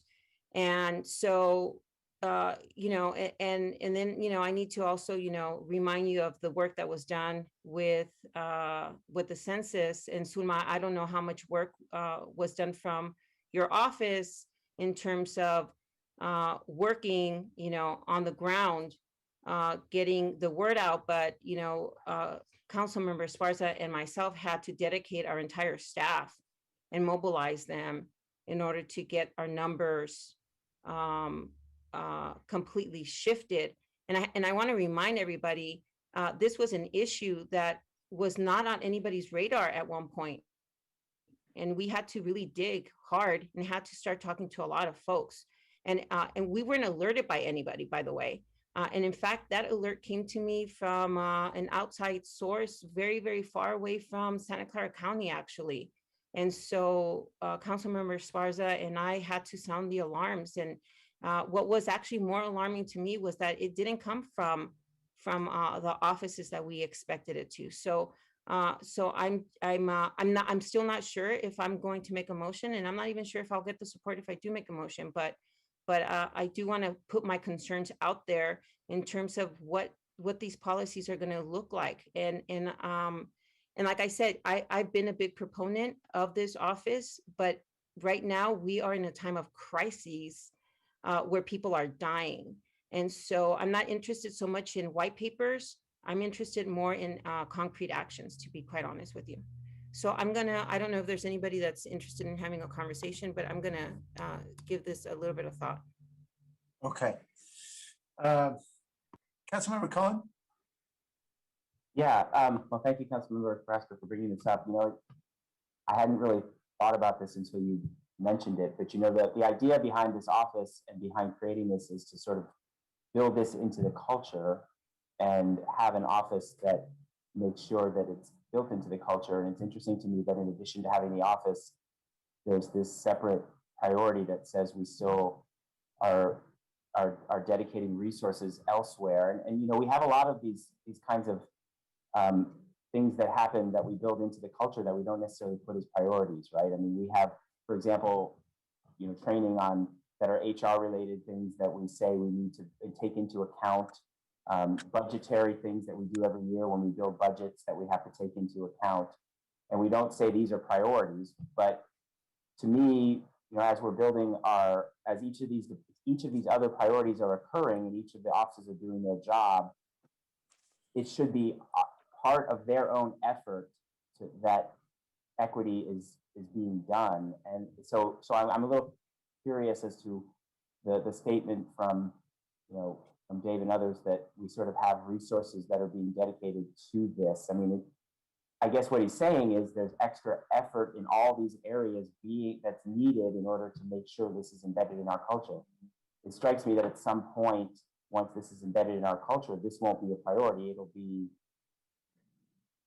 be just part of our routine that equity is in our culture, right? And the question is, at what point does that occur, and do we feel comfortable that it's in our culture that we don't have to say this is on the roadmap as a priority, right? My feeling is that Zoma's office is there as the resource to help guide the departments as they're doing their job, to make sure that as they're doing it, that they're taking into account equity as they're doing the vaccination plans, or as they're doing the budget roadmap, or as they're building the North San Jose strategy. Every one of them should have some equity lens on it, and Zoma's office is there as that resource to make sure it does that, right? And also keeping in mind that this roadmap is for the 2021-22 year, that means starting in July. At what point does that extra effort, that because it's the beginning of this new mentality of equity, at what point does this sort of get baked in and no longer require what we say is an extra effort to do equity, and we can focus on something else? So I guess that there's some questions in there, and just my thinking about it. Go ahead. I appreciate the questions. I mean, I think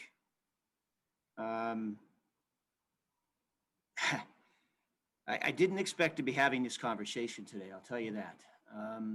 So I think the reason this is on the roadmap is because, when we talk about integrating equity into what we do and everything we do, it's a significant amount of work that we're all up for and committed to. If it's not on the work plan, if it's not on the roadmap, I guarantee you we will not make the progress that we're expecting to in terms of really integrating equity into what we do. Zoma is not just sitting in her office waiting for, kind of departments to engage. She is driving the equity work plan throughout the organization. And so I don't know if that helps. I'm struggling quite a bit with this conversation. And if I could, maybe with just a capability maturity model, right? So what you look at when you think about capabilities in organizations is how mature is that capability, and is it business as usual? So what I think we're suggesting here is that while our HR process has it pretty much wired tight, that we had to go through a significant piece of work on that a couple of years back, our budget process is squared away and business as usual, that we are a long way to go in terms of what we need to achieve our capability on equity, and that we believe a multi-year journey to the point that that will be business as usual. To your point, we believe at one point this should be just the way we do our work. And we also believe we are not there yet. And without a concerted citywide effort, we will fail to meet that expectation. So if you use a 0 to 5 scale on maturity on equity, we're maybe a 2. We need to be a 4 or 5, ideally a 5, because that's what we're aspiring to. But we have a much, much longer way to go with this than we do with the things that aren't on the roadmap, like those compliance or HR or budgeting capabilities. So that's leaving it on the roadmap is necessary to give it the visibility that requires to get it there, or to end. This is basically what you're saying. That's what we believe, and the magnitude of the shift is not just simply a compliance or regulatory thing of checking the box on equity. It's actually doing work with our community, putting them at the center of it. To give you the centering example of making sure that we're doing focus groups and listening to people in multiple languages before we make decisions. Those are all things we've never done systemically before, and to learn how to do that at scale across an organization that delivers 264 services is no trivial feat. And as the city manager said, we're up to it, but we need to hold ourselves accountable and have that on our roadmap, or otherwise it will get shuffled down as it's just a piece of paperwork and a box to be checked, is our fear. Thank you. That was my question. Councilor Cohen? Is that? Yeah, those are my questions. Okay, I'm sorry. Yeah. Okay, great. I couldn't hear very clearly. Councilor Peralta, do you want to speak on this item or on another item?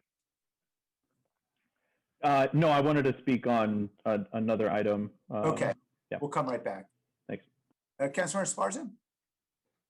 Thank you. And I'd like to thank Councilmember Carrasco for bringing this up, because she brings some really interesting questions.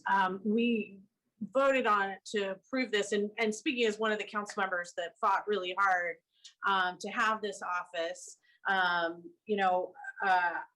a little puzzled as to this exercise, and we voted to create the office last spring, and then the purpose of this roadmap is to really look at our COVID response, how to reprioritize given COVID and how we are responding and recovering from COVID. And so I'll be very honest, I haven't interacted with the Office of Racial Equity on rental assistance, on testing, on vaccinations. I haven't seen it on food distributions, which I've been very involved in. And so I'm sure it is way, way, way on the back end, but I haven't seen it. In fact, I've been, along with Councilmember Carrasco, often pushing for different sites and locations so that we can make sure that we can get into neighborhoods that are really hard hit and very high needs.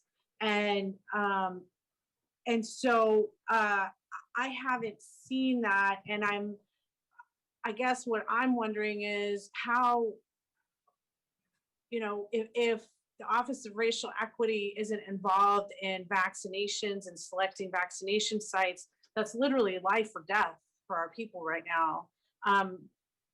We've had many, many discussions amongst ourselves and with the county about that. And there are a lot of elements in recovery. So, is the Office of Racial Equity, participating in recovery? Because I know we've had to do a lot of advocacy ourselves for our neighborhoods. It's a little puzzling to me. And then how are we going to embed the Office of Racial Equity in our recovery work? Because families are already leaving our city right now. And I'm interested in hearing more specifics on that. Can I give an example related to basically what I understand is in April, as soon as communities especially Destination Home, Michelle McGurk, Zulma Maciel, understood what the shelter in place was going to do to incomes and thus make families just totally unable to pay for food, to pay for rent. They went into a very, very unique and innovative mode of using the Office of Racial Equity and the practices of speaking directly to people on the ground, getting on, doing a phone survey on a weekend, and that information ended up really being the design of the rental program that we have now, meaning touching base, understanding what the grassroots partners and our families are experiencing, and having that inform the rental relief program.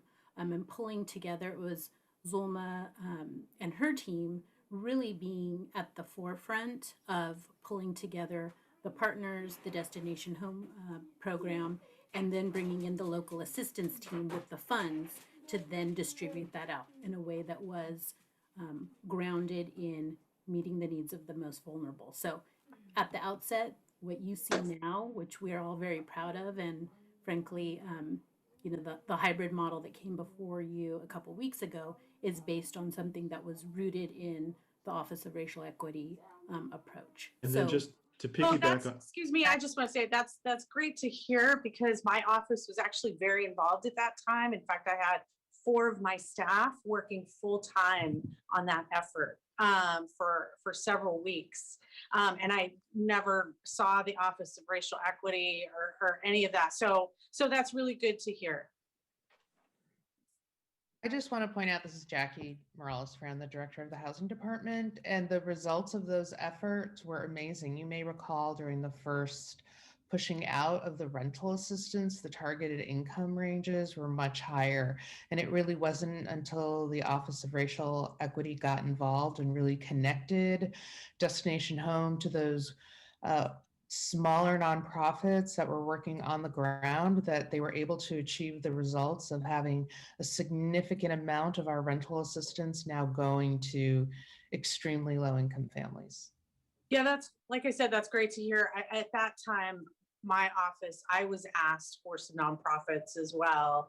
And there were a number of discussions about the income level at that time, because I had a number of my own staff embedded with the nonprofits, doing the phone calls and the follow-ups, because my staff was bilingual and could do that. And so it's great to hear that that was adopted at some point. I'll stop there. Thank you. And if I can make one last point, I feel like we should also acknowledge recovery efforts, everything from the census in the October timeframe to moving forward. It's going to take the city organization and workforce to pivot. We, as has been mentioned many times, we rely on council to appoint, but council staff, right? We cannot move these mountains relying on council staff. So it is going to take this equity strategy to train, pivot, and really embed all the lessons, all the practices into the organization. And I will say also, much of the mapping, much of the work that we're doing within recovery and in departments is really about understanding where our most vulnerable communities are, and those are, we lead with race. We lead with race, and that's something that the Office of Racial Equity will continue to lead us forward on. Yeah, no, it's good. And like I said, I'm one of the people that fought very, very hard to create this office. I just haven't seen, I haven't seen that in our COVID response. So, because I know we've had to advocate pretty hard for different things. And so that's good to hear. I just think if we are going to keep this on the roadmap, we need to see some differences in the recovery, because I think recovery is going to be huge. And we need to ensure that families are working, that that moms have childcare, that that a lot of these things move forward, and that we don't lose entire neighborhoods of our city. And we know who those neighborhoods are. So thank you. And I just want to say thank you, Councilmember. We appreciate those comments. Obviously, if, you know, given the role that the Office of Racial Equity has played in our recovery efforts so far, the fact that, you know, we've obviously failed in terms of kind of highlighting the role that they have played, because it's been significant. So I'll take that failure on as far as not really doing a good job of making those connections and describing how that work gets done.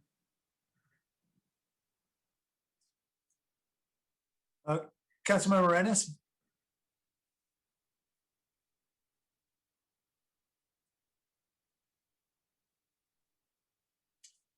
Councilor Rennes, we're not able to hear you right now if you're trying to talk. We're still not able to hear you. And it appears there's no microphone. It may not even be enabled on your device. Okay, I'm going to go to Councilman Carrasco and we'll come back to you if you're able to adjust your device by then. Councilman Carrasco? Thank you. I was hoping to give an opportunity to Councilmember Arenas, but so thank you for, you know, I want to thank Andrea, Flores Shelton, as well as Kip for some additional feedback. And you know, this was by no means any intent to disparage the office and the work that Sulma and her team are doing. It was an attempt to have a conversation regarding how it fits in as it relates to the rest of the items on this roadmap, and how we make space for some of the other priorities that we're looking at in the greater scheme of things. Councilmember Foley brought up a couple of items herself in terms of the ones that we've voted on and that we've been working on. You know, I ditto her comments that she made earlier, because I was part of bringing some of those items up myself, that I worked really hard with the cannabis community, you know, but I can go down the list and I can talk about the anti-displacement policy for our folks who have been, you know, really working hard to look at different policies in terms of how they stay in their communities. But then, you know, the pandemic hits and now it's all hands on deck, and it's how do we save lives? Just plain and simply, how do we save lives? And so I have to just comment on one thing that really disturbs me, City Manager. And this is a conversation that's supposed to be had so that we can have a healthy dialogue about each and every single item that's on this roadmap. I thought that was what the conversation was about. And right now, I guess you scolded us for even bringing this dialogue up. I didn't know that there was any one item that was off limits, and admonishing us for having a conversation regarding this one item. I have to tell you is disappointing that it's coming from you, because I have a great deal of respect for your opinion and your perspectives, and I turn to you quite often. But I believe that your stance on this one is way off, and so respectfully, I have to express that to you. You know, and I'm you know, I've been voted in by my neighbors to go ahead and stand in protection of of this community, especially during this very difficult time. So I will hold people accountable. I will question the role of the departments and the staff, just as my voters will hold me accountable. And so please don't ever speak to me like that again when I'm doing my job. And I appreciate that. And so, which, by the way, I just have to say, it really surprises me that you've taken that tone. And I'm not exactly sure why that is, when you know that there were several of us on this council that fought very hard for this office. We brought it up. We pushed for it for 2 years.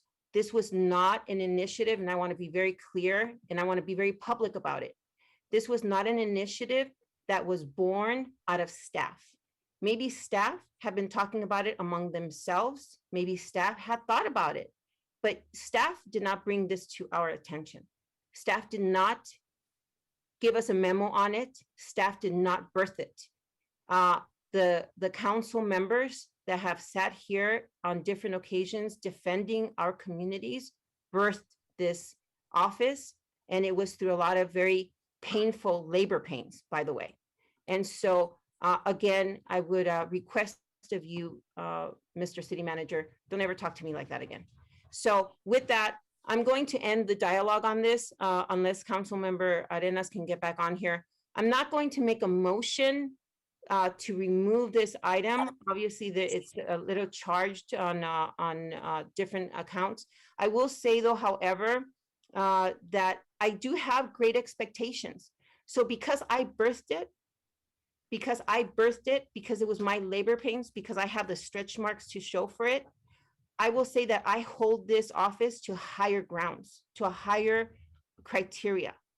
I have a great expectation that this is the office that is going to make sure that those policies are embedded.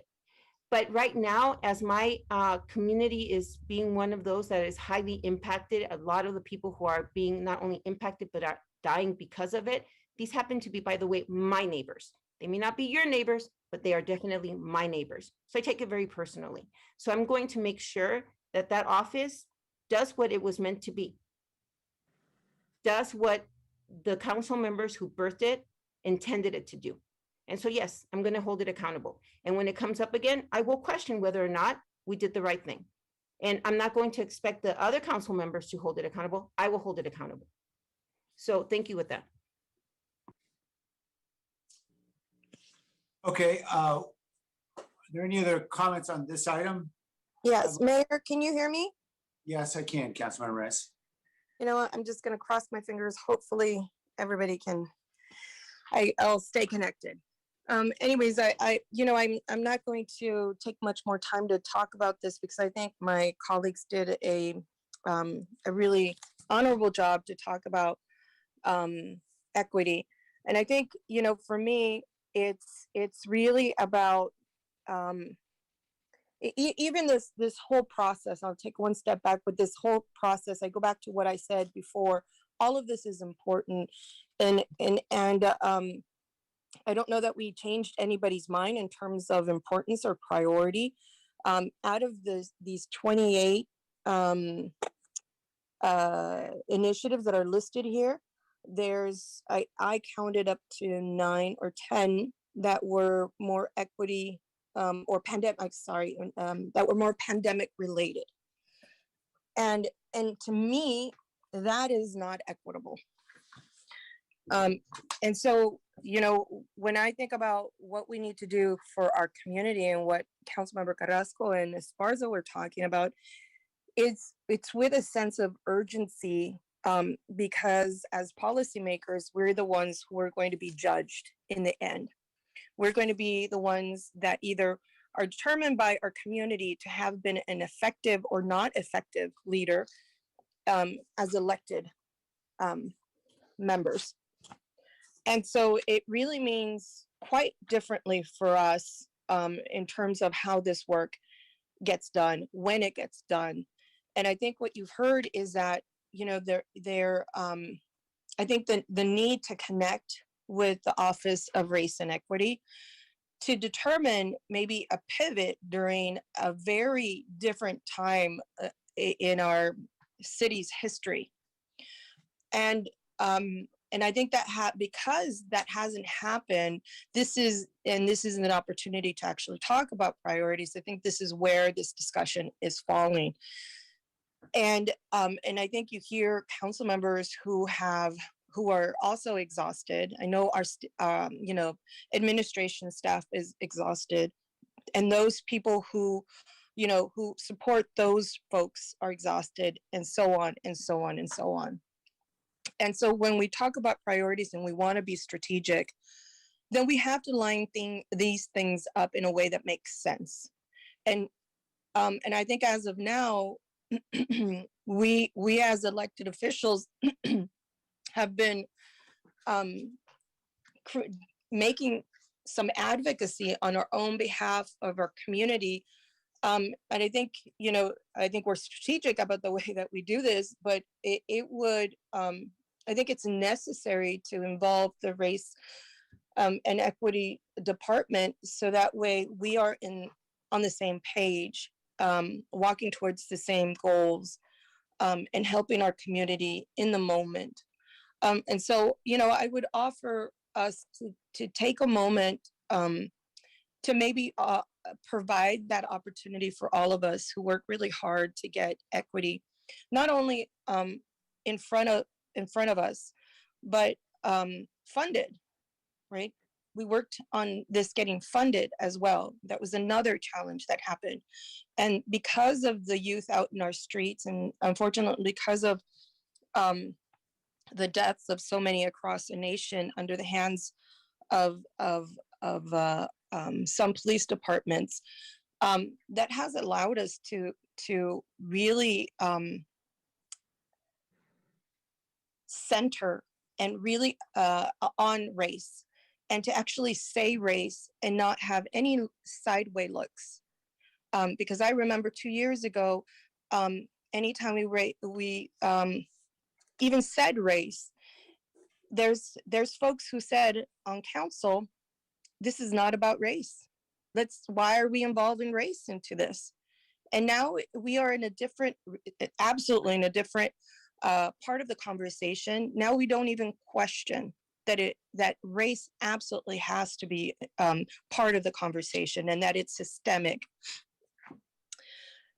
And so for us, there's a part of me that I know I want to make sure that systemic racism is also discussed. I have it as part of one of my priorities in the second phase of this discussion, to actually talk about systemic racism that impacts our youth program development. And that's longer term discussion. But I know what we're asking for in the moment is the support, not only from the Office of Race and Equity, but the office of every department, to make sure that our efforts are more fruitful, that our resources are leveraged in the highest capacity, simply because it's our community that we all love. And in the same spirit that there is advocacy and lobbyists for businesses and for, every sector, if you will, we are those, in absence of those, we are those lobbyists. And so I would request, City Manager, if you would offer us an opportunity to talk more extensively about race and equity during the pandemic, which is something that we haven't really done. We've danced around this subject when it came to police reform, because it allowed us to, but we haven't directly spoken about this. And I think this is what you're seeing in the moment, in terms of connecting the work that the council members do and the work that the rest of the departments do. So I wonder if you would be able to offer that, Dave.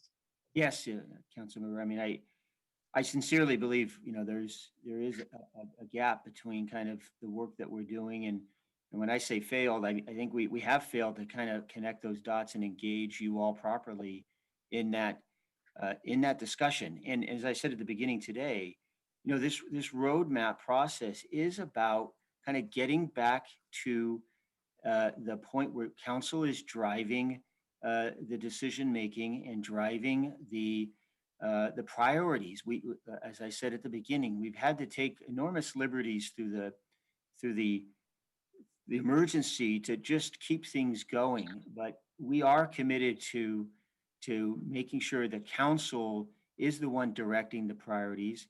And I very much look forward to the opportunity to demonstrate how equity and racial equity is pivotal to driving our work plan. So thank you for that request, and look forward to that opportunity. Thank you. I appreciate that. And those are my comments. Thank you. Thank you. Just wanted to offer, I don't pretend to be knowledgeable about the day-to-day work that's been done in the Office of Racial Equity, because during this pandemic, I've certainly been disconnected in many ways from a lot of folks who are doing a lot of important work in this city by virtue of the fact that we're just not in the same building. But I will say, I do believe that Dave has sincerely done everything he can to address the concerns raised in the past by members of our council, to do so squarely, to do so honestly, sincerely, and responsibly. And I don't think there was anything inappropriate in Dave's response today. I also think that Suma Maciel has a very challenging task in essentially creating a startup. I understand that this undoubtedly was birthed from the efforts and advocacy and ideas of members of the council, but the staff has to do the work. And that's the really hard part, as far as I can tell, the work. And Suma Maciel has demonstrated she's very capable and competent in much of the work she has done that I've observed for the city. And I'm confident she's going to do a great job in the office, but this is a startup and there's a lot to try to chew off here, a lot to have to chew on. And with a very small staff, she's not going to be able to eat the elephant in one bite. That's the way it works for most of our team at the city. There's an enormous amount to do. And in this case, a lot of expectations piled upon a very, very small number of people. So I do not doubt for an instant the sincerity of the concerns of my colleagues, but I would ask them to give everyone a chance. We're in the middle of a pandemic, and Zoma is doing her very best to enable this startup to get up and running. And that's pretty hard to do in any sector. It's particularly hard to do when you're in the public sector at a time when your city's primarily focused on trying to save lives and help people stay on their feet. So I understand there's a lot more discussion we could have on this issue. We can certainly agendize it, but right now we've got, it's 6:16 and we've got a lot of priorities still to discuss. I am concerned, so I want to make sure we're able to do our work today, and then we can continue for phase 2. Councilmember Esparza? Mayor, I had my hand raised from earlier. Okay, I just put it down. Thanks. Thank you. Councilmember Perales? Yeah, I still want to, I didn't want to vote on this. I don't think that anybody's putting this on the chopping block. I wanted to make comments after that, if that's possible. Yeah, I think we're at that point because I think everyone has spoken on this who wanted to speak. So. Okay, great. My comments were really in preparation to give staff some comments for their preparation, for phase 2 or round 2. And so I'm happy to wait if anybody else has any other suggestions for something that should be on the table here. Okay, we'll make the last call here for other items to pull. Otherwise, we're going to go back to you, Councilmember Perales. All right, Councilmember Perales, the floor is yours. Okay, thank you. And so as it looks, I think we have only the one item that we have officially removed, which doesn't seem to be a significant gain for what we may do now in round 2. So just moving into round 2, and as staff is going to go and do the work to bring that back, I wanted to provide some suggestions. And obviously this wasn't done today, but now that staff has time, I'm hoping they're able to do it. And that's in regards to some combining, and I think Mayor, you suggested this in your memo as well. And for instance, we have the priority, the encampment management strategy put forward by District 10, Councilmember Mahan. And we have I'm blanking on the title here, the unhoused resident safe relocation policy put forward by District 9, Councilmember Foley. And I can see those if possible, some of those being combined work, potentially even the task force work that I was looking at, and maybe some of this boosting of the retail sector, or even potentially that boosting of the retail sector with some of the pre-existing work on supporting small businesses. And so that's it. I think I just wanted to, I'm trying to give us an opportunity to have some more leniency or leeway for round two. And just wanted to give that feedback to staff as they go and do this next bit of work. Thanks. Yes, staff has already started that work, and we'll bring back a more clumped up list, for lack of a more articulate description, when we do the next round. All right, no need to make a clumped up list motion. All right, Councilor Prowse, you still have your hand raised. Did you want to comment again? Okay. No, I'm sorry. That was it. I'll take it down. Okay. Councilor Manis, I saw your hand go up and then down. You okay? It went down. You know, I have other suggestions of things that could be clumped together. Yeah. But I suspect that staff's going to go back, do the work, and bring it back. So there's no need to go. Okay. And so if you have particulars, please go ahead and shoot us an email just to make sure we catch it and consider it. We'd be happy to receive any suggestions on what things should be combined together. We'll take our own independent look at it, but we'd love your help. Well, let me just say, since I got the 30 seconds or so. So, for example, I submitted NP6, Build Back Better initiative. I think that just strives to take all the good that has come from the pandemic and the way we've sort of approached things a little differently. I think, as an example, I think the Alfresco Forever policy would fit nicely under there.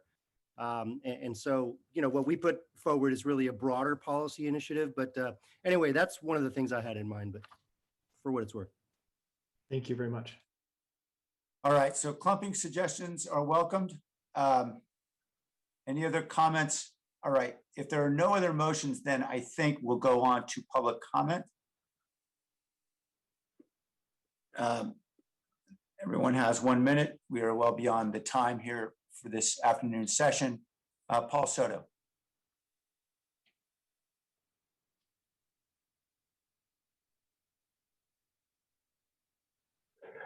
It's going to be really tough. Paul Soto from the Horseshoe. It's going to be really tough, but other than to extend my sincere gratitude to Councilwoman Arenas Carrasco and Esparza, and especially the Racial Equity Office being the center point of this conversation, and that be tentacled out and be used principally as the guide and the measure by which we move as a city within the context of governing the city. Because, and that's, see, I'm not going to expect that from District 6. I'm not going to expect that from Mahan. I'm going to expect him to be silent on these issues. I'm going to expect District 6 to be silent on these issues, because that's what they do. And historically, that's been the problem. So exactly what Zulma had said, I'm going to listen to this conversation, and it's important that this become public record, because I'm going to continue to listen to precisely what Zulma said, how she said it, and what intention she had with it, because that is principally what the Chicano community is really expecting. We're not demanding it. We are expecting it, because if not, then the words equity have absolutely no substance to them. So really, thank you. I really appreciate this conversation. Thank you. The person with the phone number ending 5140.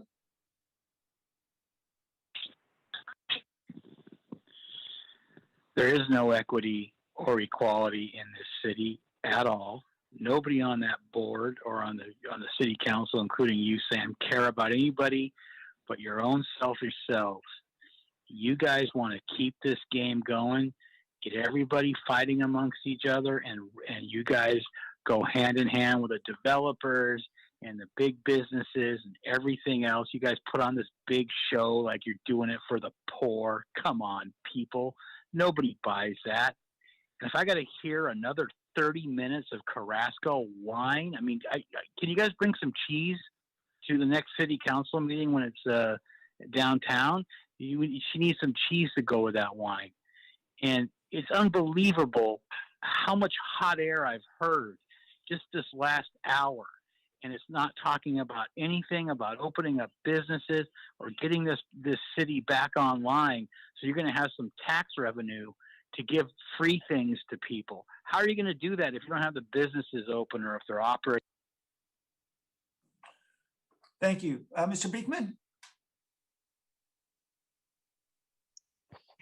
Hi, thank you. I learned a lot today. I think Paul Soto, he really summed up things really well today, and he's kind of the guiding positive force public comment at this time.